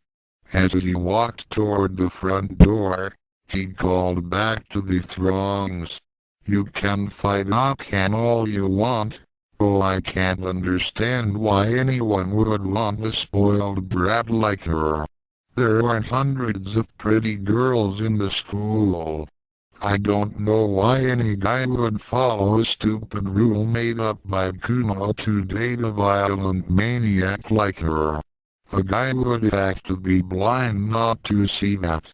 The unseen light martial artist smirked at that last bit. The girls in the crowds gave a loud cheer when Ranma said those words. They also thought that Akan had been getting too much attention and it had been about time that someone had knocked Kuno off his high horse. The only girl who didn't share their views was of course Akan. As soon as she heard the brat comment, she had almost exploded. How dare he call her that? It was bad enough that she found out that she was to be engaged to him, but this boy had the nerve to call her that in front of the whole school. These girls were cheering him on to boot. Well, she'd show them. She'd show them all. Her thoughts were dark ones as she and her sister walked to the main school building. Within a day, Ranma had become the talk of the school, as his stand against Kuno in defense of the Amazons was the main topic. The girls of Furankan were also enthusiastic about him. Not only was he a hunk, but by telling those Akan chasing boys off, he made many of them realize that the beat Akan so you can date her routine was just plain stupid. After all, they knew that Kuno was not exactly what a person would call sane.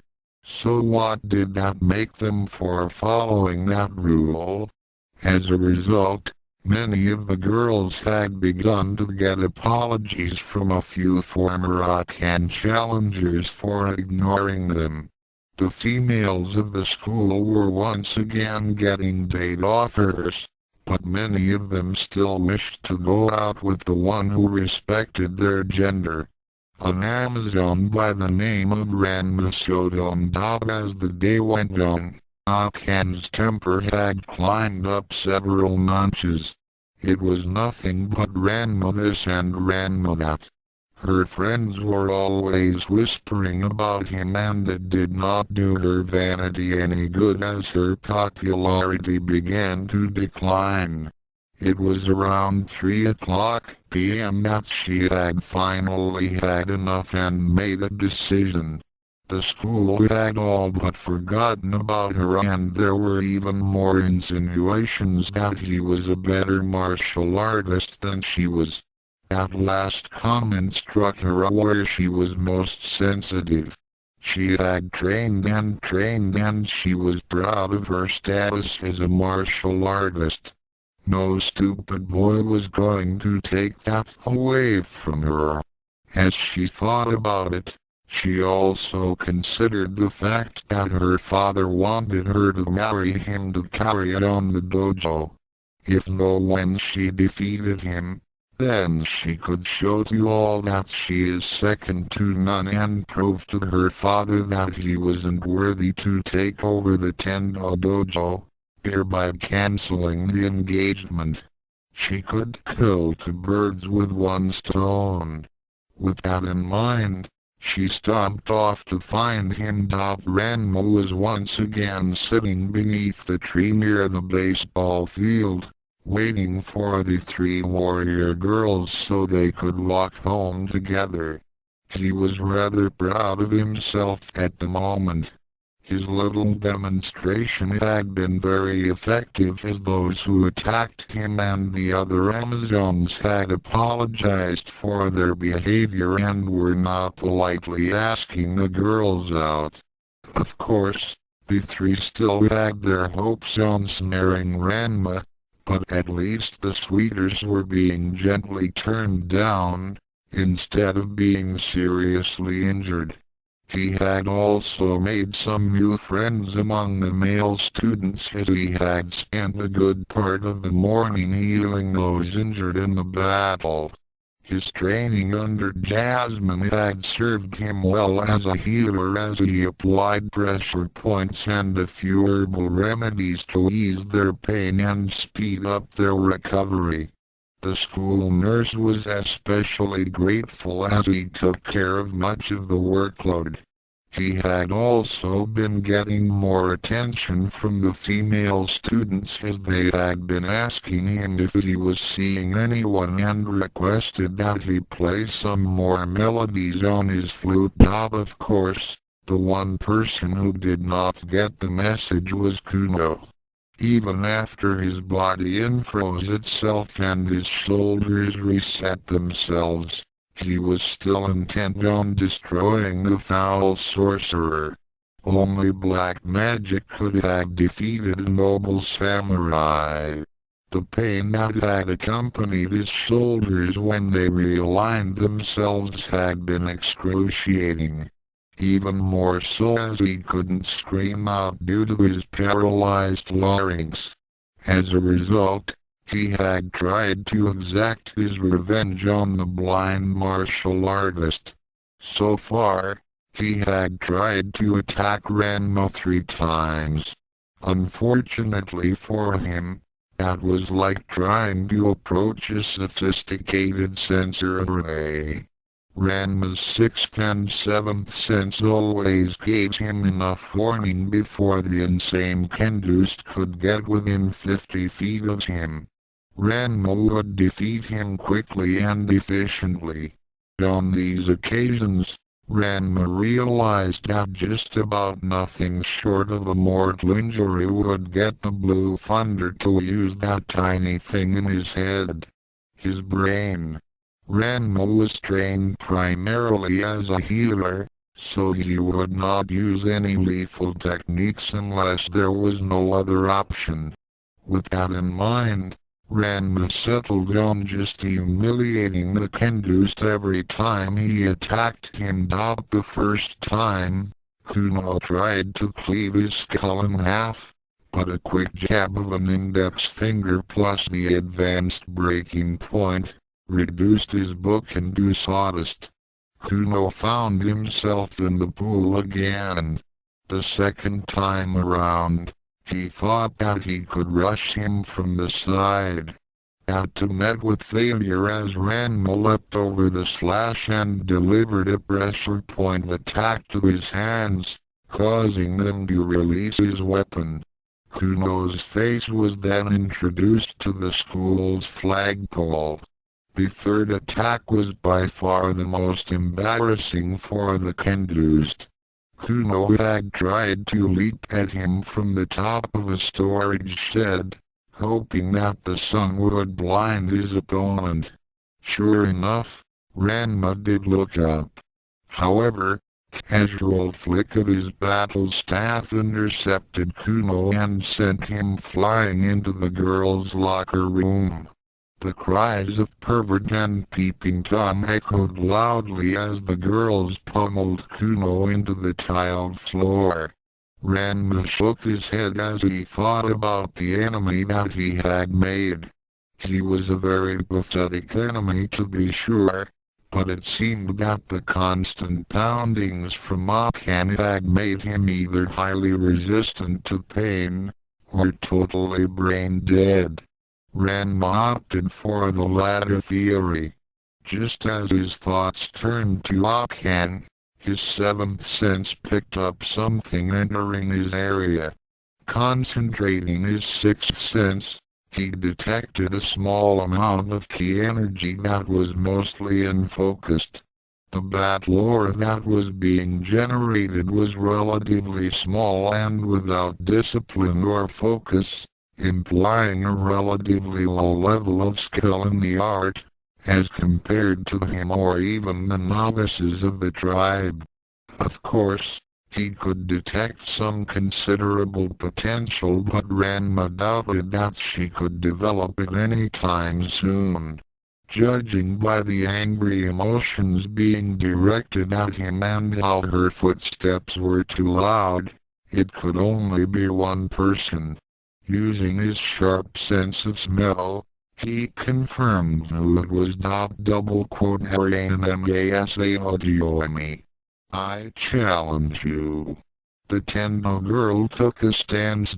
This announcement caught the attention of all those present. The crowds of students who had been milling about the school grounds stopped in their tracks and turned to where they heard Akan shout out her challenge. This was a first. Akan Tendo, the star of the daily morning battles and confirmed boy leader, was actually challenging a boy to a fight. The crowds began to converge on the spot near the tree in order to watch. Mediki and her cronies were among them, taking bets. Today had certainly become interesting. Did you hear that question mark? Akan just challenged that new guy! Check it out! 3,000 yen on Akan! 2,000 on Akan! 5,000 on Ranma! Hey! If Ranma wins, then that means that he becomes her boyfriend, right? Ranma casually got up and leaned against the tree, crossing his arms and not saying a word. Akan took this lack of a response as another slight to her. Well?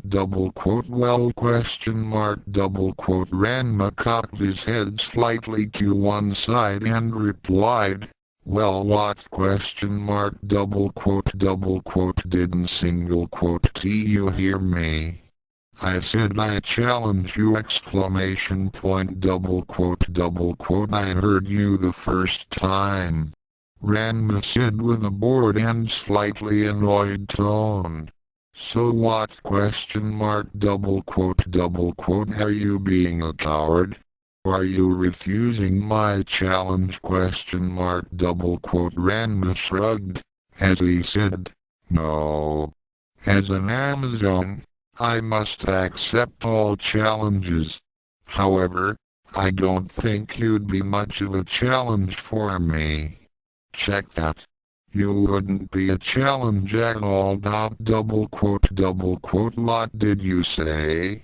Akan's anger began to reach a new high, as her voice became low and deadly. Ranma shrugged again. I didn't know that you were hard of hearing. I said, hey rrrrgghhhh. Akan rushed forward and started swinging. Ranma, however, had already sensed the attack and deftly dodged it. Before Akan knew it, her outstretched arm was grabbed and she was tossed to the right like a rag doll. She landed on her face on the ground as Ranma casually turned around to face her. He stood in a neutral stance with his hands behind his back. A predictable charge. The blind boy said calmly as he waited for the girl to get up. Akan growled as she rose and tried another punch to his face. This too was easily dodged as her forward momentum put her off balance.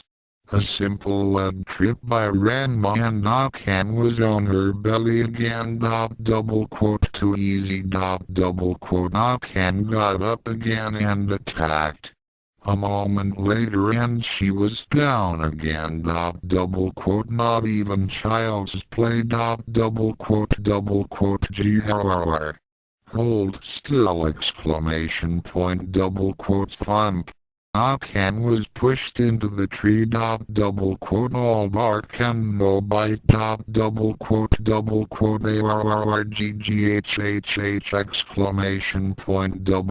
Wump! Akan was on her backside. Shall I get you a seat cushion? One more time! Thump! Akan was eating bark again. All that bark isn't healthy, you know. You should eat more rice. Die, you stupid boy! Wump! This is getting really boring. If you don't have anything new to show me, then you should quit now. ARRGGHHH!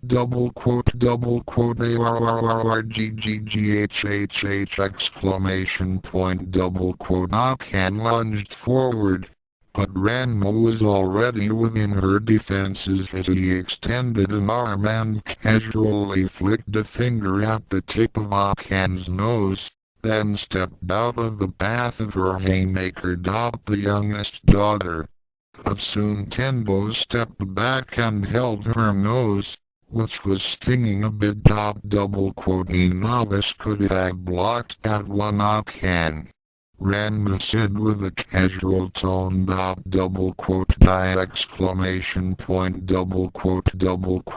likely, Ranma replied as he once again tripped her. The fight, if one could call it that, went on for several minutes as Ranma easily danced around Akan's clumsy attacks. By now, Akan had become winded and slightly bruised as Ranma used only enough force to counter her moves. So far, he had only redirected the force of her attacks so that they would make her fall down or cause some minor injury to herself. Whatever hits he made against her were intended more as insults than actual attacks. It had been ridiculously easy as his enhanced senses picked up all of her techniques and analyzed her fighting style. Of course, her martial arts skills were overrated as far as he was concerned. Meanwhile, Akan had become so angry that all she could see was a red haze. Ranma was making a mockery of her skills. Not one of her attacks had even come close to hitting him. Her temper finally reached its apex as she shouted out without considering the consequences of her words. You bastard! Jerk! Pig! I'll beat you! There's no way that I'd marry a jerk like you! There was a collective gasp in the crowd as they heard this statement. Ranma, however, had been expecting something like this, given yesterday's events. It was then that he made a move. Brushing aside two of Akan's punches like a man who was casually swatting away a couple of flies, he moved forward and whop! Whop! Akan staggered back and held her cheek. He had not put any considerable force in the blows, but the insult was still there. He slapped her. Tendo. No one got away with that! You whop! Whop! Another double slap by Ranma and Akan was again stunned.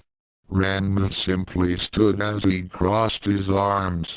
What's the matter, Akan? Not used to an opponent who can fight back? What? They're expecting me to just hold still and take your physical and verbal abuse? By the way, would you stop with the name calling? I feel like I'm talking to a 5-year-old. Double quote, you are nothing but a stupid boy. All boys are perverts, and my father must have been out his mind when he engaged me to you. Akan spat out as she prepared to attack him again. By now, the crowds had begun whispering to themselves. Double quote, Akan single quote s engaged to Ranma question mark double quote, oh no. There goes our chance for happiness exclamation point double quote, ah. And I was just about to beat her to exclamation point double quote. Ranma single quote s expression became stern as he replied. You're calling me those names just because I'm a boy does nothing but show your own ignorance. We've only just met yesterday and you're already putting me in the same category as the others. This is stupid and I won't take this anymore.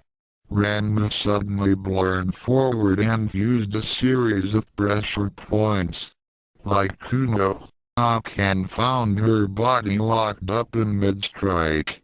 Akan couldn't believe that she had lost so easily and tried to move. However, she found that she couldn't as she was forced to listen to Ranma.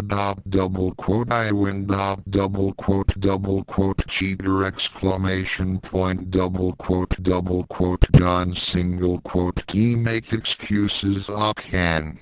Ranma said simply. Your defense is lousy.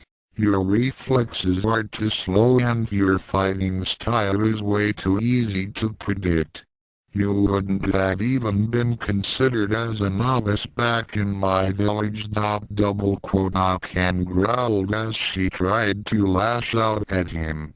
Unfortunately for her, it was a futile effort, as her limbs still wouldn't respond. Ranma shook his head. Just because you can punch and kick doesn't mean anything. Judging from your performance, you've had maybe 3 years of training. 4 tops and not very intensive.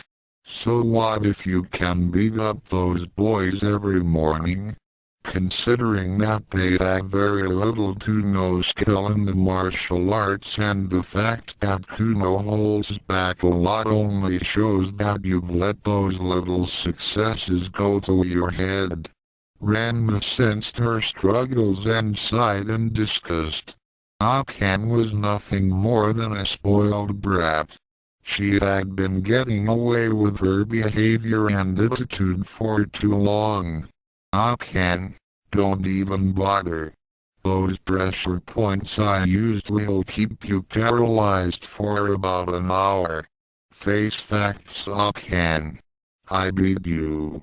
Ranma paused for a second as he used his senses on the girl. Finding only loathing and disgust directed against him, Ranma shook his head and turned around. He had his fill of this person as he calmly walked back toward the school. Double quote, hey! Don't turn your back on me, you jerk. We're not finished yet exclamation point double quote. Ranma didn't turn to face her as replied, as far as I'm concerned, we're done. He then decided to add one of Cologne's favorite phrases. You're about 100 years too early to give me any challenge. Double quote on the sidelines. Nebiki was being bombarded with questions as the crowds tried to get the scoop on how Akan and Ranma were engaged. The middle sister smiled as she began charging them for the information, which would more than make up for the losses on the outcome of the fight. Once she had finished her business transactions, she walked over to where her sister was still frozen. Fortunately for Akan, no one had tried to take advantage of her, although a lowly student named Ikarugo Sankuji was gleefully taking pictures of her from behind the tree. He especially got excited when an errant gust of wind blew up Akan's skirt for a brief moment. It was then that he felt a tap on his shoulder. He turned and flinched when he saw Zabiki. Okay, Voodoo Spike. Hand it over. No. This was probably the only chance he'd have of a picture of Akan's undies. Would you like me to reveal to the school board about that messy incident last Friday? Voodoo Spike frowned as considered his choice. A moment later, he reluctantly gave Zabiki his camera and went off to sulk. Zabiki smiled as she mentally made a note to have the film developed. Kuno would pay big bucks for these shots. She then walked over to her sister with a bit of a smug look. Although she did love her sibling, she had been getting a little jealous of all the attention Akan had been getting when Kuno made that decree. As a result, neither she nor the other girls in school had a chance of getting a date.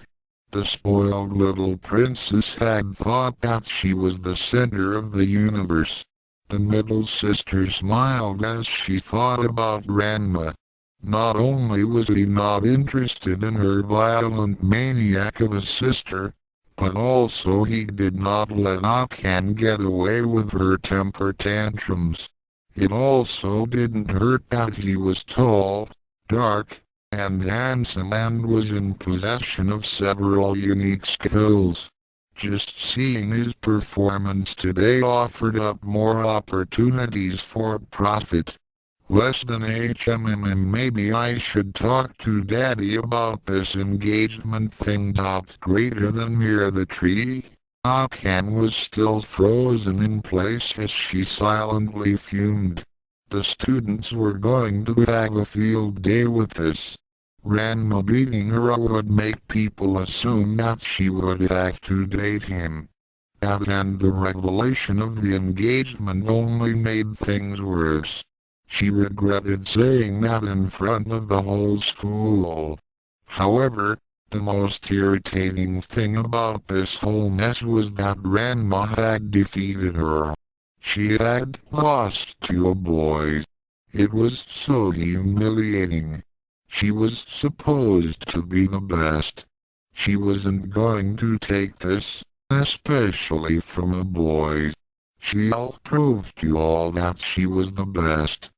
Less than just you wait, Ranma. I'll beat you. You're going to see what a true martial artist is capable of! Greater than ! I know what you're thinking of. Akan. Akan could only move her eyes and saw Zabiki off to her right. If you think you can beat Ranma, forget it. Judging from what I've seen, you are nowhere near his level in skill, power or anything to do with the martial arts. Who asked you, Zabiki? Akan retorted angrily. I'll beat him. You'll see. There's no way that I'm going to let a boy show me up! Now Akan. Is that any way to talk about your fiancé?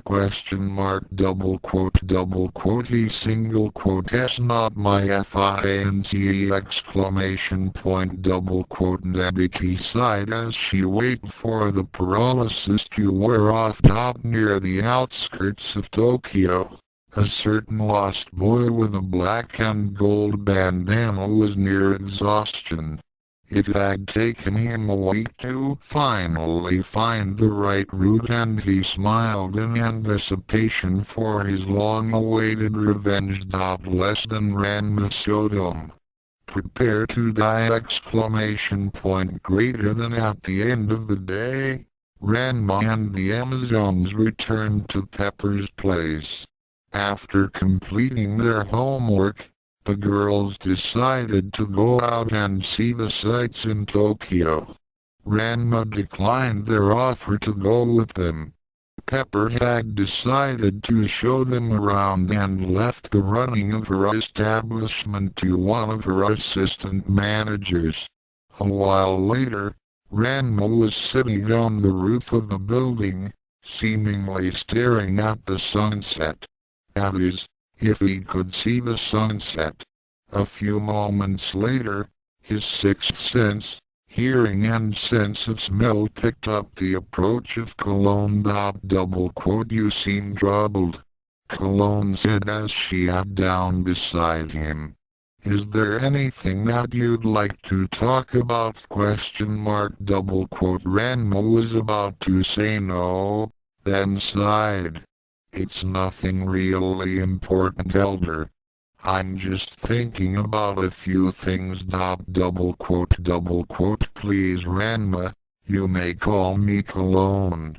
I hear that you stood up for the girls at the school today. Ranma shrugged and gave her a bemused smile. Well, it's not like they couldn't have stood up for themselves. Why did you stop that decree of Kuno's? It would have been impossible for any of those boys to have defeated them anyway. Well,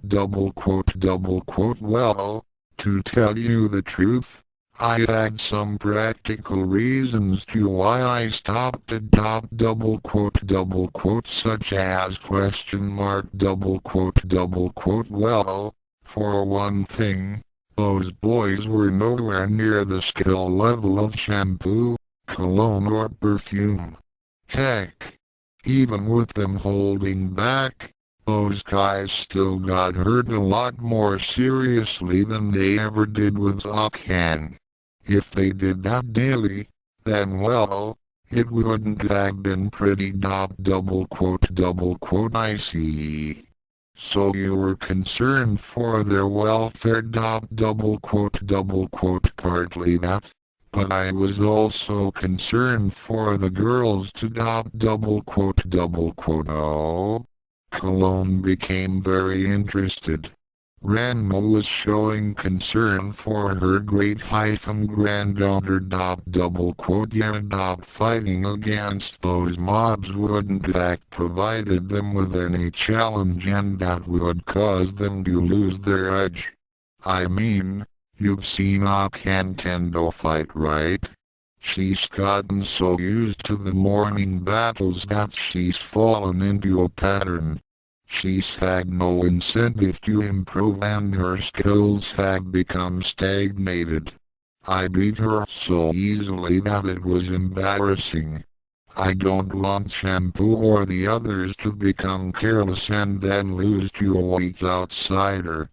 I'm sure that they don't want to end up married to an idiot like Kuno. You were thinking of law number 43? Correct? Ranma nodded. Although our tribal laws may be strange to outsiders, I understand the meaning behind them. I was just making sure that the girls wouldn't get into a situation like that. Very thoughtful of you, Ranma. I'm sure that the girls appreciate the gesture, but you needn't have bothered. How? Cologne smiled at Ranma's confusion as she explained. It pleases me that you have taken our laws and customs in your heart. However, since you have only memorized the traditional laws in which Jasmine has taught you, I am not surprised that you are unaware of the revisions to law number 40-3. Revisions ? Yes. Jasmine only taught you the traditional laws, as she never expected you to leave the village. But you see, about 20 years ago, our tribe had decided to break free from our isolation. To that end, we began sending out our most promising members to study the outside world. Our group is only one of many. We have sent Amazons not only to Japan, but also to Russia, England, Italy, France, and even to America. It didn't take the council long to realize that the kiss of death and kiss of marriage would cause conflict with the laws of those foreign lands. After much debate, they had decreed that the kiss of marriage and death would not apply to any female Amazon who happened to be studying abroad, as they feel that it would distract her from getting an education. So even if they had lost to outsiders, then they wouldn't have been forced to marry or kill them. ? That is correct. The only time that it would affect an Amazon is if she is formally challenged and that the duel is in the presence of an elder. In this case, me. And also remember that I will have the final decision on the outcome. ? That single quote is good to know. Cologne. Ranma paused in his thoughts and then posed another question. Cologne, you said that a female Amazon wouldn't be affected by law number 43 if she was studying abroad. What about law number 40-4? ? Cologne sighed sadly, as she knew the meaning behind the question. I'm afraid that it is still in effect. Should an outsider girl defeat you, then you would have to marry her. The council did not think to revise that rule since males did not have to worry about the kiss of death. ? I see. Ranma nodded and thought. It's a good thing that I do not Nintendo then. He shuddered at the thought of being married to such an ill-tempered girl. Yes. And I would advise you to keep the knowledge of that law to yourself. If that good-for-nothing father of yours ever learned of it, then it would be a tool to use against you. ? Ranma nodded. His father had caused him enough grief and the blind boy wanted nothing more to do with him. Ranma wanted the union between the Sodoms and the Tenbos. Ranma had sensed it during the ambush. Well, if this was the one pledge he wanted to keep, then that was the one that Ranma would refuse the most. Ranma was not going to get away with it. Ranma would never wed a Tendo! For a long time nothing was said as the two sat in silence. Cologne was enjoying the vibrant colors of the setting sun and wished that Ranma could see them. The blind boy sensed Cologne's pity and decided to change the mood. ? Oh, by the way, Cologne, have you looked into that little matter that I mentioned this morning? ? Snapping back from her inner thoughts, Cologne nodded as she replied. Yes, I have used some of the contacts that I have in Japan, and Pepper had given me the name of a very good private investigator. She has told me to be wary of him, since he is a bit of a pervert. However, he is reputed to be one of the best. If anyone can find your real mother, he will. The unseen light fighter nodded. Other than the fact that he knew his mother's last name to be Sodom, he had no memories of her. The last time he had ever seen her was when he was 5.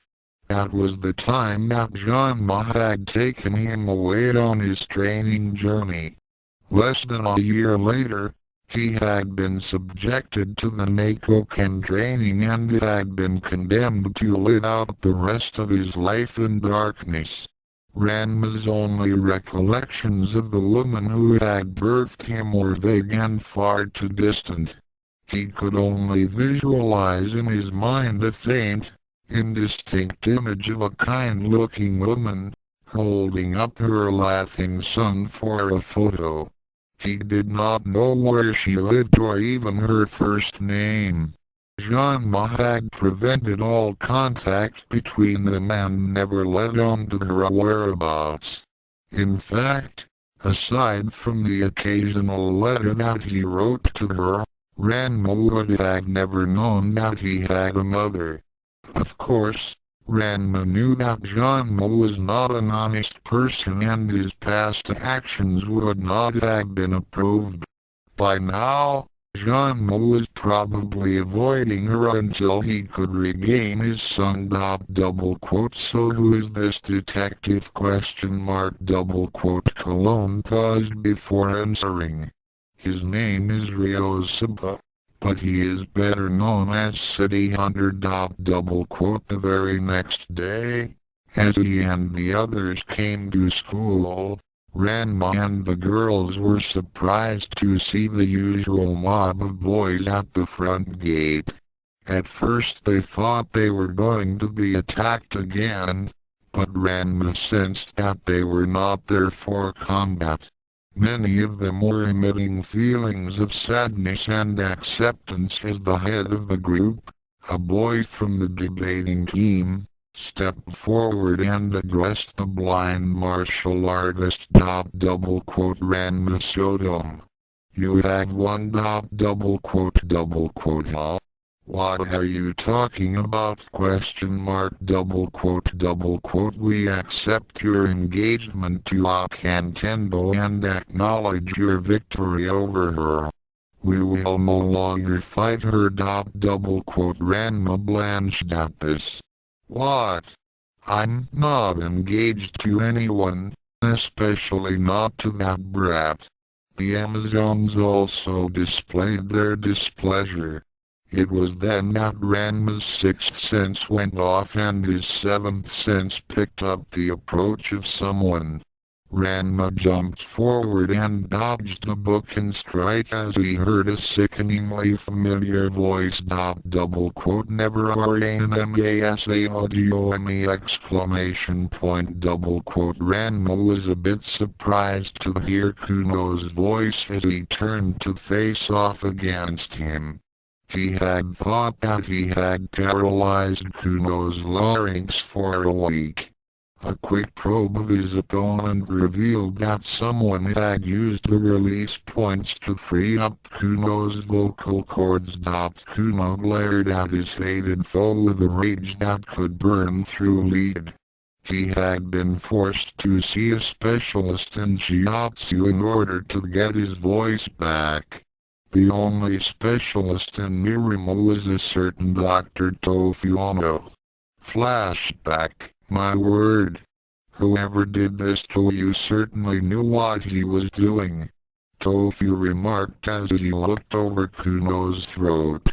A few successive taps to the right nerves and Kuno gasped out. ARRGGGGHHHH.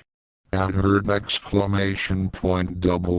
young doctor smiled as he asked in a good-natured tone, "Oh really?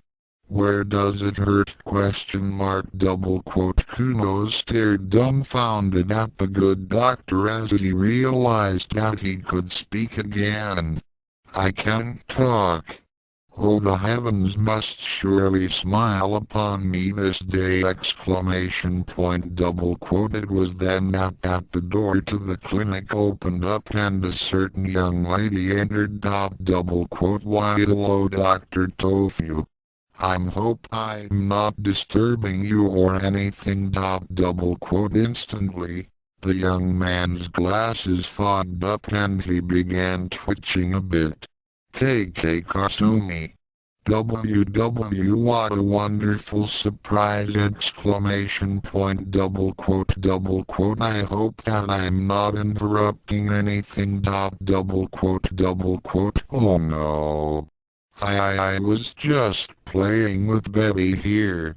Tofu reached out to grab his skeleton, but unfortunately, his aim was a little off.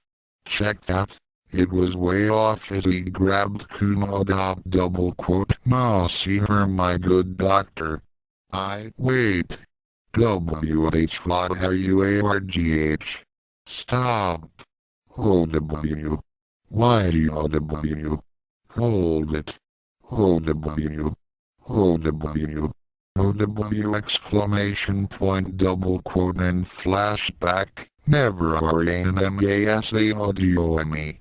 I will never accept your engagement to AKA exclamation point, double quote. Ranma was more than perturbed as he took out his battle staff and extended it. Now hold on a second. I'm not engaged to that tomboy exclamation point, double quote, liar. Release your hold on her exclamation point, double quote. Ranma sensed Kumo charging and prepared to counter. It was then that his sixth and seventh sense detected the approach of Akan and her sister Nabiki. He also sensed something else approach.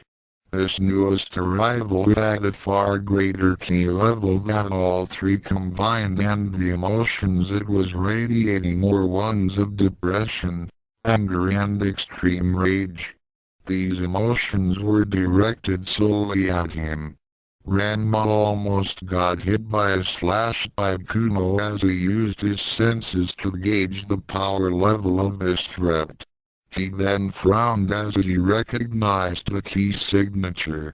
It was a presence in which he had not felt in 3 years. Double quote. RANMASA audio me. Prepare to die exclamation point, double quote. The blind martial artist leapt up to avoid a figure as it descended from above. At the same time, Ranma used his seventh sense to dodge Kumo's booking and lashed out with a sidekick.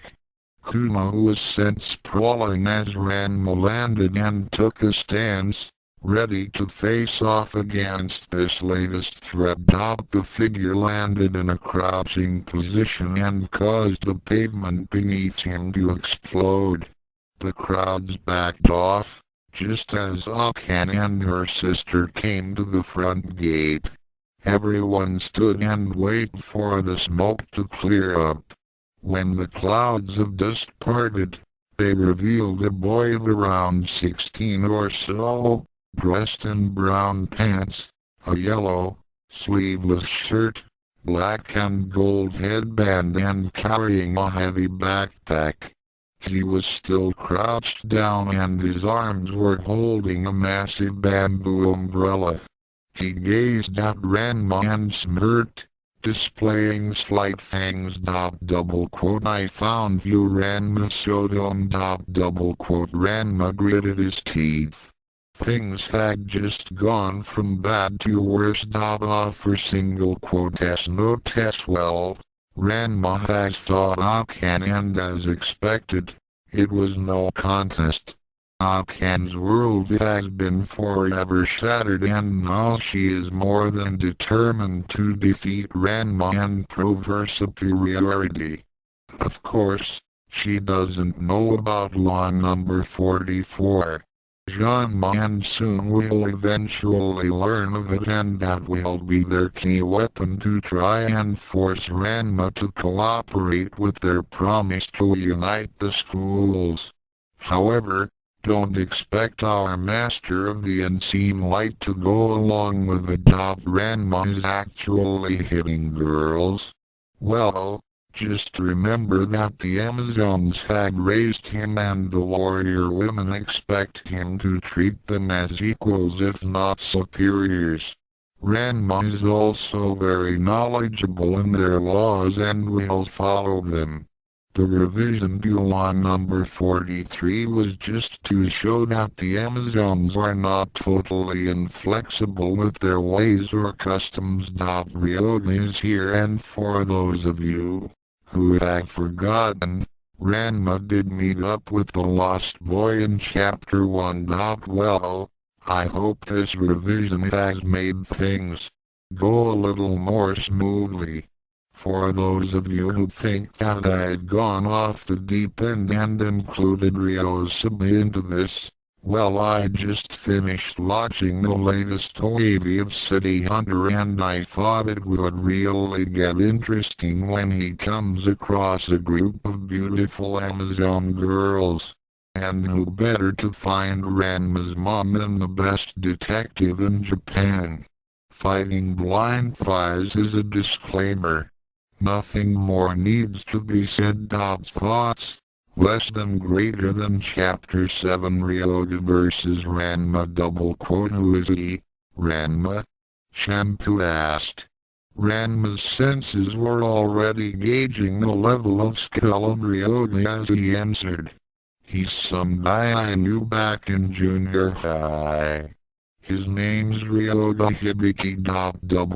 The crowds of students were all fixated on the figure that was still crouched down in a 15-foot crater and grinning evilly at the blind boys. On the sidelines, Hibiki and Akan listened in on their conversation. Akan was especially interested in this newcomer who had a grudge against Ranma. Well, Ranma, I see that you're still good at what you do best. Running away. Ryoga sneered as he got up. He really mad at you, Ranma. Perfume said. Yes. He no like seeing you.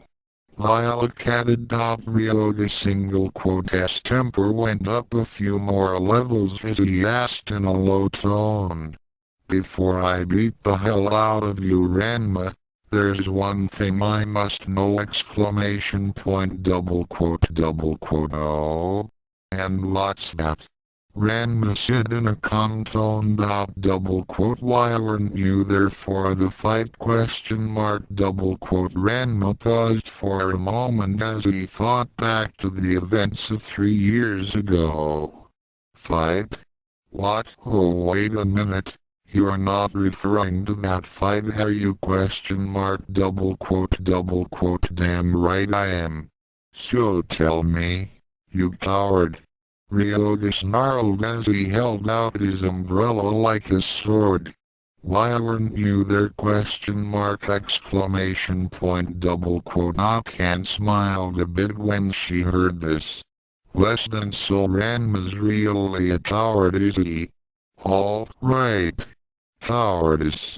This may be just what I need to get Dad to cancel that stupid engagement and greater than But Ryoga, I wait for 3 days for you to show up! Akan's hopes plummeted when she heard this. Oh, sure you did. Ryoga said in a sarcastic tone. You wait for 3 days. But when I got there on the 4th day, you already turned tail and ran! You wait for 3 days. He came in on the 4th day. Shampoo eeped. Ranma sighed as he said in a tired tone. Ryoga, let me get this straight. It took you 4 days to get to the place where we were supposed to fight, Even though it was the empty lot that was behind your house? The crowds began murmuring to themselves. For days to get there? This guy must have the world's worst sense of direction. Can T use a map? Gets lost. Easy. Shut up, Ranma. Ryoga continued. You broke a duel of honor and then you turned and ran back to China. Ryoga opened his umbrella. You had no idea of the kind of suffering that I went through to get to that lot! Ranma slung his staff over John's shoulder while bowing his head and rubbing his temple with a hand, massaging a slight headache. A gentle tap applied to the correct shiatsu point relieved him of the pain. Ryoga, you were the one who set up the date for us to fight. We were supposed to meet on Tuesday. It's not my fault that you showed up on Saturday. John T make excuses, Ranma. Because of you, I've seen hell. Now it's time to settle things for good! Lot. You want to finish that fight? I don't want to finish it. The fight's just begun. This is revenge. Ryoga then hurled his umbrella at Ranma like a spinning top. Ranma's seventh sense was already tracking the flight of the projectile as it sped toward him. Gauging the amount of ki energy infused within the umbrella, Ranma shifted to one side, avoiding its razor-sharp edge as it whizzed past him. The students gaped and awed as the umbrella sliced through a nearby tree branch before returning to its owner. For all you've done to me, Ranma, I'm going to destroy your happiness. Ryoga screamed as he closed the umbrella and charged at his hated foe. Motioning for Shampoo and the others to get back, Ranma held out his staff and took a ready position.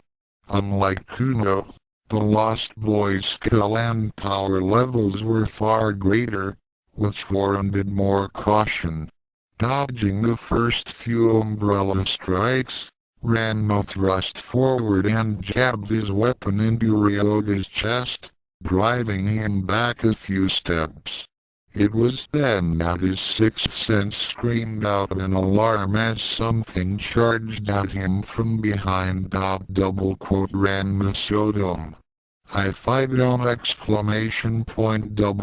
Kuno had recovered from his earlier bout with the blind martial artist and was now charging Ranma from behind. The ensuing martial artist's seventh sense already projected an image of the Kendust as he raised his book in haiku strike. Less than damn. I don't have time for this. One idiot after me is enough. Better finish this quick! Greater than Ranma ducked and leaned over to the side. The wooden blade missed his head by a fraction. Ryoga, however, was not as fortunate as he was in the path of the extended weapon and was struck in the head. Kuno was surprised at his perfect technique had missed while Ryoga was momentarily stunned by the hit. This was all the distraction Ranma needed as he drove one end of his staff into Ryoga's gut and directed the other end toward Kuno. He then focused his ki into his weapon. Full extension! Breathe! Both Kuno and Ryoga were driven back as the ends of Ranma's pole suddenly elongated and plowed into their solar plexuses with the force of a speeding car. The two antagonists were suddenly flying backward at extreme velocities as the buttons pushed them clear off their feet and kept on going. Double quote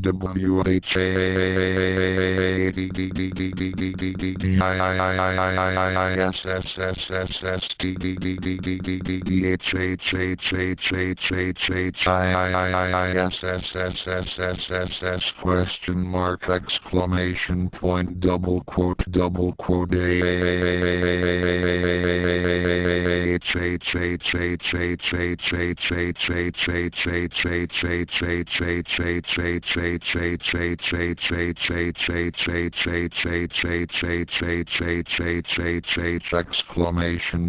exclamation point double quote. The students who were standing on either side of the fight scene had to get out of the way as both of Ranma's opponents were sent speeding backwards.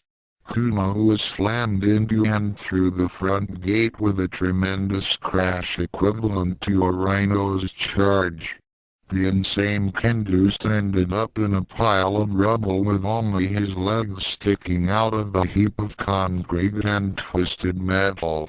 Ryoga plowed through the front doors of the school as the other end of Ranma's staff drove him into the building.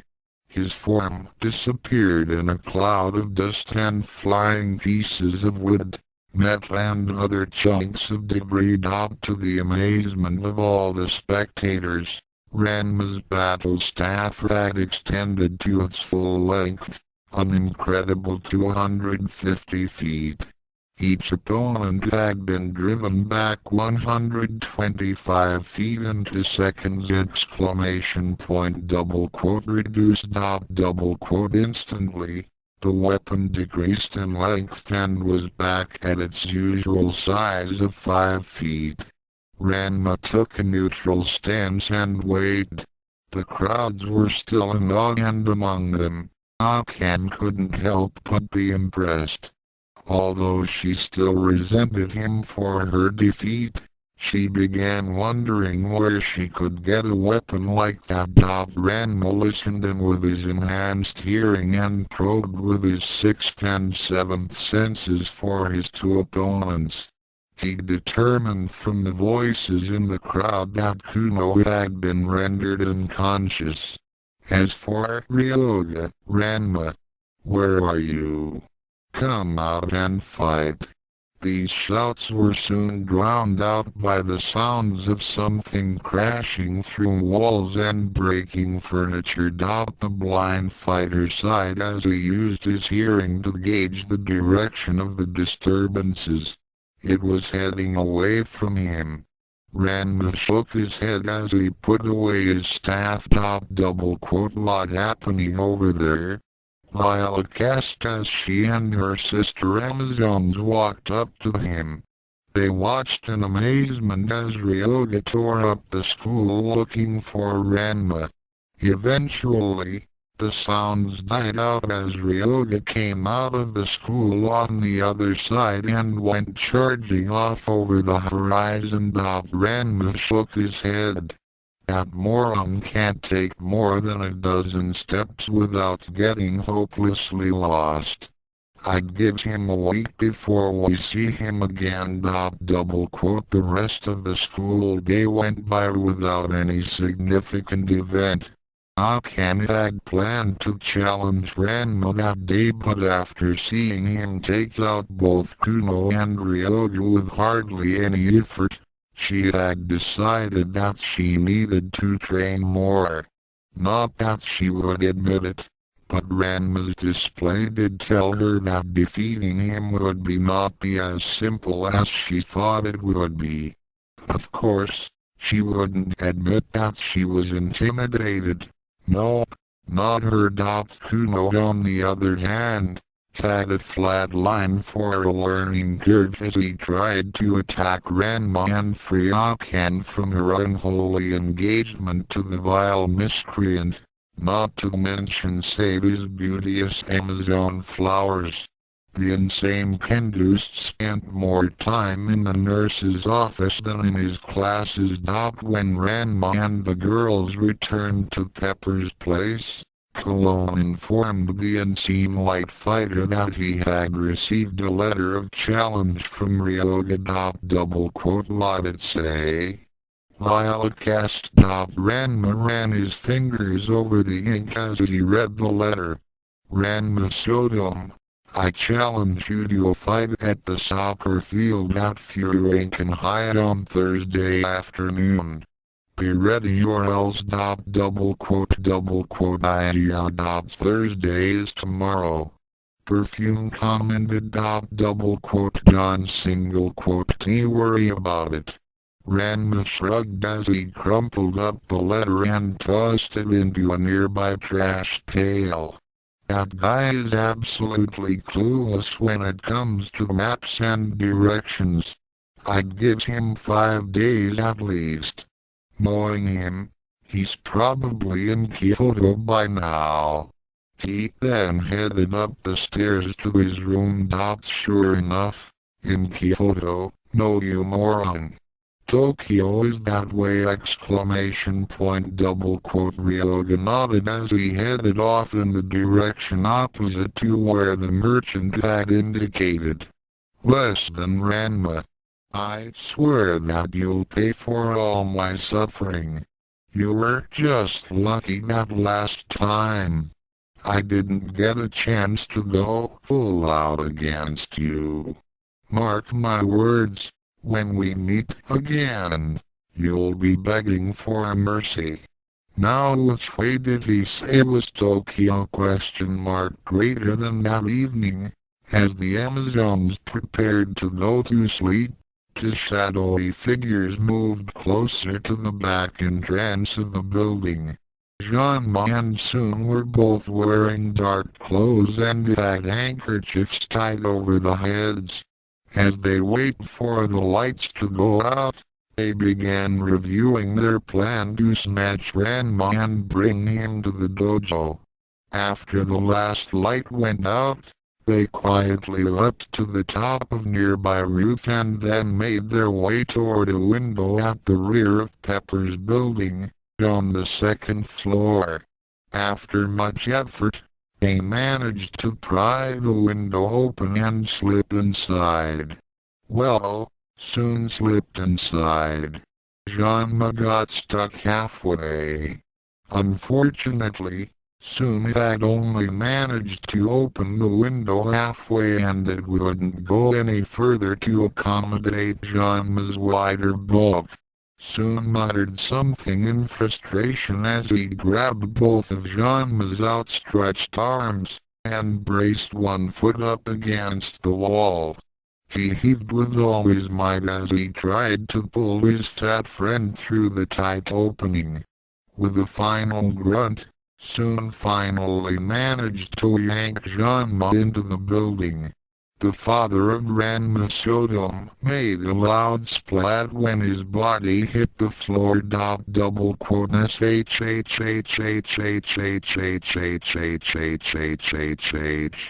Both men quickly stood up and held a finger up to their lips. They cautiously looked around for any sign that their entrance had been detected. Do you think they heard that, Tendo? Ranma whispered. To wait for a long while, before deciding that everyone was still asleep. The two tiptoed their way toward the bedrooms where shampoo, lilac, perfume and Ranma slept. Sun smiled with anticipation as he saw that the room at the other end of the hall bore Ranma's name on the door. Motioning to his friend, they quietly made their way and slipped inside. The two men almost cried out in joy as they saw a mass on the bed, seemingly asleep. Sun crept up to the bed and withdrew a small cloth that had been dipped in chloroform. Forgive me, son, but this for the good of the schools. You'll thank me for this later. Soon's eyes were filled with tears as he prepared to strike. Janma watched with glee, as Soon was about to apply the rag to his son's mouth. It was then that he noticed a small, leather-bound book on a nearby drawer. Noting that it was written in an ancient dialect, the dim light bulb in his head clicked on. Less than K. That looks like a training manual! Greater than after fighting the Amazons for 8 years, Janma knew that the warrior women were in possession of some powerful techniques. The thought of having such potent martial arts moves was all the incentive Janma needed to pocket the book into the front of his GI without bothering to look at its contents. Of course, this was the same line of thinking that Janma had when he came across the training manual of the Neko Kendo in one fell swoop. Soon's hand came down over the top of the curled bundle. That was when all hell broke loose. The lights suddenly went on and the two whirled around. Soon blanched as he found himself face to face with Pepper again. The owner of the building was none too pleased with seeing him or his friend. Both men became even more horrified as they also noted that she wasn't alone. Cologne, Ranma and the 3 Amazon girls were also present, and they were brandishing their weapons while taking battle stances. Kendo. Janma looked at his friend with apprehension. Soon could only gulp, as he turned back toward the bed and threw the covers and blankets to the side. His face registered shock as he stared at the 2 pillows that had been under the blankets. From outside of the establishment, one could hear a tremendous roar as war cries in Chinese were shouted out, followed by the screams of terror and pain of 2 would-be kidnappers. There were several crashes as furniture was tossed about. Janma. I killed I stupid panda man! You know won't get women's of Amazons mad! That a familiar shout was heard. Sauce send off! Both Soon and Janma were flung out of a window as a huge torrent of sauce basted them out of the building. They tumbled to the street and landed face first on the pavement, along with several chairs and a table. The 2 bruised and battered disciples of Raposi quickly picked themselves up and fled the scene, tripping over themselves several times. Inside the restaurant, Ranma went about helping the others to clean up the mess. His 6th sense had already alerted him of his father's approach, and his 7th sense had located him and his friend when they came onto the roof. Their footsteps were too quiet for any normal person to hear, but Ranma's enhanced sense of hearing picked them up easily. It was a simple matter to alert the others of their unwanted visitors and prepare for them. Unfortunately, due to the excitement of the event and the need to clean up the place for business the next day, Ranma and the others had totally missed the fact that something important was gone. It was Ranma's copy of the Book of Tribal Law. Both Soon and Janma were totally exhausted when they reached the dojo. When Janma bent over to catch his breath, the book dropped out and landed on the ground with a splat. So what's this?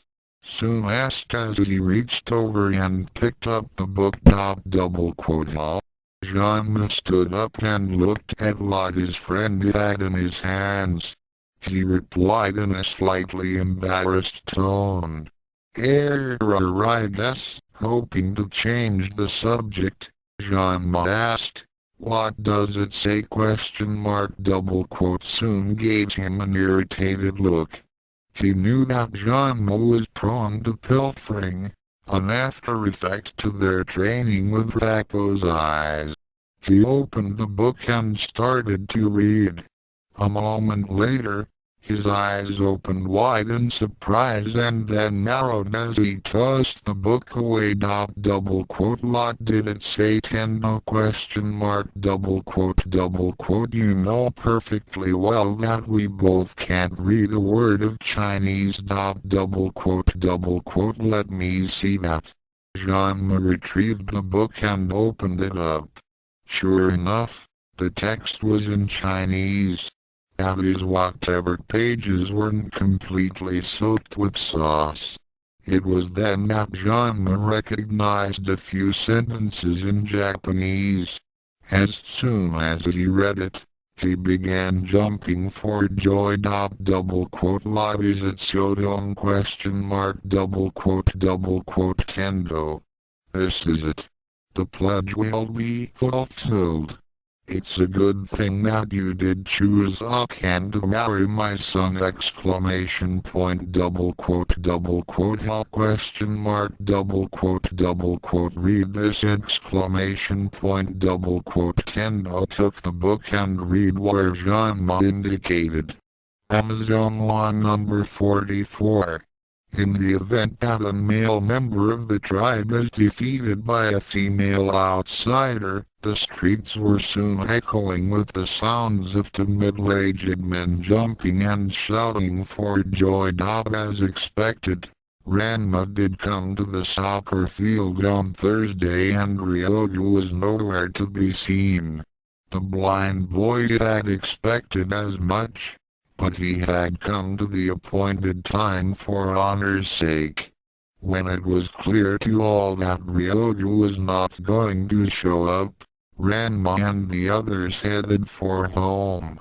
He had several days to train before Ryoju would appear and he wanted to be ready. His senses had detected certain key abilities in the Hibiki boys. On that note, the student began an intense regimen of training behind Pepper's establishment each day after school. He didn't consider Kuno's constant attacks as good practice since it was too easy to beat that idiot at the Tendo dojo. Another person was hard at work trying to improve her skills. Akan had been breaking several stacks of bricks and smashing training posts in an attempt to gain a level of skill equal to Ranma's. Her humiliating defeat, plus the fact that her father and Ranma were constantly pushing for her to marry him, only fueled her desire to beat the unseen light martial artist. In fact, they saw her determination to beat Ranma as some misguided path to win Ranma's love. To them they thought that it was just her way of expressing her affection. After all, if she could beat Ranma, then it would be easier to bring him to the dojo, right? Of course, they did not tell her about that certain law they had learned from Ranma's book. That's it, Akan. Go get your fiancé! Double quote, they single quote rate the perfect couple. Ranma added. Double quote, Sodom. Let's get the wedding preparations ready when my little girl brings home her groom! Double quote, I am not marrying that jerk. I'm just going to beat him into a pulp! Double quote, Soon and Ranma were of course oblivious to her words as they were caught up in their daydreams of the two of them marrying and taking over the dojo. That meant that they could start on their luxurious retirement early. They had planned to tell Akan about the law of the Amazons after she had defeated Ranma as a form of wedding gift. It was a warm Thursday afternoon the following week as Ryoga finally made it to the soccer field at Furinkan High. The crowds gathered there were huge and just about the entire student population had showed up to witness the fight. Girls were cheering on Ranma as he and the Amazons appeared on the field. On the sidelines, Nebiki and her cronies were collecting wagers as the students placed their bets on the outcome. Step right up. It's the fight you've all been waiting for. Ranma or Ryoga? Win a bundle! Ryoga snarled and waited in anticipation as his archenemy appeared. His chance for vengeance would not be denied. Soon, the cause of his suffering would know pain and sorrow as he beat him to a bloody mess. Akan sat with her friends on the sidelines as she watched Ranma and his entourage approach the center of the field. She had gotten to the place early as she had no intention of missing this fight. This was an opportunity to truly see what Ranma was capable of. His fights with Kuma were jokes and her fight with him didn't count. She would observe him and analyze his fighting style. If there were techniques that she didn't know of, she would learn them. Then, when she challenged him again, she would crush him. Akan smiled as she saw an image of herself standing over Ranma's battered form, with him begging for mercy. It wouldn't be an easy victory, but that would make it even more satisfying. Ray going to settle things once and for all. Ranma, Ryoga declared as Ranma came up and stopped a dozen feet from where he was standing. Whatever, Ryoga, Ranma said nonchalantly as he turned his head to Cologne. Inner Elder, as this is a duel of honor, do you bear witness to my accepting his challenge? He bowed his head to her in a gesture of respect. I do. Cologne said solemnly. Business was slow at Pepper's place, so the Amazons had opted to witness Ranma's battle against Ryoga. As this was a duel of honor with a tribe member, Cologne made it a point to be present. She was pleased that Ranma was well versed in their traditions. Bring victory and honor to our tribe. The matriarch motioned for the girls to follow and soon they were seated on the sidelines. Ranma then turned to Ryoga as he sneered at him. Hiding behind those girls won't save you, Ranma. You were only lucky the last time when you escaped me. I didn't run away, Ryoga. You got lost. Ranma slid into a ready stance. Shut up. Ryoga raged as he brought up his umbrella and also took up a stance. As the two faced off, Nebiki was busy talking to her lieutenants. Okay, the take is 225,000 yen. One of the girls said as she totaled up the bets in a small calculator. Looks like they've all placed their bets on Ranma. Nebiki, are you sure about this? Another flunky asked. If Ranma wins, he'll bankrupt us! Trust me, girls, I'm a professional. Nebiki assured them. Fight. Ryoga screamed as he charged at Ranma with his umbrella. Ranma's single seventh sense gave him a mental image of his opponent as he jabbed at his face with his weapon. A slight shift to one side, and the point of the instrument missed his head with millimeters to spare. His sixth sense began assessing his opponent as Ryoga made a series of strikes with the umbrella. Less than HMM. Pretty high in terms of strength and endurance. Better defense than Akan or Kuno's, but not by much. Fighting style is focusing mainly on delivering power blows. Greater than Ranma deftly dodged each of Ryoga's attacks, then retaliated by delivering several kicks to Ryoga's midsection. Each kick hit with sound impact, but the lost boy only grunted a bit and stepped back a little. Fa. I hardly felt those, Ranma. The Hibiki boy leapt back and threw his umbrella on the sidelines. Shampa said, Ranma is not going full out.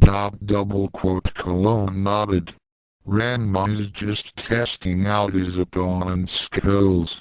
He usually does that with every new person that he meets. He'll be getting more serious soon enough. The razor-edged umbrella made a beeline straight toward Ranma's head, but since it was a key technique, Ranma instantly analyzed the technique. With a blurring motion with his right arm, he caught the umbrella by its handle and in one smooth motion, he hurled it back at its owner. Ryoga was a bit shocked to see his own weapon hurtling back at him. Leaping off to one side, he avoided being cut by the bamboo projectile and charged in at Ranma. The umbrella went down and eventually tumbled to a stop near Akan. Two boys who were close by went to inspect the thing as the youngest Tenbo's sister listened in on their conversation. Hey, check out this umbrella. The other boy grasped its handle and tried to pick it up. After a bit of an effort, he then tried to lift it with both hands. He still couldn't budge it. What the heck is this thing made of? It weighs a ton! Akan was surprised to hear this as she went over to where the boys were and tried to lift it herself. Even with both hands, she could only slightly move it. Less than, wow! This thing's heavy. Wait a second! Greater than Akan looked back at where Ranma and Ryoga were exchanging blows. Less than that Ryoga guy carries this around one-handed ? Greater than she then remembered how casually Ranma tossed it back. Less than no way. Ranma can't be that strong! Greater than while Akan was still denying the possibility that Ranma was better than she was, Ryoga was getting frustrated. Not one of his blows had landed, as Ranma seemed to literally dance around them. It was almost as if Ranma knew when and where he would throw a punch and kick. The hits that Ranma were landing were also indicators that he had underestimated his foe's abilities. They were starting to hurt and it was beginning to dawn on him that Ranma had been holding back a little. If Ryoga only knew that Ranma was actually holding back a lot, then he would have been more intimidated. Living with the Amazons for 8 years had not only given the blind boy extraordinary speed and agility, but it had also greatly increased his strength and endurance. It also helped when one of Ranma's frequent sparring partners had been the giantess Dowell. When facing off against a 7-foot Amazon that was capable of snapping a man in half like a toothpick, a person had to get stronger. The force of her hammer-like blows had toughened Ranma's body with the same effectiveness as the Bakusai Tenketsu training. This was one of the reasons why Ranma usually used pressure points, since his punches and kicks could hit with the impact of a speeding truck. Right now, however, with all the troubles in his life, Ranma was in the mood to let off a little tension, and pressure points weren't as satisfying as punches and kicks. Ryoga took a few dozen more blows to the chest and midsection before backing off. Ranma's punches and kicks were steadily hitting with more power, and the Hibiki boy had yet to score a good hit. Taking a few more steps back, he grabbed the bandana off his forehead. This revealed another bandana tied to his head. The lost boy twirled the piece of cloth in his hand, then launched it at his opponent. Ranma's sixth sense went off like a fire alarm in his head as his seventh sense tracked the flight of the thrown piece of cloth. Gauging the way the ki in the bandana was focused, the unseen light martial artist immediately assessed that letting it hit him was not a good idea. Ducking out of the way, his seventh sense followed the projectile's flight path as it sped toward the crowds behind him. The mass of spectators also ducked for cover as the cloth whizzed over them and sliced through the chain-link fence behind them. There were several gasps of amazement after witnessing such a feat. Hey! Watch where you are throwing those things, Ryoga. You could hurt someone by accident! Ryoga paid no heed as he fired off several more of the makeshift shurikens. Ranma's senses read his anger and realized that it was making him reckless in his obsession to beat him. His seventh sense was now gauging a dozen of the ki-energized projectiles hurtling toward him. Knowing that evading them would endanger the crowds behind him, he instantly made his battle staff appear and elongated it.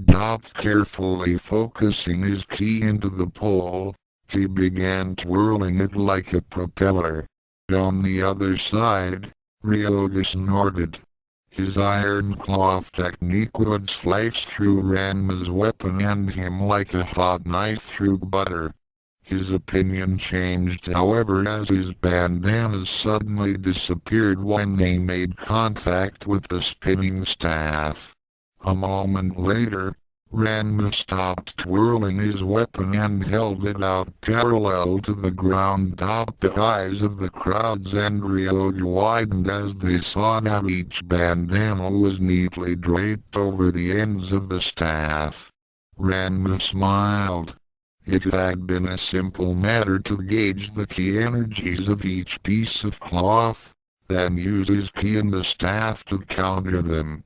Once the bandanas made contact with his ki-energized weapon, they became ordinary pieces of cloth again as the two ki energies cancelled each other out. The blind boy began spinning his staff again, and then with a twisting motion, he sent Ryoga's bandanas flying right back at him.